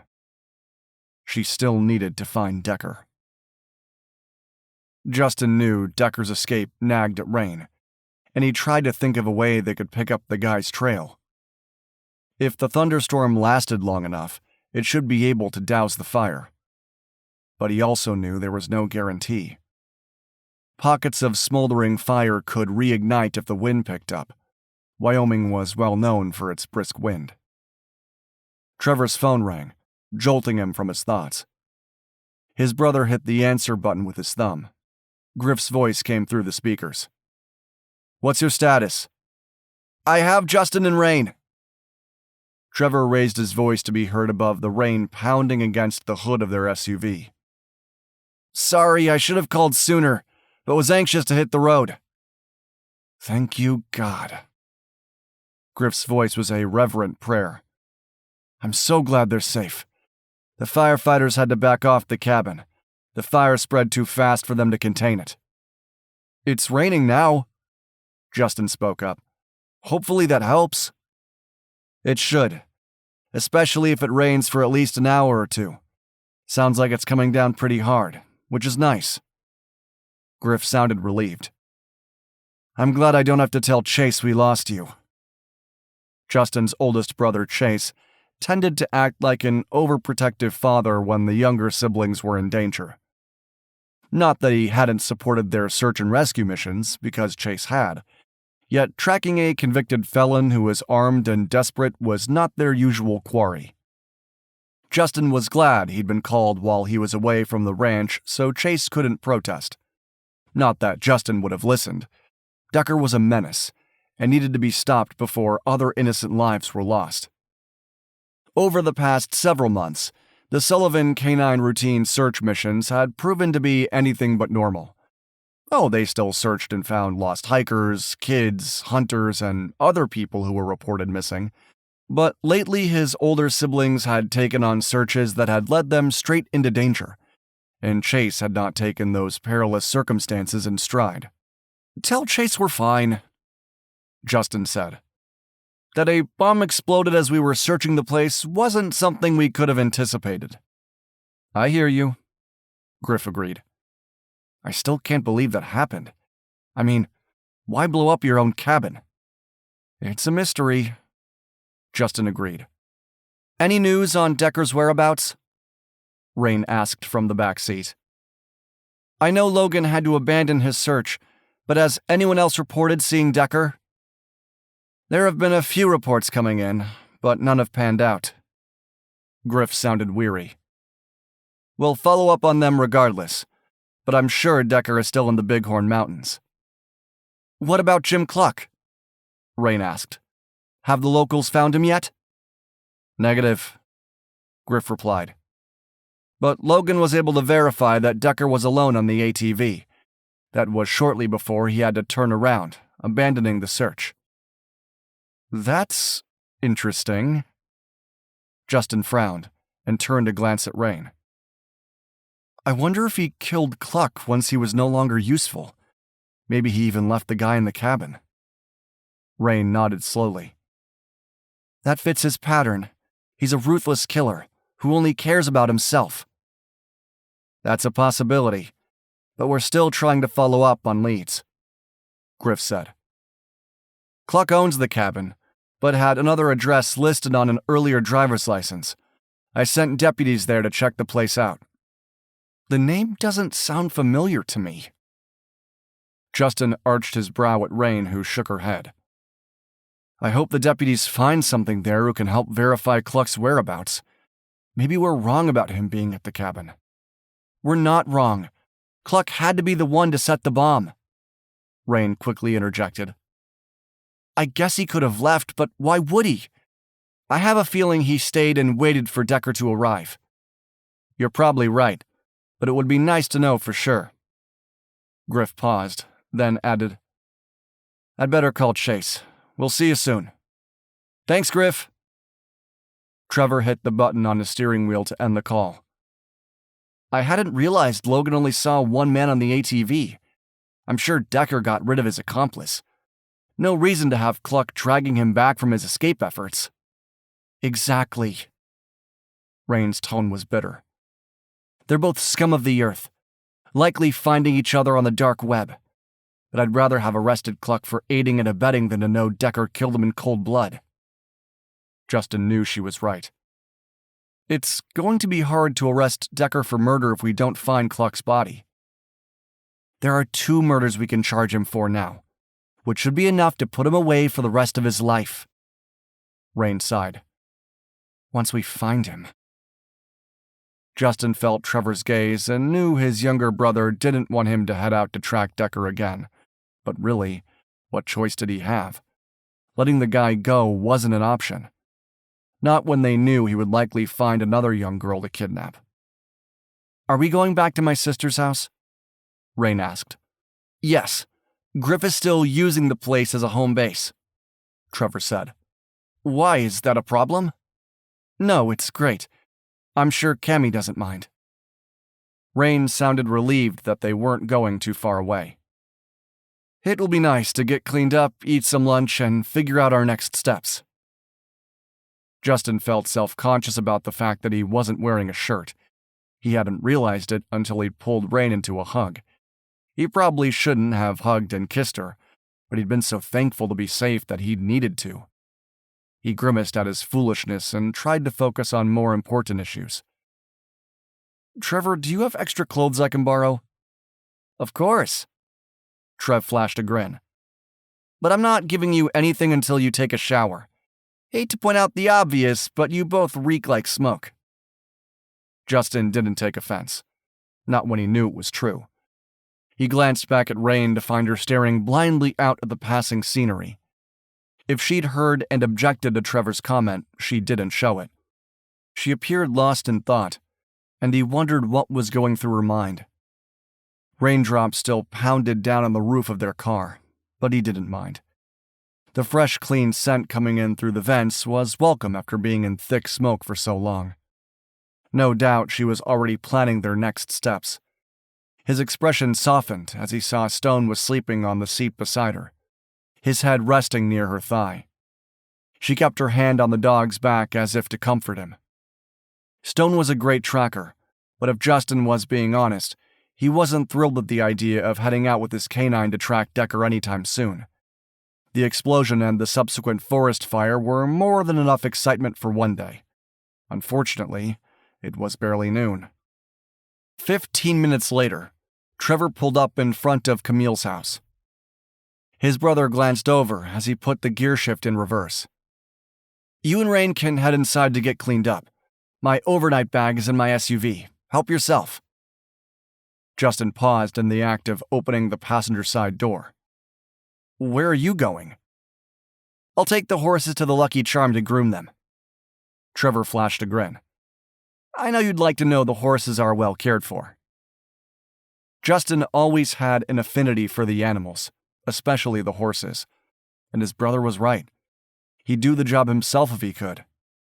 Okay, do you want me to take Archie inside? No, he can hang with me. Trevor gestured to the back seat. Stone looks like he could use more rest anyway. Thanks. He pushed out the passenger door and was instantly soaked from the rain, yet the cool water felt nice, especially on his back. He turned to open the rear door so Raine and Stone could come out. Stone jumped down and lifted his nose to the air, as if recognizing their location. It never ceased to amaze him how smart their canines were. Come, Stone. Raine, are you okay? Fine. Raine was drenched too, but she didn't seem to mind. Feels good after the fire, doesn't it? Oh, yeah. He walked with her up to the house, then stepped back. I need to grab Trevor's bag. You and Stone should head inside. Okay. When she entered the house, Stone didn't immediately follow, looking back at Justin as if waiting for a command.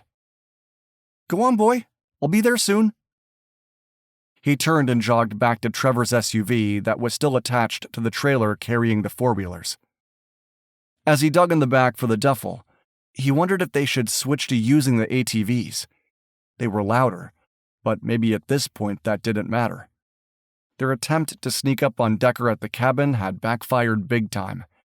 It stung to know the convict was one step ahead of them. Even more so that Decker had other creeps willing to help him, even at their own peril. He slung the duffel over his shoulder and hurried back up to the house. The tangy scent of pepperoni pizza greeted him when he entered. Stone thumped his tail on the floor in greeting but didn't come out from beneath the kitchen table. Smells great. He was suddenly famished. Camille glanced up at him. Griff, Cammy, and Ginny were already making a dent in the pie. Don't worry, I have another one I'll cook for you and Raine. Thanks. He stood for a moment, water running off his clothes in rivulets. I guess I need to borrow your shower when Raine is finished. She's in my room. You can use the guest bathroom. Cammy jumped up from her seat. I'll get you a towel. He watched Griff working on the computer as he ate. His brother-in-law glanced over and gave him a nod. I'm still working on Cluck. Should have something soon. Good. They could use a lead that was more than knowing Decker was somewhere in the mountains. When Cammy returned, he toweled himself off the best he could, took off his boots, and padded down the hall to the bathroom. The shower felt wonderful, especially the cool water sluicing down the pink skin of his back. He hadn't realized a fire could act like the sun, although it made sense. A burn was a burn, regardless of the source. Thankfully, Trevor also had a spare pair of jeans along with a shirt in his duffel bag. Justin dressed and carried his smoky, wet clothes out of the bathroom. He stopped abruptly when he nearly ran into Raine. Oh, great. I'll take those. She reached for his clothes. I'm tossing everything in the washer. Thanks. He watched her for a moment, keenly aware of how beautiful she was. The fact that she hadn't smacked him when he'd kissed her made him wonder how she'd react if he kissed her again. A real kiss this time. When she disappeared into the laundry room, he turned away, allowing the scent of pepperoni to lead him back to the kitchen. Griff was still focused on his computer, giving Justin the impression the guy could work in the middle of a rugby match without losing his concentration. It's almost ready, Cammy said. Please have a seat. He noticed Ginny had finished eating and was in the living room working on a project. Rather than sitting under the table the way their canines usually did during mealtimes, Stone had jumped up to sleep beside Ginny. She stroked his fur as she worked. He smiled, hoping the girl took some solace from Stone's presence. And he prayed she hadn't suffered any nightmares from being abducted by Decker. Can I help? In their family, everyone chipped in. No, please, just sit down. It's ready. Cammy pulled the pizza out of the oven and set it on the cutting board. After slicing it, she brought it to the table. Raine joined them a minute later. He was about to say grace when Griff said, I don't believe it. What? He jumped up to go around to see the screen for himself. There was a driver's license photo on the screen. He frowned. That looks like Decker. Yep, because Decker and Jim Cluck are one and the same. Griff shook his head slowly, as Raine gasped and quickly joined them. Cluck is an alias. There's no background on the guy at all, so I was suspicious. That previous address? It's bogus. The deputy who headed over said it was an abandoned building. Justin stared at the face on the screen. Decker and Cluck were the same person. Now he understood why the cabin had been wired to blow, and it made sense that Decker had made a beeline for the place the minute he'd gotten out. If he hadn't stopped to kidnap Ginny, giving in to his evil weakness, they'd never have found him. Yet he couldn't help but wonder if Decker had other aliases at his disposal, and if so, how in the world could they find him?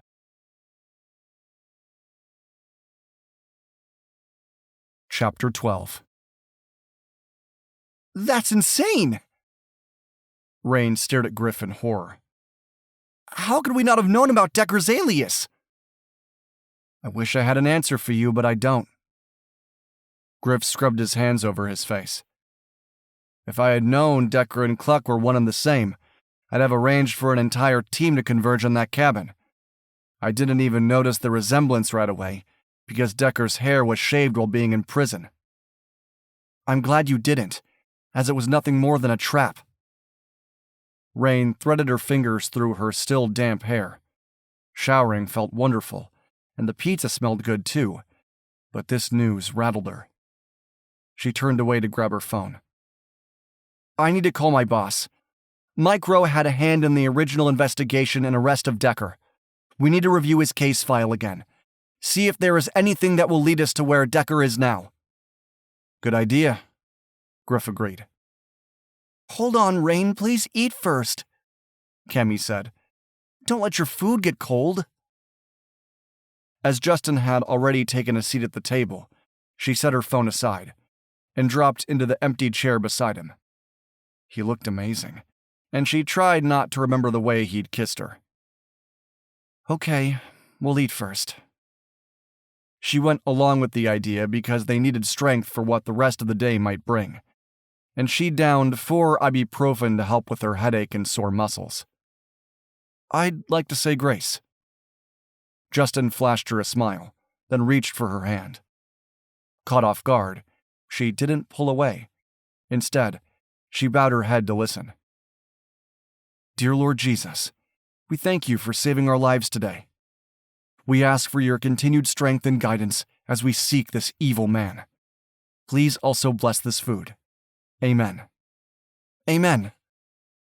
The response came naturally, after the way she'd prayed earlier as they strove to escape the fire. When Justin gently squeezed her hand, she smiled at him. "Thanks. That was nice." "Anytime." After a long second, he released her and reached for his pizza. "Thanks, Cammy. This smells delicious." "Cooking a frozen pizza is the least I can do." Cammy's expression turned somber as she glanced toward her daughter and Stone. "Although I really wish Decker was back behind bars." "Me too," Justin agreed. "We'll get him." Raine strove to sound confident. She gestured to the topographical map Justin had brought inside. "What's the closest town to the cabin?" Griff peered at his map. "Saddle String is to the northeast, and Hazeltown is southeast of Buffalo and the cabin." She bit into her pizza, thinking about the 2 options.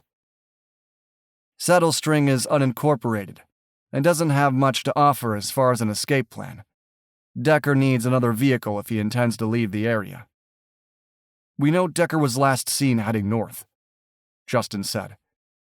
"Even if the fuel tank on the ATV was full, it won't last forever." "There's a town called Kearney that's a little north of Saddle String."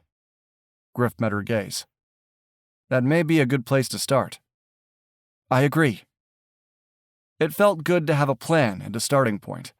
Hopefully, they didn't guess wrong.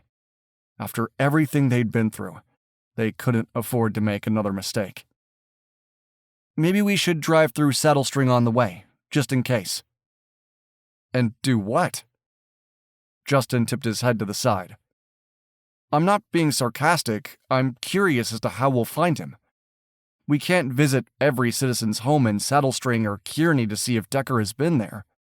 He could find an isolated ranch property, kill the owner, and take off with the owner's vehicle without us knowing." The image of another dead man brutally murdered by Decker made her wince. "I know, and that's unfortunate. On the plus side, news travels fast in small towns." She took another bite of her pizza. The slight churning in her stomach settled down as she ate. "If we stop at the local pub or gas station and flash Decker's photo, we may learn something." "Works for me." Justin finished 1 slice of pizza and started on a second. "We just need to decide if we should take the 4-wheelers or the horses." "Maybe both." Trevor walked into the room with Archie at his heels. "I left the horses in the corral of the Lucky Charm farm for now, but it won't take them long to get them back into the trailer. I think it's best if I go with you." Raine was humbled by Trevor's offer, but she couldn't help feeling guilty. It was bad enough she'd dragged Justin and Stone into danger. Adding another Sullivan sibling and his canine was too much. "I'm not sure that's necessary." "I disagree." Justin frowned at her. "We don't know what we'll need to use once we pick up Decker's trail, and having another canine in the mix can only help, not hurt us." Griff made a face. "I can just imagine what Chase will think about both of you working the case." Trevor waved that off as he took the last chair at the small table and reached for a slice of pizza. "Chase doesn't need to know. Besides, it's not like he'd sit back while some creep escaped." Trevor is right. Chase would be the first to go after a scumbag like Decker. He's not here, but we are, and we can handle this. Justin pushed his empty plate away. "I think it's best to have options." Raine sighed and finished her pizza. There was no point in arguing. It wasn't as if she could stop Trevor from following them. "Fine. I need to call my boss, then we'll hit the road. The rain seems to be letting up. Trevor reached for a second slice. That's good and bad. I'm hoping the storm dumped enough rain to douse the forest fire. She nodded, deeply troubled by the thought of the fire spreading. Buffalo was east of the fire, and any change in the wind could bring the flames dangerously close to town. She picked up her phone and called her boss, Mike Rowe. He'd gotten promoted after Decker's arrest, although she had been involved in that as well, and he seemed to prefer doing his job from his desk. Normally, she didn't care, but right now, she could have used his support. Raine? What's going on? Mike asked in lieu of a greeting. With cell phones these days, nobody bothered with pleasantries anymore. Decker and Jim Cluck are one and the same, she said bluntly. How did we miss the fact that Decker had an alias? How should I know? Rowe sounded defensive. He'd understood that when she'd said we, she'd really meant him. He didn't have additional identification on him when we arrested him. How could anyone have guessed he also used an alias? She drew a deep breath to keep from snapping at him. Well, he does. And that's how he rigged his mountain cabin to explode when we got there. He blew up his own cabin? Rowe sounded incredulous. That's crazy. Tell me about it. He started a forest fire that Justin and I narrowly escaped. She knew her anger and frustration toward her boss was unwarranted. It wasn't Rowe's fault Decker had stayed one step ahead of them for the past 24 hours. Still, she was irked and couldn't hide her feelings. I need you to email me Decker's file. There may be something we've missed that will help us track him down. He's back on the run? Rowe asked. Yeah. He had a four-wheeler at the cabin that he used to get away. We tried to track him, but when the fire burned out of control, we had no choice but to abandon the search to escape the blaze. I'm sorry, Raine. I'm glad you're not hurt. There was some background noise, indicating her boss was in a car. I'll get you the file ASAP. Is there anything else I can do? We may need additional support if we find him. She knew Cheyenne was hours from Buffalo. We're heading out to check the two closest towns where Decker may have gone to get another ride. Sounds like a good plan, Rowe agreed. Keep me updated on your progress. Will do. She wanted to ask where he was headed, but decided not to bother. Rowe was likely grabbing lunch too. Must be nice, she thought as she ended the call. Not that she was itching for a desk job, but if she was the one in charge, she'd be in Buffalo the way Griff was. Taking a more hands-on approach to the investigation. She pocketed her phone and turned back to the others. Her boss was no Tommy Lee Jones in The Fugitive, that's for sure. Anything new? Justin arched a brow. He'll send me the file. She tried to smile. I'll read through his notes as we drive. I'm ready. Trevor jumped to his feet. Archie took that as a sign to crawl out from under the table. Stone lifted his head but didn't move from his spot next to her niece until Justin said, Come, Stone. The dog slid off the sofa, stretched, and then trotted toward Justin.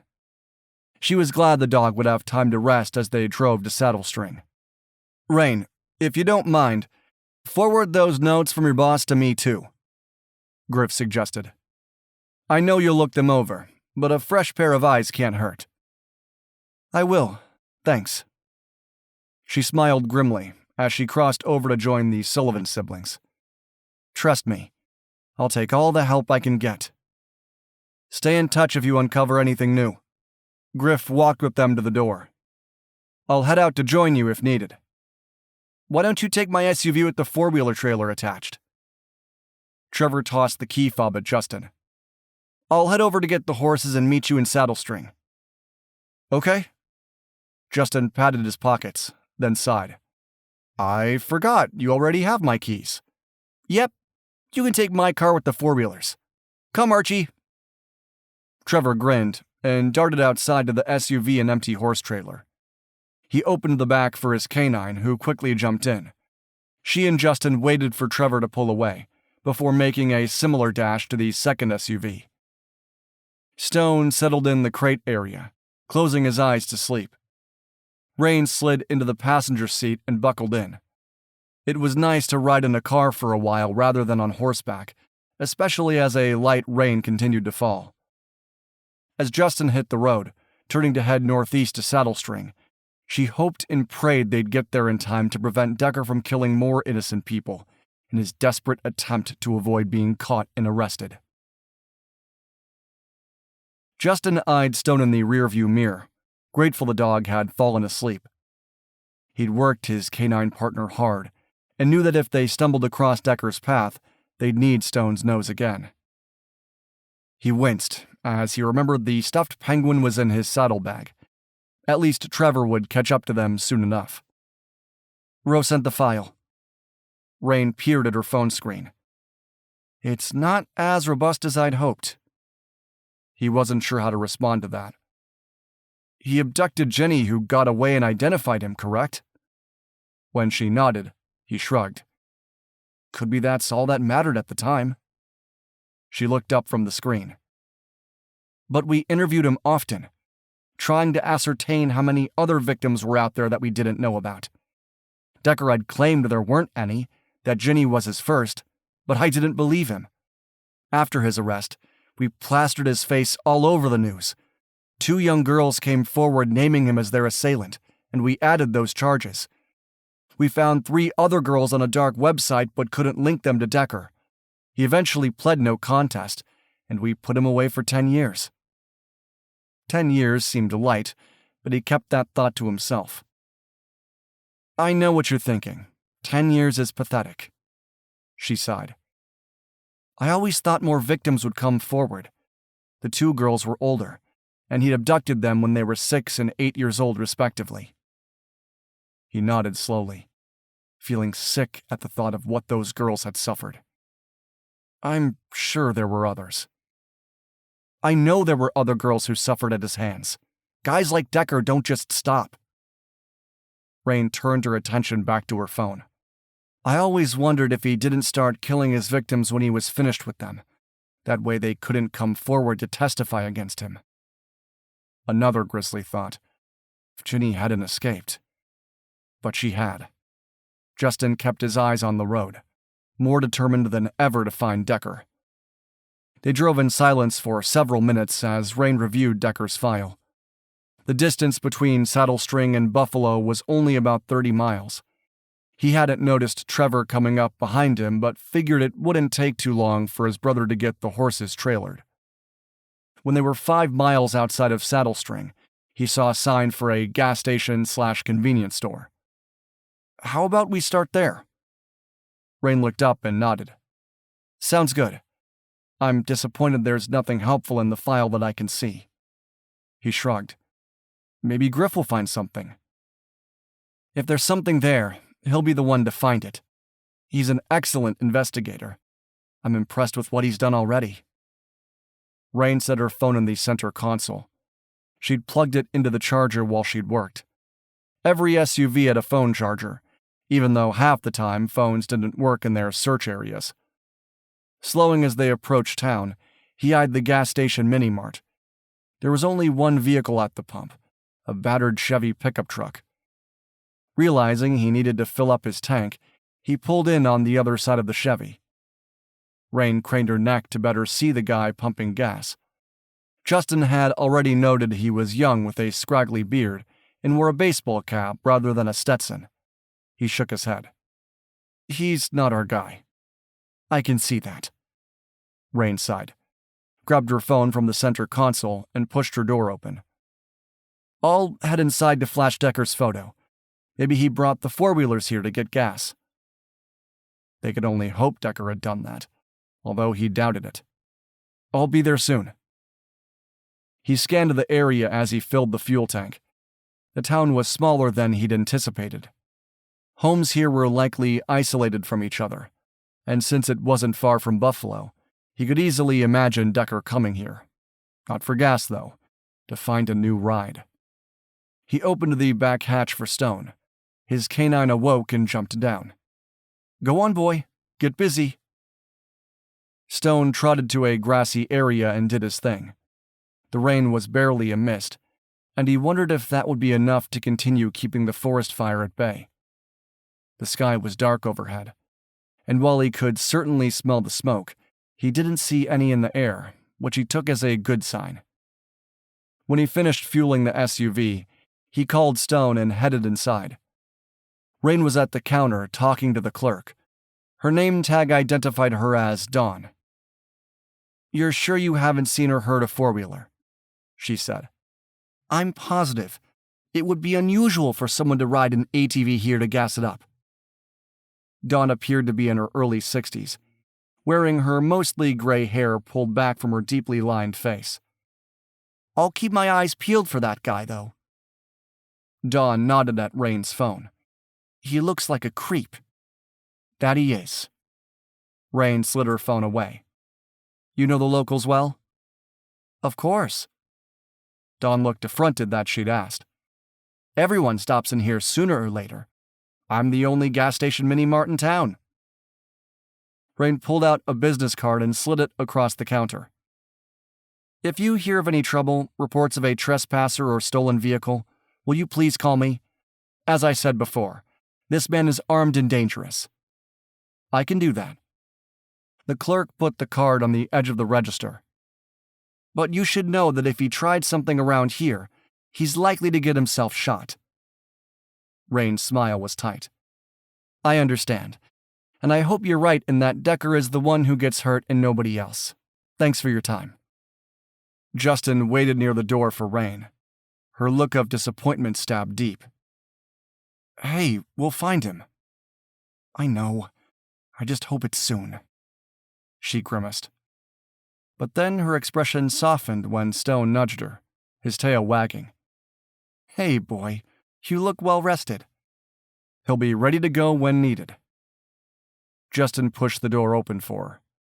She ducked and ran to the SUV. He turned to follow, opening the back hatch for Stone.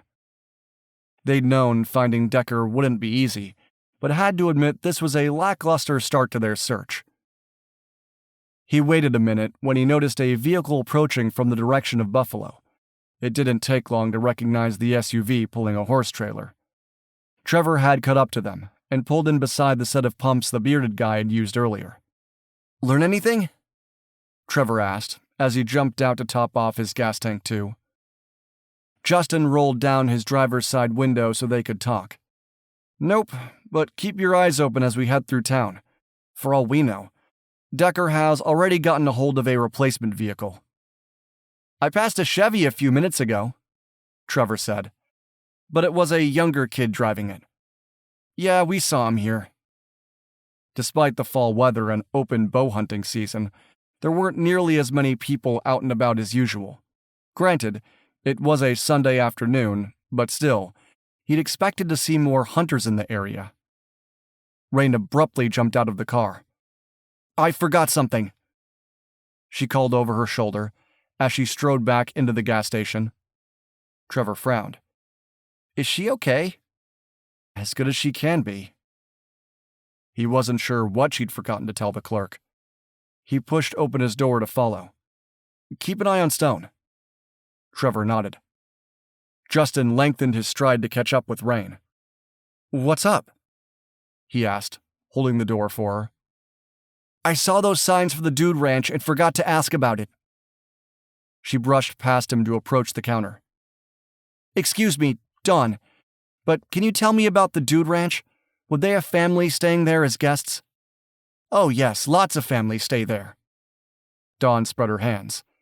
"But the season is over. They're only open in the summer months. By September 1st, they're closed." "Okay." Raine's shoulders relaxed. "I'm glad to hear it. Thanks again." Justin understood her concern. "Are there other young girls living in the area?" he asked as they headed back outside. "We can stop there to check on them." "I have the address of a couple with 2 daughters. It's not far." A wry smile tugged at the corner of her mouth as she glanced at him. Great minds think alike. He ached to pull her into his arms, but he managed to ignore the urge. She looked both frail and strong at the same time. How far is the address? Justin opened her door for her. Just a few miles up the road and to the left. She slid into the passenger seat. It won't take long, but I need to make sure the girls are safe. He wasn't about to argue. He quickly clued Trevor in on the detour, then settled in behind the wheel. Moments later, they were on the road, heading through the blink-and-you'll-miss-it town of Saddle String. Up there, turn left on Bear Creek Road. She leaned forward as he made the turn. It's a brown house, about a mile down on the right. He nodded, noting that Trevor followed behind them. Finding the house wasn't difficult. A pretty woman and her teenage daughter were working in the garden.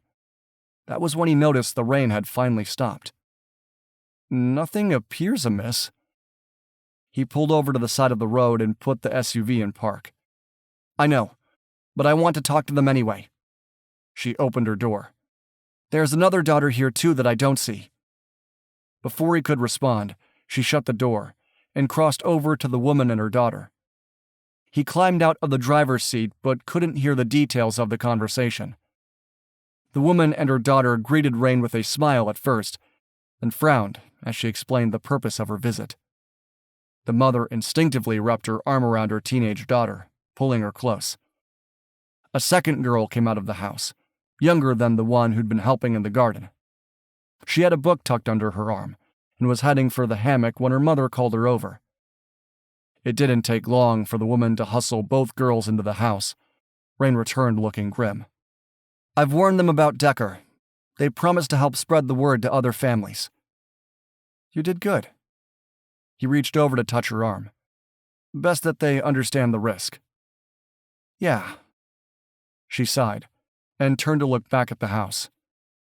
I just pray they stay safe. As he was about to give her a reassuring hug, her phone rang. She pulled it out and said, It's Griff. Then she answered, putting the call on speaker. Hey, Griff, did you find something that will help us find him? I'm afraid I'm calling with bad news, Griff said. An 8-year-old girl was abducted from Sheridan, Wyoming. Her name is Amanda Cates, and she's been gone about 30 minutes. As if on cue, their phones buzzed with the Amber Alerts. Sheridan? That's miles from here. Raine lifted her tortured gaze to his.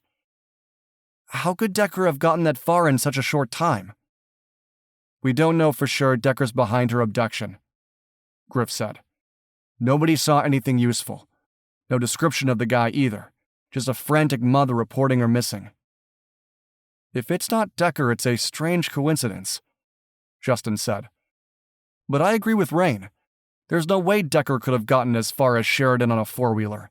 Not without help. Maybe he has help, Griff pointed out. I've been trying to see if he has other aliases out there, but haven't found any yet. In the meantime, I'd like you to drive to Sheridan to help search for her. Absolutely, Justin agreed. We'll get there as quickly as possible. Send me all the information you have on Amanda, Raine said. And is there any way to get Logan over there to do a flyover? At the very least, he should be able to see if Decker is still in the four-wheeler. I'll ask him to do that, but I doubt Decker still has the ATV. Griff sounded almost apologetic. As you said, a four-wheeler wouldn't get him that far. Understood. Thanks for trying. She ended the call, her expression stricken. Another girl, Justin. I can't stand knowing he's taken another girl. I know. He pulled her in for a quick hug, his heart aching for the missing Amanda. The embrace ended quickly, and he gestured for Trevor to follow as he slid in behind the wheel. There wasn't a moment to waste.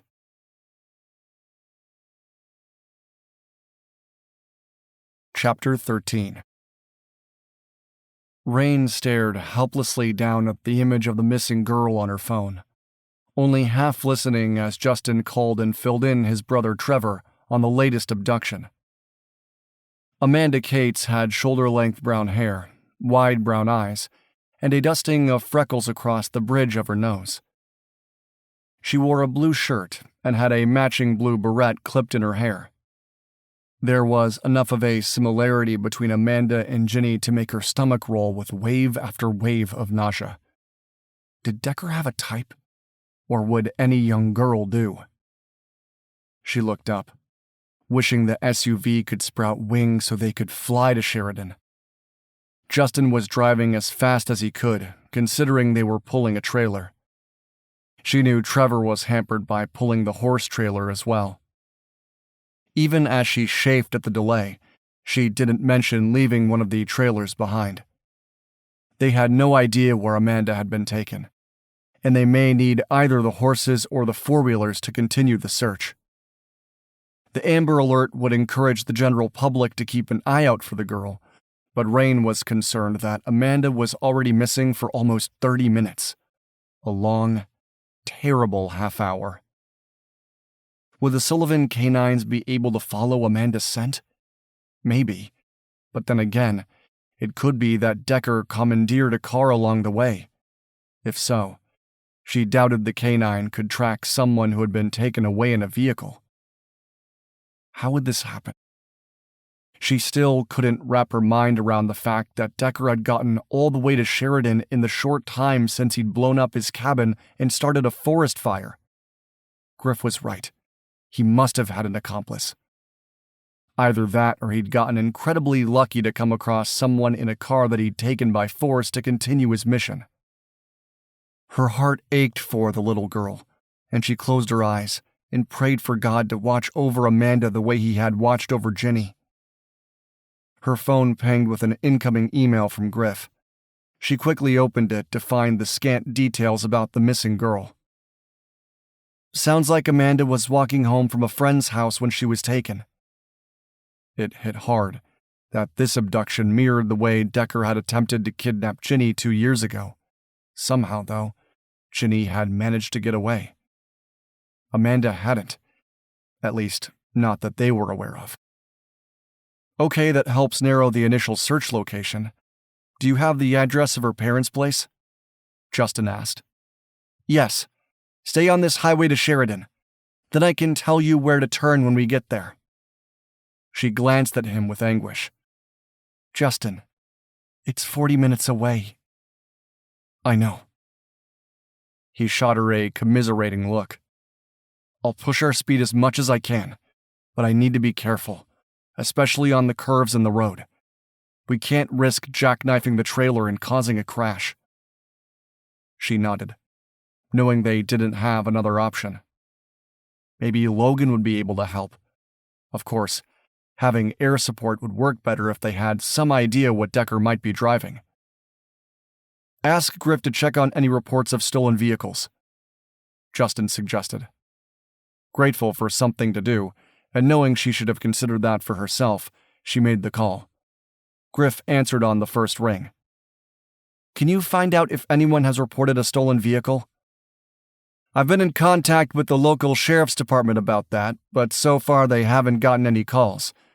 I also suggested they increase their patrols on all the highways leading out and around Sheridan, adding as many deputies as possible to search for any possible drivers who may have been carjacked, killed, and left lying somewhere along the side of the road. That's good. And they should be on the lookout for an abandoned ATV as well.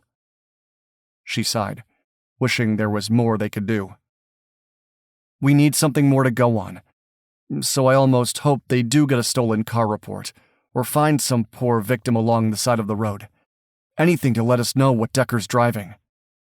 I agree, but keep in mind, it's also possible his accomplice picked him up along the way. Griff sighed. I don't like this new abduction, Raine. He could have that girl halfway to another city by now. I know. She swallowed hard. Let us know if you hear anything, and we'll do the same from our end. Of course. You be careful out there. Griff ended the call. Seconds after she lowered her phone, it buzzed with another incoming call. The number wasn't in her contact list, but she answered anyway. Marshal Whitman. Yes, this is Dawn from the Mini-Mart. The clerk sounded nervous. You left me your card? Yes, I remember you. Raine shot a puzzled glance at Justin. Did you think of something that may help us find our escaped convict? I saw the Amber Alert, Dawn said, but that's not why I called. She bit back a flash of impatience. Okay, then what is it? I know you might think I'm overreacting, but one of the locals by the name of Colin Stinger comes to the mini-mart every afternoon for coffee and a donut. I mean, he never misses his afternoon coffee. He works second shift as a mechanic for the small airport outside of Buffalo. He lives here in Sheridan, though, and stops here before making the trip to work. Colin Stinger. Raine repeated the name for Justin's sake. Do you know what sort of car he drives? Oh, yes. He drives an older model black Ford Explorer. Dawn sounded confident. It's a little rusty, but Colin keeps the engine purring like a dream. He's worked on my car for me over the years. He's so smart about that sort of thing. Raine wondered if the fact that Colin had missed his usual afternoon stop was significant. Then she decided they couldn't afford not to check it out. Do you have Colin's phone number? Can you call him? I did call, but he didn't answer. Dawn sounded nervous again. I wasn't sure if I should keep bothering him. Not answering her call ratcheted her concern up a notch. Although a lot of older guys weren't as tied to their cell phones as the younger generation was. How old is Colin? And where does he live? I need his address.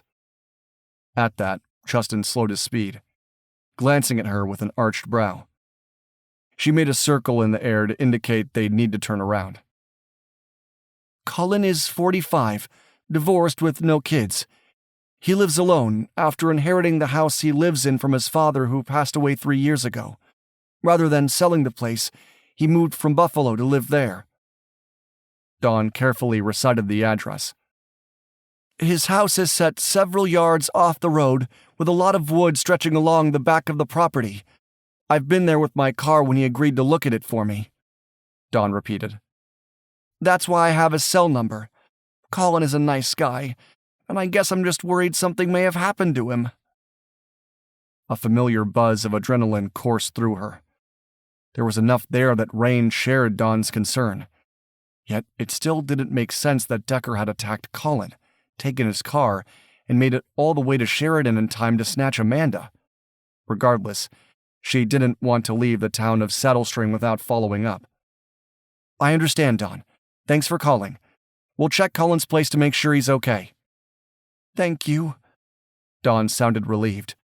Will you let me know if you find him? Yes.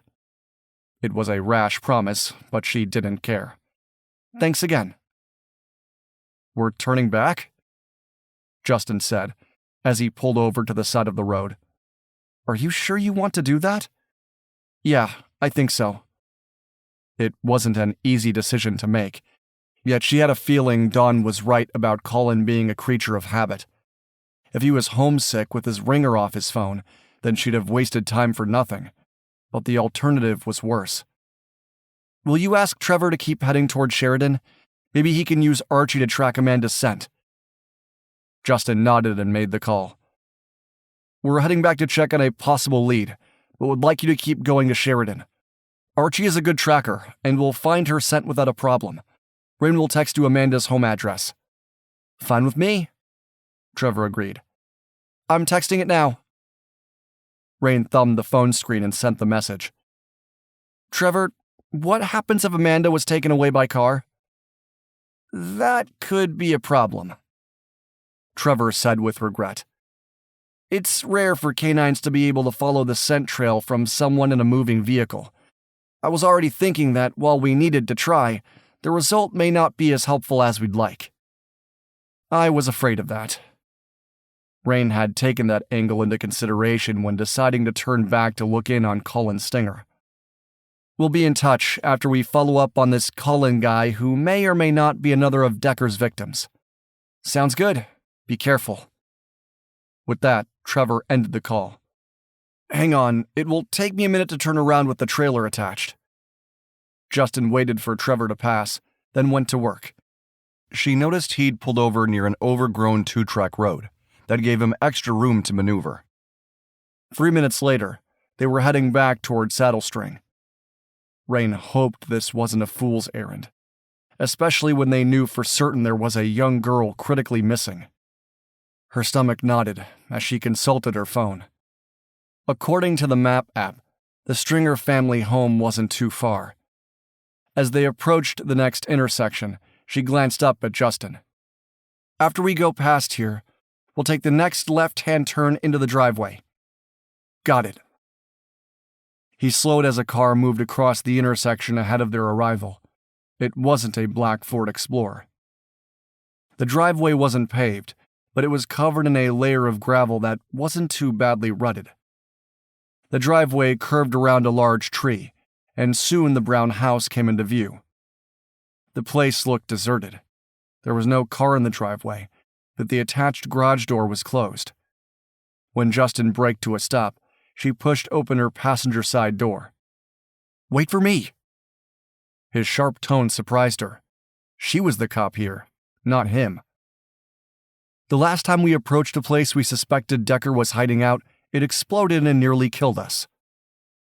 Hard to argue with his logic. She was convinced that God had been watching over her at the cabin, sparing her life when she wasn't entirely sure she deserved it. With a reluctant nod, she slid out of the seat, withdrawing her weapon from its holster. Justin opened the back hatch for Stone, who gracefully jumped down. She abruptly realized his canine would be able to tell them if Decker had been there. "Search Decker!" Justin's voice was soft but firm as he gave the command. "Search!" Stone lifted his nose to the air, sniffing with interest. She divided her attention between watching the dog and scanning the house and outlying property for any sign of Colin or Decker. Stone trotted toward the side of the house that was opposite the attached garage. She shot Justin a curious look as they both followed the dog, weapons in hand. When Stone picked up his pace, she knew he'd caught the scent. The way his nose swept along the ground was exactly the way he'd searched for Ginny. Within seconds, Stone buried his nose in the grass along the side of the house, then sat and let out a sharp bark. Decker had been there. "Good boy," Justin called softly. He didn't throw the stuffed penguin, and she belatedly remembered it had been in the saddlebags that were right now heading toward Sheridan, Wyoming. "Search Decker." Despite not having his favorite toy as a reward, Stone jumped up and went back to work. He caught sight of something blue buried in some brush along the back of the property. Before she could move closer, Stone headed in the same direction. Her breath caught in her throat as Stone once again buried his nose near the bush, then sat and barked. "That's the four-wheeler." She ran forward to see the machine for herself. Then she turned toward Justin. "Did you get a look at the ATV? Was it blue like this one?" He shook his head. "I didn't see it. I only heard it from a distance. But Stone alerted on it, so I'm sure that's the one Decker had been using."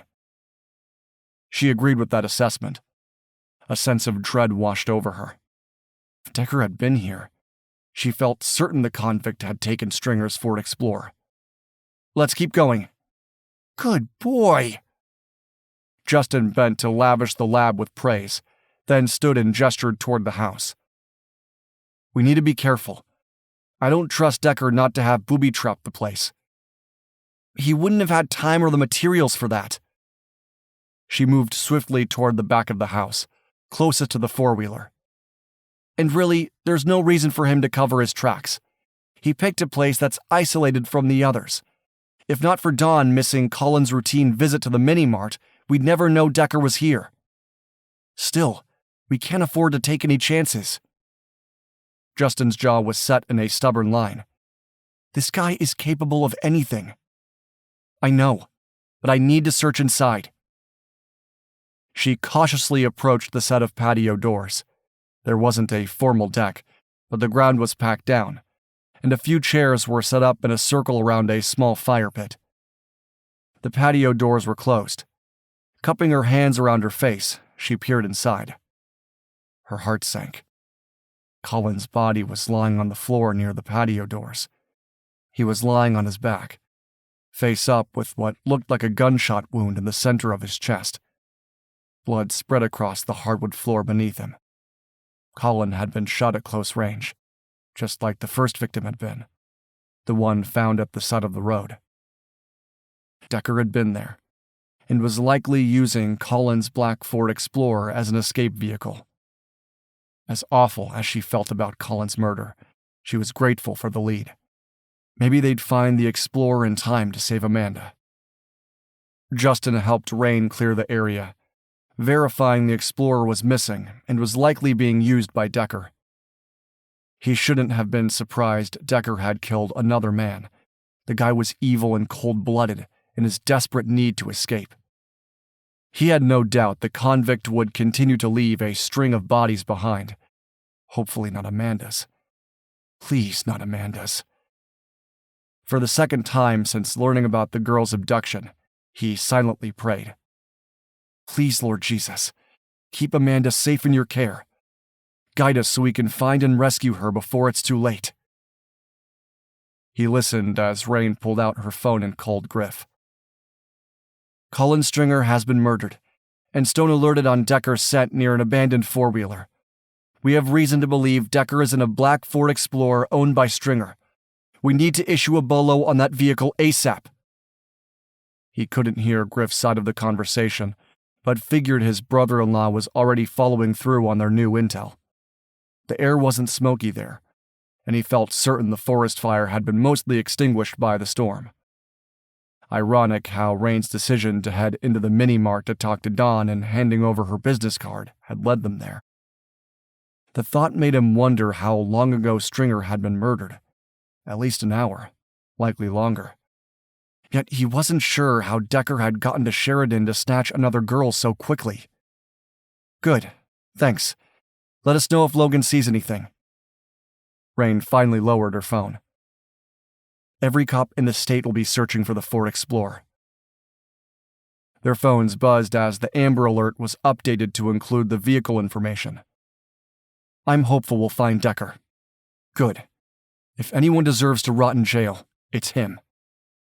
Jail was almost too good for him, but it wasn't up to him to be judge and jury. He'd settle for Decker being stuck in solitary for a long time.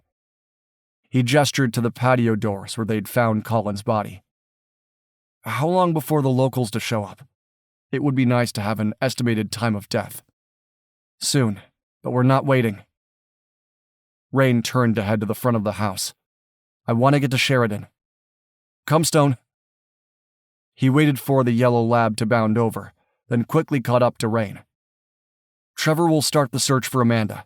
I know, but I can't help but feel guilty that Decker has been on the run for this long already. She shook her head warily. Most convicts are caught within the first few hours. It's rare that they escape for this long, much less continue to commit crimes. Frustration laced her tone. He opened the back hatch with his key fob. Up, Stone. His lab leaped inside the crate area, tail wagging as if ready for the next search game. His canine was raring to go. His previous exhaustion sated after his long nap. Soon, boy. We'll play again soon. He closed the hatch and quickly slid in behind the wheel. It took him a few minutes to back up the trailer so they could leave. As soon as they hit the highway, a pair of police cars raced past them. Raine's phone rang, and she answered. Yeah, Griff. The cops have just arrived on the scene. We didn't stick around. Have them call me with questions. We need to get to Sheridan as soon as possible. Justin glanced over as she listened intently to whatever Griff was saying. Okay. I'm glad Logan will be flying over Sheridan soon. Thanks. She lowered the phone and sighed. What are the chances that Amanda is still in Sheridan? He grimaced. You tell me. Probably not good. She bit her lip and turned to gaze out at the passing scenery. I can't stand the thought of Decker getting away with this. It's not right that he's been able to stay one step ahead of us this way. I understand, but we're getting close. He offered her a reassuring smile. We know the vehicle he's likely driving. We'll find him, especially if we have additional support from the air. That reminds me, I need to call my boss to get choppers up. She pulled out her phone. They can generally fly at lower altitudes than fixed-wing planes. He nodded, having learned a lot about flying over the past few months, since Logan had become a part of their family when he and Jessica had gotten married. Knowing his brother-in-law, Logan would try his best to fly as low as possible, risking his life to save that of an innocent girl. Mike, it's Raine. We have a lead on Decker. He's in a black Ford Explorer. The plate number has been included in the Amber Alert, but we could really use choppers to cover the area. Call me as soon as possible. Thanks. He glanced at her in surprise. He didn't answer? No. She blew out a breath. Probably on another phone call with the governor or someone equally important. Your boss isn't anything like Griff. He's always in the center of things. Tell me about it. Griff is on his way to Sheridan. He left a few minutes ago. She frowned at her phone. We really need those choppers. He silently agreed, pushing their speed as much as he dared. The wind was still brisk, buffeting against the four-wheeler trailer. Glancing up at the clouded sky, he hoped Logan would get there soon. 10 minutes later, he caught a glimpse of a plane overhead. He grinned. That's Logan. Good. She watched the plane as it banked into a turn overhead. We need eyes on that Explorer. The windy, mountainous roads lined on both sides with towering trees will make spotting it difficult. He glanced at her. It's not as easy as following a car driving on a four-lane highway, but he'll do his best. That's all any of us can do. Raine shifted in her seat, looking at the cars up ahead of them. Although I really wish there weren't so many black cars and trucks. He'd noticed that too. They were going faster than the traffic up ahead, and as they gained on the vehicles, he searched for the county code of 13, followed by the letters JKD. None were a match. He had to slow down when the truck in front of him turned off onto a side street. He caught up to the next vehicle, but it was white and not a match either. How much longer to get to Sheridan? When he arched a brow, she flushed. Sorry, I sound like Ginny. It's okay. We have 20 minutes to go, maybe a little less. They'd made good time so far, but their progress had been slowed as they came upon more cars. Trevor should be there by now, though, right? She gripped her phone so tightly, her knuckles were white. I hope he'll call us with news. Before he could assure her, his cell phone rang. Using the hands-free function, he quickly answered it. What's up, Trev?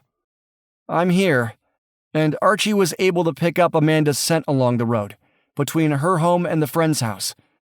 It's only a 3/4 of a mile, but a little curvy, which Decker may have used to his advantage.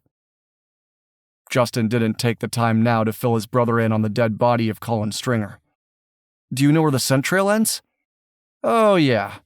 Unfortunately, the scent trail stops in the middle of the road.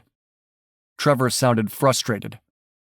I'm still scouting the area to make sure he didn't pick her up and haul her into the woods, but I think he picked her up in a car. We believe Decker is driving an older model black Ford Explorer. The license plate is on the updated Amber Alert message. Justin glanced at Raine to see her cradling her head in her hands. Are the police there? Have them canvass the area asking if anyone has seen a black Ford Explorer about the time of Amanda's disappearance. I will, but I think they're already on that.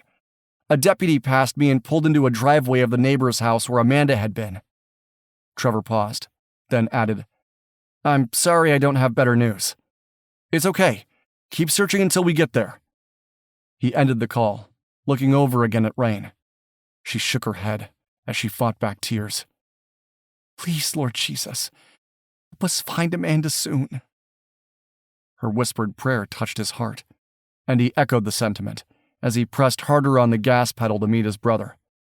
They were running out of time, and they weren't any closer to finding Decker and Amanda.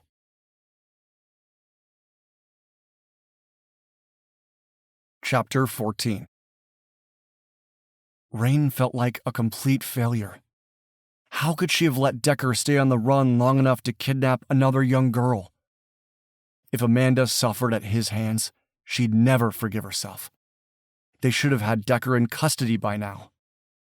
But wallowing in guilt and frustration wasn't productive.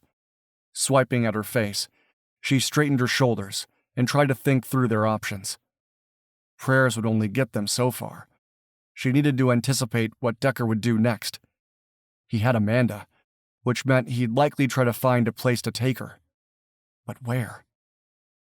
Her boss hadn't returned her call about getting choppers in the air to help search for the Explorer. Depending on how far away Decker's next destination was located, they needed to find that vehicle as soon as humanly possible. It would be best to find the Explorer while it was still on the highway, before it was tucked away somewhere they'd never see it from the air. Remembering Logan in a small plane, she quickly called Griff. "Have you heard from Logan?" She glanced at Justin, who was also keeping a keen eye on the traffic around them. "We saw his plane, but don't know if he's been able to identify anything helpful." "Yes, he's doing his best to track black trucks.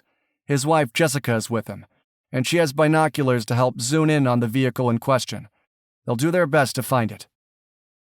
She tried not to let despair overwhelm her. "I understand, and I'm glad Logan has an extra set of eyes to help us. I think Decker will avoid the main highways if possible, so ask Logan to concentrate on those lesser-known highways." "Will do," Griff agreed. "I also need a list of isolated properties in the area." When Griff remained silent, she said, "I know it's a long shot. I'm not sure what else to do. It could be that grabbing Amanda was a crime of opportunity, but I'm convinced Decker has a backup plan. He must have another place to go. Otherwise, he wouldn't have blown up the cabin." "I've been thinking the same thing about us having a backup plan." Griff blew out a breath. "I'll narrow down a few possible locations outside of Sheridan." "Thanks." Staying close to Sheridan might not be smart, as Decker might have wanted to put more miles between him and the site of Amanda's abduction, but she couldn't come up with a better idea. "Stay in touch." "You too." Griff ended the call. Raine peered through the windshield and tracked Logan's plane. He appeared to be making a large circle over the area. How many smaller roads led out of town? There couldn't possibly be that many. "Hey, Logan will come through for us." Justin shot her a reassuring look. He's a good pilot, and with Jess's help, they should be able to identify the Explorer. She forced a smile, despite her concern. "I hope so." One plane was better than nothing, but she was still irritated that Rowe hadn't returned her call. Then again, maybe he'd put the chopper request in motion. It would take time for them to get there, so she put that issue aside to focus on the next steps. "Is that a black truck?" Justin narrowed his eyes on the vehicle coming from the opposite direction, heading out of Sheridan. She leaned forward, her fingers tightening on the phone. It was a black truck, but she soon realized it was a pickup, not the SUV model like the Explorer. "Not our guy." "Yeah, I see that." Justin's gaze stayed on the vehicle until the black pickup whizzed past them. "We'll find them soon." She wished she could be so certain. A sign indicating Sheridan was only 5 miles away cheered her up. Maybe Trevor and Archie had found something helpful. Justin was forced to slow down as they reached the city limits. She was encouraged to see several state troopers and a local sheriff's deputy squad on the road. As they drove up toward Amanda's home, she could see Trevor's SUV and the horse trailer parked along the side of the road. Justin passed them and found another area to park their car and trailer. She bolted from the car the minute he stopped, hurrying toward Trevor and Archie. "Anything new?" "No." Trevor looked as disappointed as she felt. "The good news is that Archie knows Amanda's scent, so if we can figure out a general location of where Decker might be, we can use Archie to narrow the search." "Okay." She looked up as Logan flew past in his plane. In addition to waiting for Logan to spot something, Griff is identifying possible isolated cabins in the area. Maybe Decker is closer than we realize. That sounds good. Trevor glanced over to where a crying woman was being comforted by her husband. Amanda's parents, no doubt. Her heart squeezed in her chest, and she turned to look back at where Justin was coming over with Stone. I think we need to make sure both Stone and Archie can identify Decker and Amanda. Justin nodded at his brother. Decker's shirt is in a plastic bag in the back of the SUV you were driving. Grab that, and then let's work with the canines to make sure they can identify and follow both scents. Works for me. Trevor strode quickly to the SUV with the horse trailer attached. As much as she wanted to be doing something more constructive, she watched with interest as the two Sullivan brothers worked with their canines on the two scents. A few minutes later, they returned. We're good to go, Justin said. Yeah. She glanced up at the sky again. Logan's plane appeared to be lower now, which was good. Too bad I don't have a place to start looking. Griff will come through for us. Justin lightly touched her arm. I think your idea of a cabin in the area is a good one. As if reading their mind, her phone rang. Seeing Griff's name on the screen, she quickly answered. Griff, do you have something? Logan and Jess spotted a black truck on Ramo Road. It's northeast of Sheridan. They can't see the license plate, but Jess believes the truck fits the description of the Explorer. Ramo Road? She looked at Justin and Trevor, then turned to jog toward their vehicles. We'll head that way now. Will Logan be able to keep eyes on the vehicle? Yes, that's the plan. Although you should know it's very wooded out there, so the vehicle has been in and out of view a few times. There's more, Griff said. I'm going to head there too, because I found 2 cabins in the general area of that road. One of them is owned by a guy named Sawyer Collins. The name didn't ring a bell. She slid into the passenger seat as Justin got Stone settled in the back crate area. Why does that matter? Because I started digging into the guy's background, and he has no work history to speak of. I'm concerned the name could be another alias. Griff sounded grim. Maybe he's just some loner living off the grid like some people do in these parts, but I'm thinking that may be where Decker is headed with Amanda. Her pulse kicked into high gear as Justin pulled away from the side of the road and began the laborious process of turning around. Text me the coordinates. Is Logan aware of the possibility? Yes, they're going to stay in that area until we can get there, Griff said. The good news is that Jessica brought her canine Teddy along. He's a good tracker too, so we'll have their help if needed. After what seemed like eons, Justin had the SUV and trailer heading toward Ramo Road. I don't understand why that matters. They're up in the sky. Teddy can't track from there. Logan told me he'd land the plane on the road if needed to join the search. She winced. Sounds dangerous. It is, Griff agreed, but a young girl's life is at stake. Okay, thanks. We're heading that way now. Call me if you hear anything more. She ended the call, lowered the phone, and tried to think positive. It didn't seem logical that Stinger's Black Explorer would be so close to Sheridan, considering Decker had taken Amanda about an hour ago now. What was that about dangerous? Justin asked. Logan has his wife and her canine in the plane. She was humbled all over again by how the Sullivan family had gone out of their way to help her get Decker. He mentioned landing the plane on a road if we need additional search support. Yeah, that sounds like Logan, Justin sighed. Let's hope it doesn't come to that. She quickly filled Justin in on what Griff had uncovered about one cabin owner named Sawyer Collins. We're going to head there first. There's another cabin in the area too, but Griff didn't say much about that one. I'm sure he hasn't had much time to dig into all the property owners while driving. Justin nodded.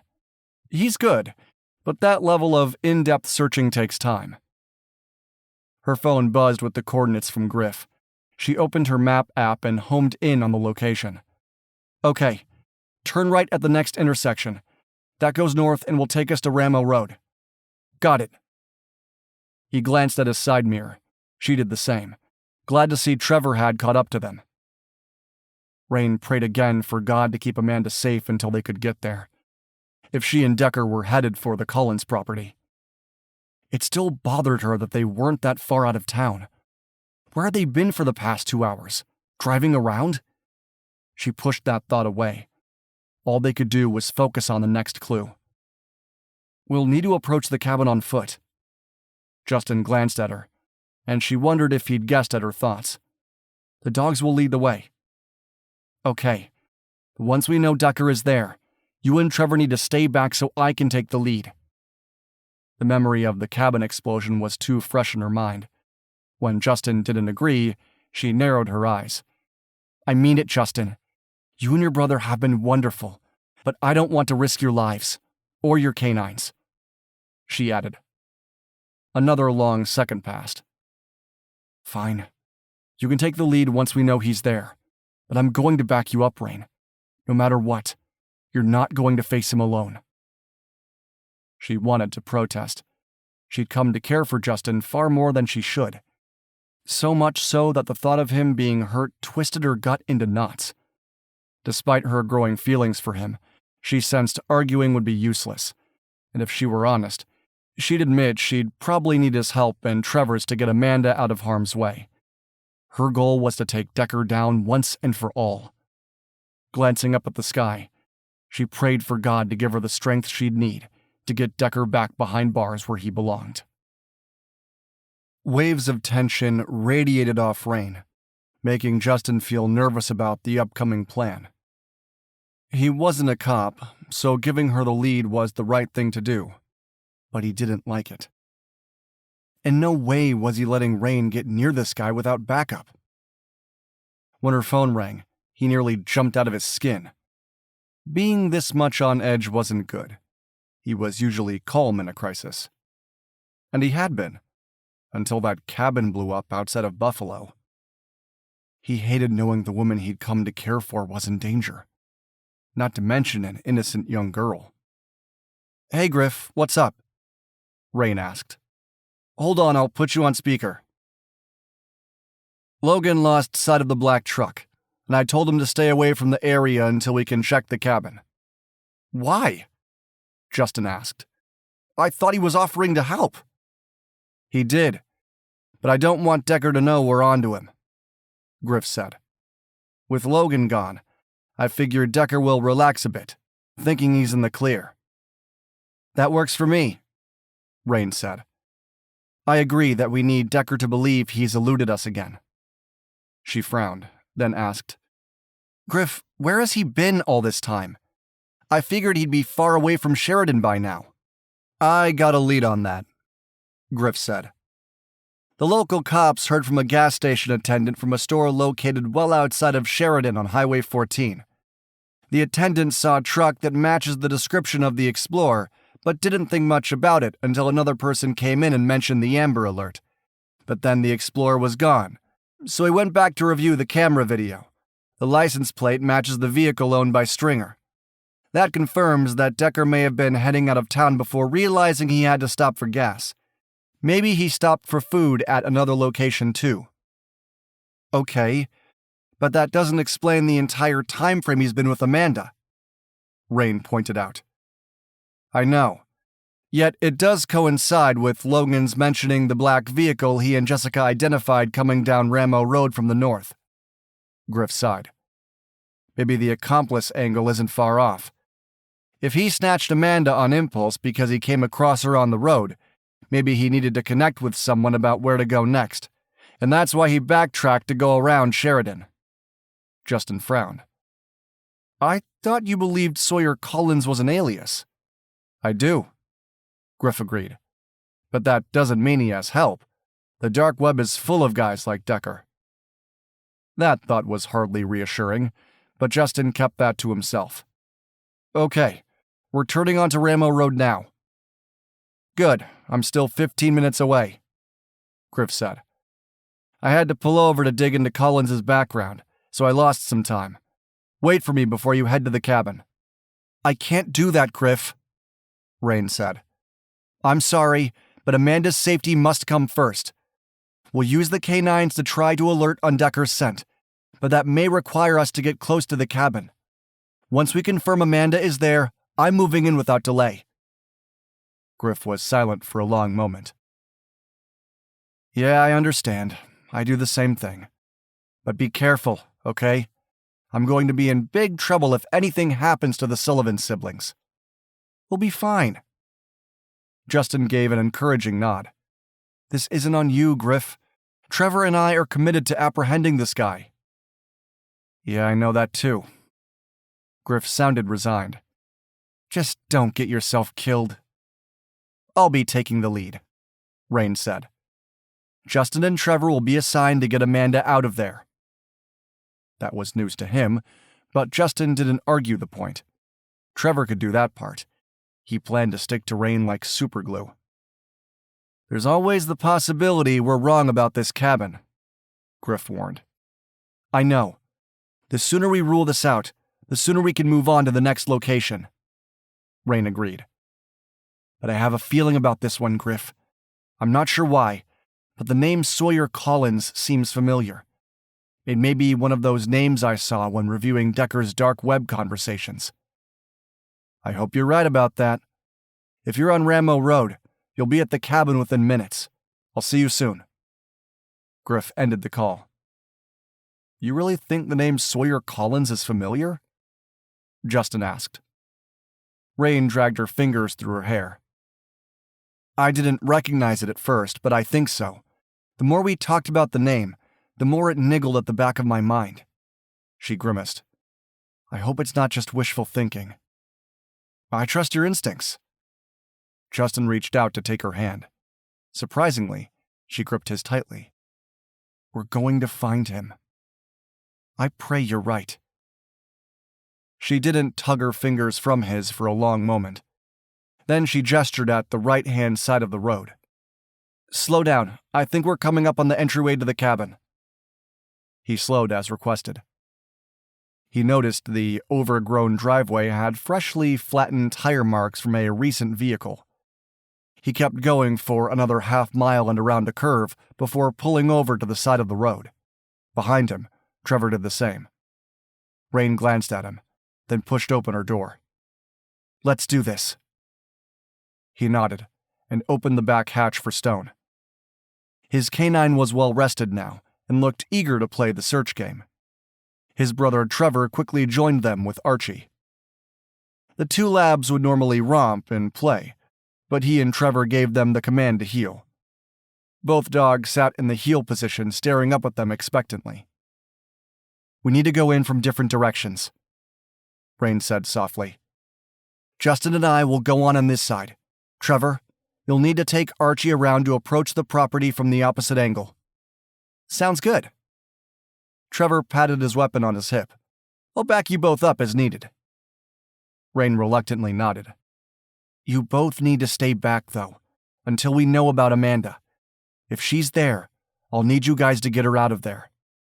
Understood. Trevor nodded, then turned away. Come, Archie. Justin knelt beside Stone. The back hatch was still open, so he gave Stone some water. Are you ready, boy? Search! Search Decker and Amanda! Then he held Stone's dark brown gaze and put a finger to his lips. Stone didn't look away, and he hoped the canine would remember not to bark if and when he alerted. Go on, boy. Search Decker and Amanda. Stone spun around and began searching the grassy area along the side of the road. His canine lifted his nose to the air, sniffing for long moments before trotting into the woods. Justin followed his canine, with Raine keeping pace beside him. They didn't talk, concentrating on moving through the woods as silently as possible. Stone moved at a quick, decisive pace, which was a good sign. He hoped Decker was inside the cabin, where it would be more difficult to hear them approaching, and he continued to pray they'd get there in time. The trek through the woods seemed to take forever. When Stone veered toward the right, which was the direction the driveway was located, his pulse kicked up with anticipation. Had the canine caught Decker's scent? Knowing the trail was fresh and the wind was in their favor, he wasn't surprised when Stone continued pressing forward. When the faded side of a green cabin came into view, he glanced at Raine. She gave him a nod and gestured for him to stay back as she veered away from his side to head closer to the cabin. He was torn between following her and sticking with Stone. The dog continued moving toward the woods until they were at the edge of what appeared to be a rutted driveway. He didn't see the explorer, as it could have been on the opposite side of the cabin, but Stone stopped, sniffed for a long moment, then sat and turned to stare up at him intensely. Stone's silent alert. They'd found Decker and/or Amanda. He gave Stone the hand signal to come. The dog raced toward him, wiggling with excitement over winning the search game. Justin bent and settled for praising the dog with his hands as a reward. Then he stood and gave Stone the hand signal to come. Stone didn't seem to mind, and together they hurried to catch up with Raine. Justin wasn't sure where Trevor was, as he couldn't see his brother or Archie through the thick woods. When he got closer, his gut tightened when he realized Raine was already pressed against the side of the cabin, standing between two smaller windows that likely belonged to a bedroom. He'd promised to let her take the lead, so he hunkered down nearby and waited for her to slide to the closest window, taking a quick peek inside. She froze, then gestured for him to come join her. Keeping his head down, he was much taller than Raine. Justin quickly ran toward her with Stone at his side. Her expression was somber as she leaned close. "There's a girl in the bedroom. I need you to help her get out." He nodded but then frowned. "Where's Decker?" "I'm not sure. I'm heading around the corner of the cabin to get eyes on him." She held his gaze. "Whatever happens, make sure Amanda gets out of here. If you hear gunfire, break through the window to reach her." "Okay." He didn't like it, but he'd go along, at least until Trevor got there. Then all bets were off. Raine surprised him by brushing a quick kiss over his mouth before she turned to move cautiously along the side of the cabin. He leaned toward the window, catching his breath at the sight of a young girl who matched the Amber Alert photo, sitting in the room with her bound hands resting in her lap. Justin waved his hands back and forth, trying to get her attention. After several long moments, the girl finally turned to look in his direction. He gave her the okay sign, hoping that would reassure her that he wasn't there to hurt her, but to rescue her. The girl nodded, then slid off the bed to approach the window. He hoped the door was closed so that Decker wouldn't see her interacting with him. He lifted Stone's front paws so she could see the dog.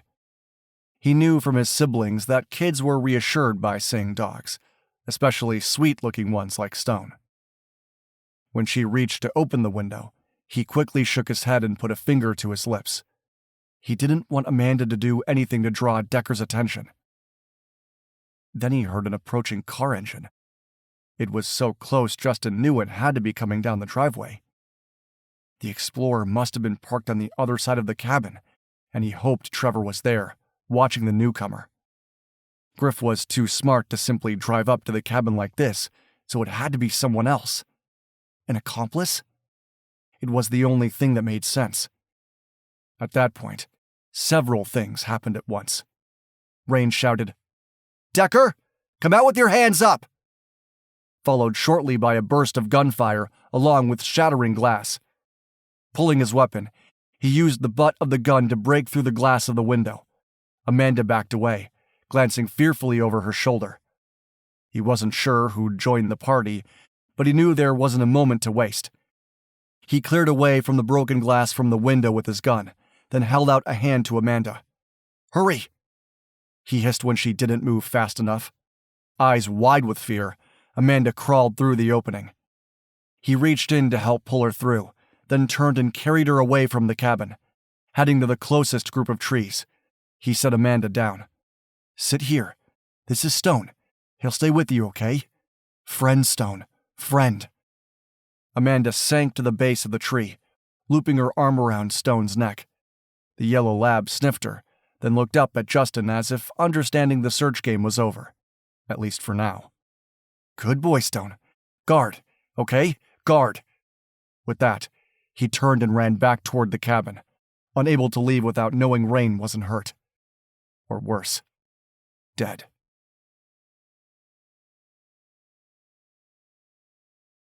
Chapter 15. With her back pressed against the wall, Raine drew a deep breath and quickly peeked around the broken glass of the patio door to see Decker. He was slumped against the edge of the sofa, a hand to his chest. He wasn't dead, but he appeared to be critically wounded.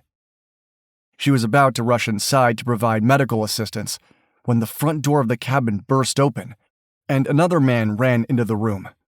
She gasped when she recognized her boss, Mike Rowe. Seeing him gave her pause. Had he come to back her up after all? Sensing something was off, she didn't call out or announce her presence. Hanging back, she watched with growing horror as Rowe crossed over to Decker, scowled with annoyance, and pointed his gun at Decker's head. Then he pulled the trigger, planting a bullet in Decker's brain at point-blank range. What in the world? Raine eased back from the shattered patio door, her heart hammering against her ribs. Her boss was involved. Griff had been right about Decker having an accomplice. The reason Decker had remained one step ahead of them this entire time was because Rowe had helped the convict escape. And he'd now silenced the guy permanently to prevent him from talking. She drew a deep breath and quickly turned and peered into the cabin, hoping to catch Rowe off guard. "Mike, drop your weapon!" Her boss's head snapped toward her. Instead of dropping his gun, he shifted to fire at her.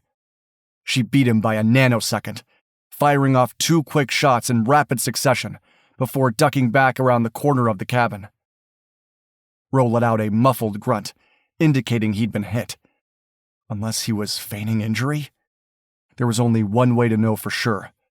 She waited several long seconds before risking a glance around the corner.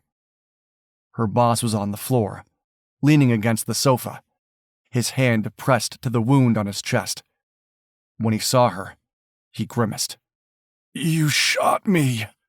"Drop your weapon," she repeated.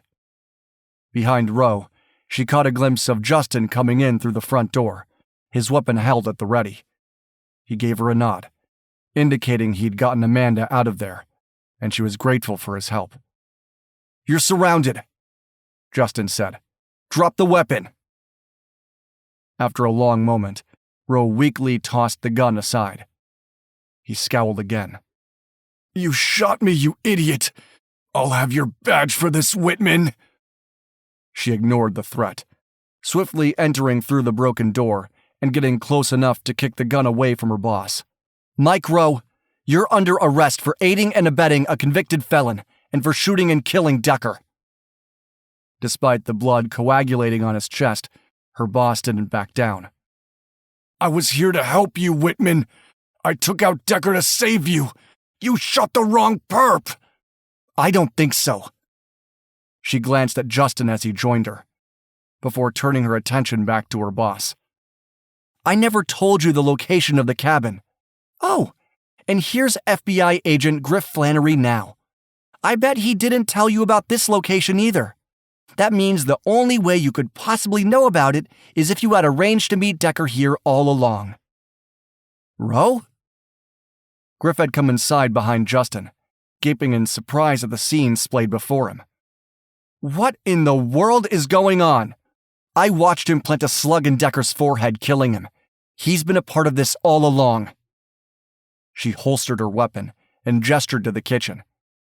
"Get me a towel, will you? As much as I don't like it, I need to help stop the bleeding." "Get me an ambulance." Rowe's voice was weak now, and he looked pale and shaky, no doubt going into shock from blood loss, and from knowing his career and his life as a free man were over. She couldn't drudge up any sympathy for the man. Just the thought of him helping an escaped pedophile made her stomach churn. "There's already an ambulance on the way." Griff shook his head. "I did not expect you to be Decker's accomplice." Rowe groaned in pain when Raine pressed the kitchen towel against his wound. "I'm not involved." Rowe couldn't finish. His eyes slid shut, and he slumped all the way down to the floor. He's involved. That's the only explanation that makes sense. She shook her head in disgust. Not only was Rowe nothing like Tommy Lee Jones in The Fugitive, he was apparently exactly like Robert Downey Jr.'s character. Dirty to the core. There were only two reasons Rowe would help an evil predator like Decker. Either Rowe was as evil and twisted as Decker, or he'd done it for money. Possibly both. She forced herself not to dwell on her boss's actions. The immediate threat was over, and neither Rowe nor Decker would hurt anyone ever again. That reminded her of the young girl he'd recently abducted. She looked over at Justin. Amanda? She's safe. I left her with Stone guarding her, but now Trevor and Archie have gotten there to help watch over her. He held up his phone. Believe it or not, there's cell service. Trev texted me a moment ago. Did Decker? She couldn't finish. I don't think so. Justin stepped forward to rest his hand on her shoulder. Don't worry about that now. Amanda seems to be doing fine. She prayed he was right about that. Leaning her weight on Rowe's chest to slow the bleeding, she tried to get that image of her boss killing Decker out of her mind. Just like Griff, she had not seen that coming. Never in her wildest imagination had she considered Rowe to be a part of this. Lazy and preferring his desk job over real work, yeah, but not this. We need to search Rowe's vehicle and confiscate his phone. In her mind, she was already building a case against him, if he survived long enough to face a jury of his peers. I'm sure he has a burner he's been using to communicate with Decker. We'll need to see if we can find other evidence of their communications, like on the dark web. There was a commotion outside, indicating more people had arrived. The ambulance is here, Griff announced. Don't worry, Raine. I'll take over the investigation. What do you mean? She scowled. This is my case. It was your case, but not anymore. His expression was sympathetic. You shot him in self-defense, and I'm okay with that, but it also means you can't be a part of this moving forward. Realization dawned. Griff was right. Being forced to shoot her own boss meant she was as involved as he was. There's no way she could participate in the investigation. And maybe that was okay. A sudden wave of exhaustion washed over her. It seemed as if they'd been on the move forever. She lived in Cheyenne, but she couldn't face the idea of traveling all that way. Her sister Cammie probably wouldn't mind a house guest, although she was tempted to check into the closest hotel so she could be alone. Within seconds, the EMTs and local cops swarmed the cabin, quickly taking charge. Raine stepped back, giving the medical team room to work. She crossed to the sink to wash Rowe's blood off her hands. When she finished, Justin reached out to pull her into his arms. For a moment, she resisted, but then she melted against him. Too young for her or not, he'd been with her every step of the way during the past 24 hours, and knew he understood her tumultuous emotions better than anyone else. You're amazing, he whispered in her ear. I was so scared I'd find you injured or worse. I was just doing my job. His concern was sweet. She lifted her head to look up at him. Thank you for getting Amanda out of here. He stared at her for a long moment. Then his gaze shifted to her mouth. She didn't back away, choosing to go up on her tiptoes to kiss him. One last kiss goodbye. Justin responded by hauling her close and deepening their kiss. His passion caught her off guard, and she couldn't help responding in kind. His embrace was everything she'd always wanted, but it was cut short when Griff interrupted. Sorry, Raine, but I need your statement and Justin's before you can get out of here. Despite his apologetic tone, Griff's eyes twinkled with a knowing smile. I'm sure you'd like to leave sooner than later. She stepped back out of Justin's embrace, her face growing hot. What was she thinking to kiss Justin like that, especially in the middle of a crime scene? It wasn't as if this, whatever it was between them, could go anywhere. Of course. Her voice was husky, so she cleared her throat. I'm happy to give a statement. When that's finished, we'll take Amanda home. Actually, Trevor is already on that. Justin tucked his hands into his front pockets. He doesn't have much to add to the investigation, so he decided to reunite the girl with her parents right away. We'll meet him when we're finished here. Ah, okay. She didn't like feeling so discombobulated. Normally, she was the take charge type of person. But suddenly she was on the defensive. Not that Griff had made her feel like a criminal. He hadn't. She knew she'd only done what she had to. Yet when she glanced over at the EMTs, she was shocked to realize they were standing and shaking their heads over Roe's body. They weren't putting IVs in or performing chest compressions. He's gone, one of the EMTs said. We're calling it. Her mouth dropped open in surprise. A deputy approached Griff. Do you want us to leave him here or take him to the morgue? Let's get photos of the crime scene first. Then you can haul them both out of here. Griff sighed. No reason to wait for the ME to show up. It's not like the cause of death is a mystery. Raine swallowed hard at the grim realization she'd killed her boss. In self-defense, but still, it was the first time she'd killed a man, and she didn't much like it. Closing her eyes, she turned away, fighting back nausea. Roe hadn't given her a choice. She'd ordered him to drop his weapon, but he'd fired at her instead. Hey, this isn't your fault. Justin slipped his arm around her shoulders, understanding without being told how she was feeling. Roe chose a life of crime. I know. She swallowed hard, praying she wouldn't be sick. I still can't believe he was a part of this the whole time. She looked up at him.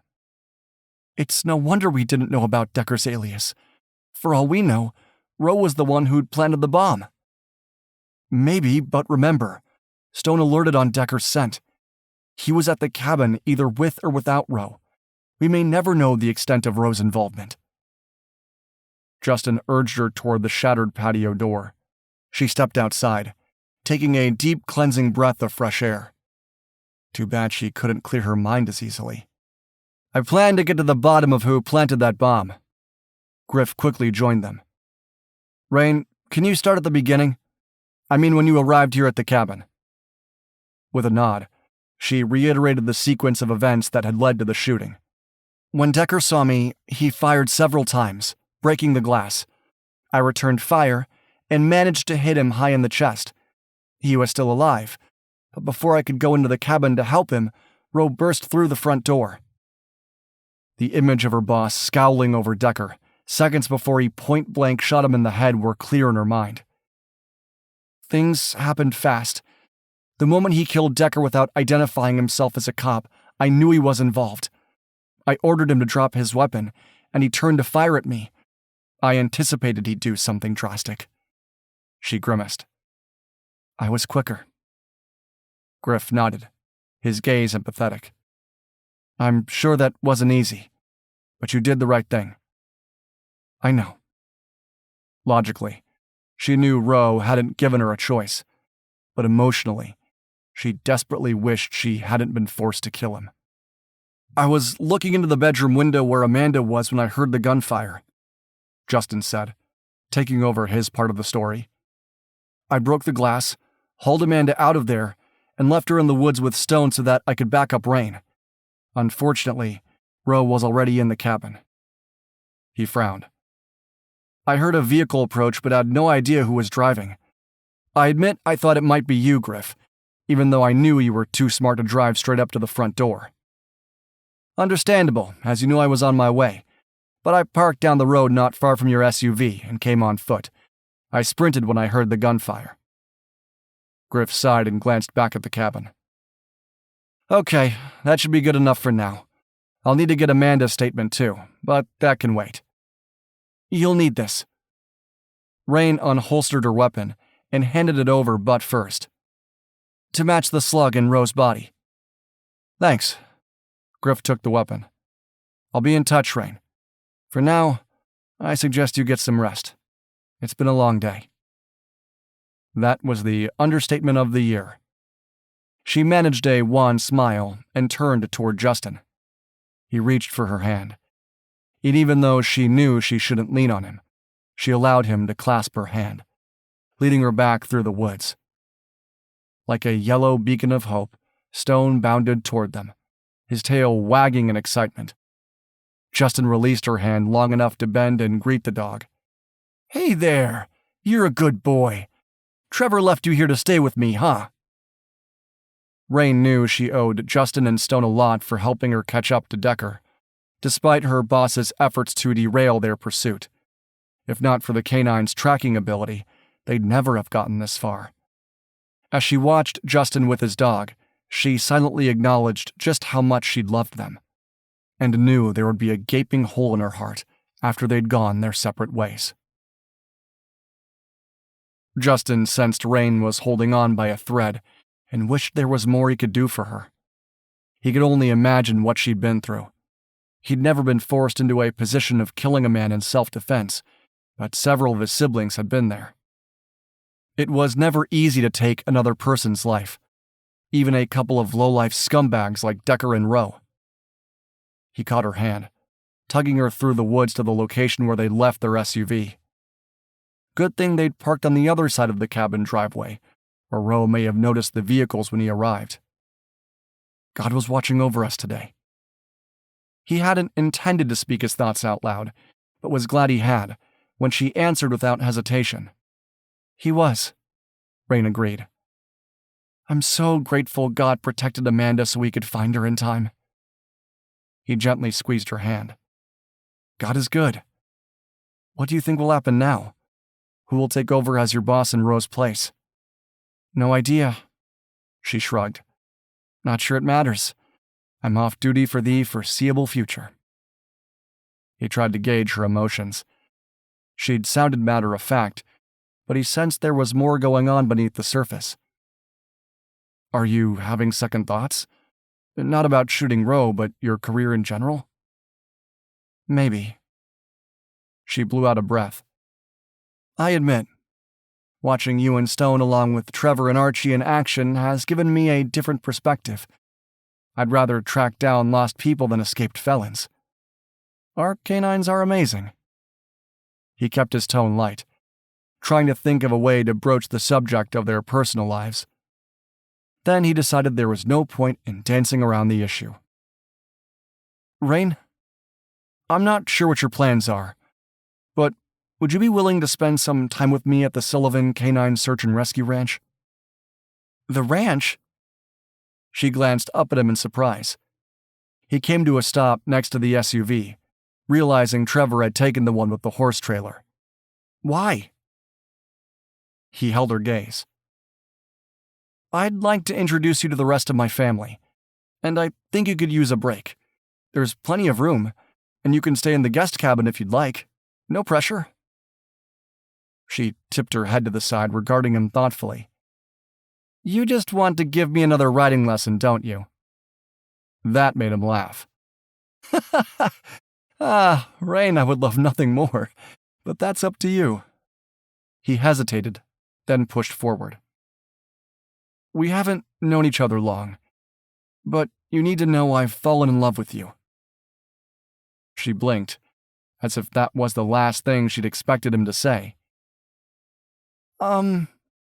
That's sweet, Justin, but I'm like a decade older than you. I'm sure you'd prefer someone your own age." He narrowed his gaze. "Don't patronize me. If you don't share my feelings, fine, just say that. But age has nothing to do with how much I love you. When I thought you were shot by Decker, I knew my life would never be the same without you." She took a step back, as if needing distance. "I don't know what to say." He searched her gaze, trying to understand. "It's pretty simple, Raine. I'd like to spend more time with you. I'd like you to meet my family, all 8 of my siblings and their spouses and significant others. Because I love you." I just... She raked both hands through her hair. I never expected this. She was killing him. Slowly and surely killing him. Expected what? To fall in love with you. She dropped her arms in a theatrical gesture. There. I said it. Are you happy now? Well, yeah. If you truly mean it. A grin bloomed on his face at her flustered expression. He stepped closer, reached for her hand, and drew her into his arms. When she didn't offer any resistance, he pulled her in for a kiss. This time, they were alone at the side of the road, with no Griff to interrupt them. Justin took his time kissing her, trying to tell her without words just how much she meant to him. Wow, she whispered a few minutes later. He grinned. Wow, in a good way? She lightly smacked his chest. Don't let it go to your head, stud. Stud? He threw back his head and laughed. That's a first. I don't know why. From what I can tell from you and Trevor, the Sullivans have some amazingly handsome genes. The smile faded from her expression. Are you sure about this? I mean, I am a lot older than you. You're, what, maybe 30 to my 27? That's nothing. 34, she corrected. And that is something.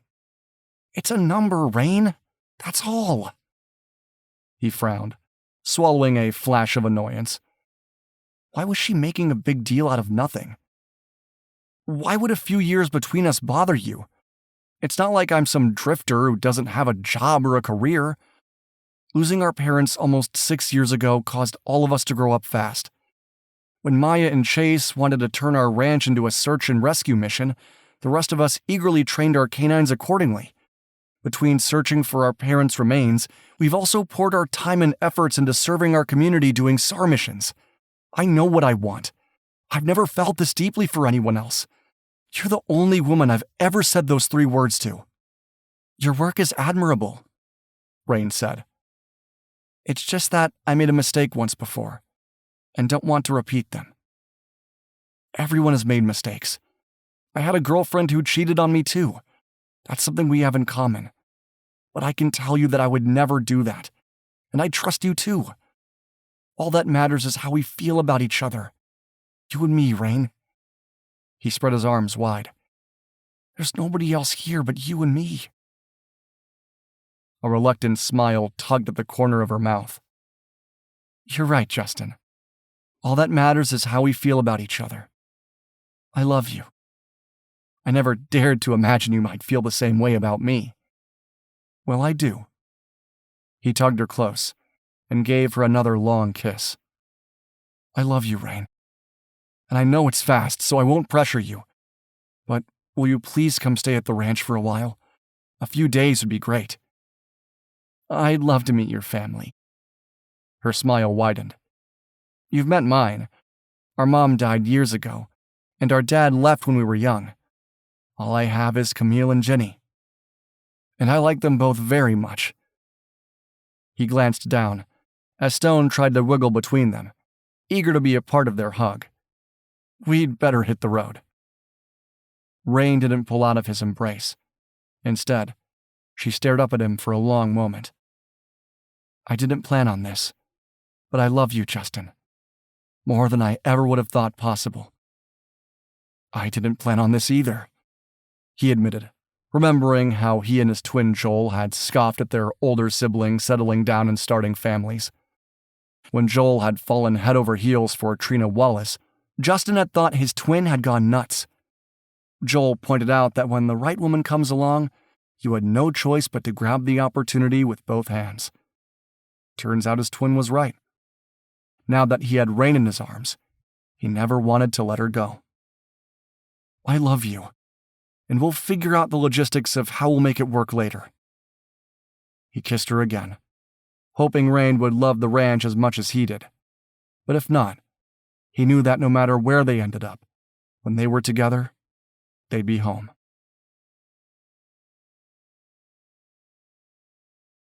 Epilogue.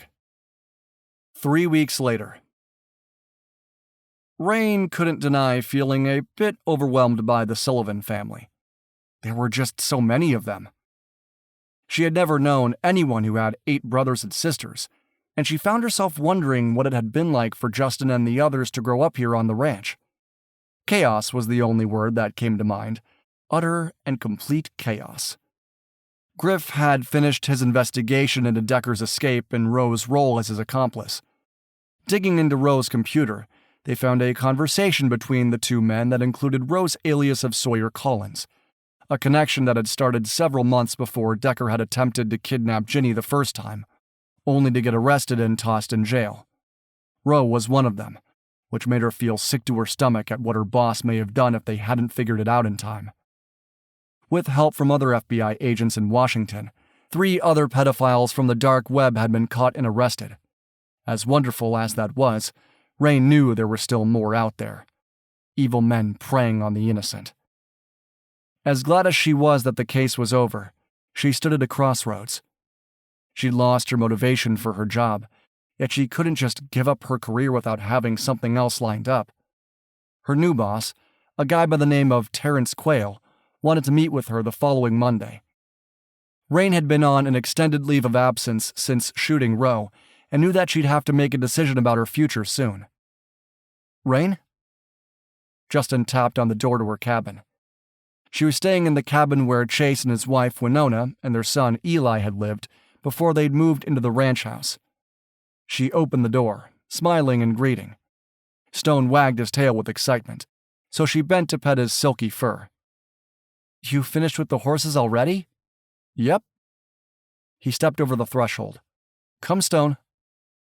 She stepped back, shivering a bit as the breeze kicked up. The weather was still mild for the end of September, but winter wasn't far away. When she closed the door, Justin wasted no time enveloping her in a big hug. Then he kissed her. After a long moment, when they needed to breathe, he asked, "Are you ready for dinner?" "I guess." She loved his family, but mealtimes were a little crazy with so many people crowded around the various tables. Now that most of the Sullivans had gotten married or engaged, as in the case of Joel and Trina, along with Trina's son Ben, they didn't even fit at one table. There were 2 tables now, and a third in the works for when Maya and Winona, and now Jessica, had their babies. Then there were the dogs. There were 9 canines, then the canine in training, Bear, along with the newest puppy, King, that Joel had bought for Ben. Between the people and dogs, chaos didn't begin to describe their family meals. "Hey, if it's too much, we can just eat here." He searched her gaze. "I know my family can be annoying." "Overwhelming, not annoying." Although the way they teased each other often made her laugh. "It's fine. I don't know why I'm nervous."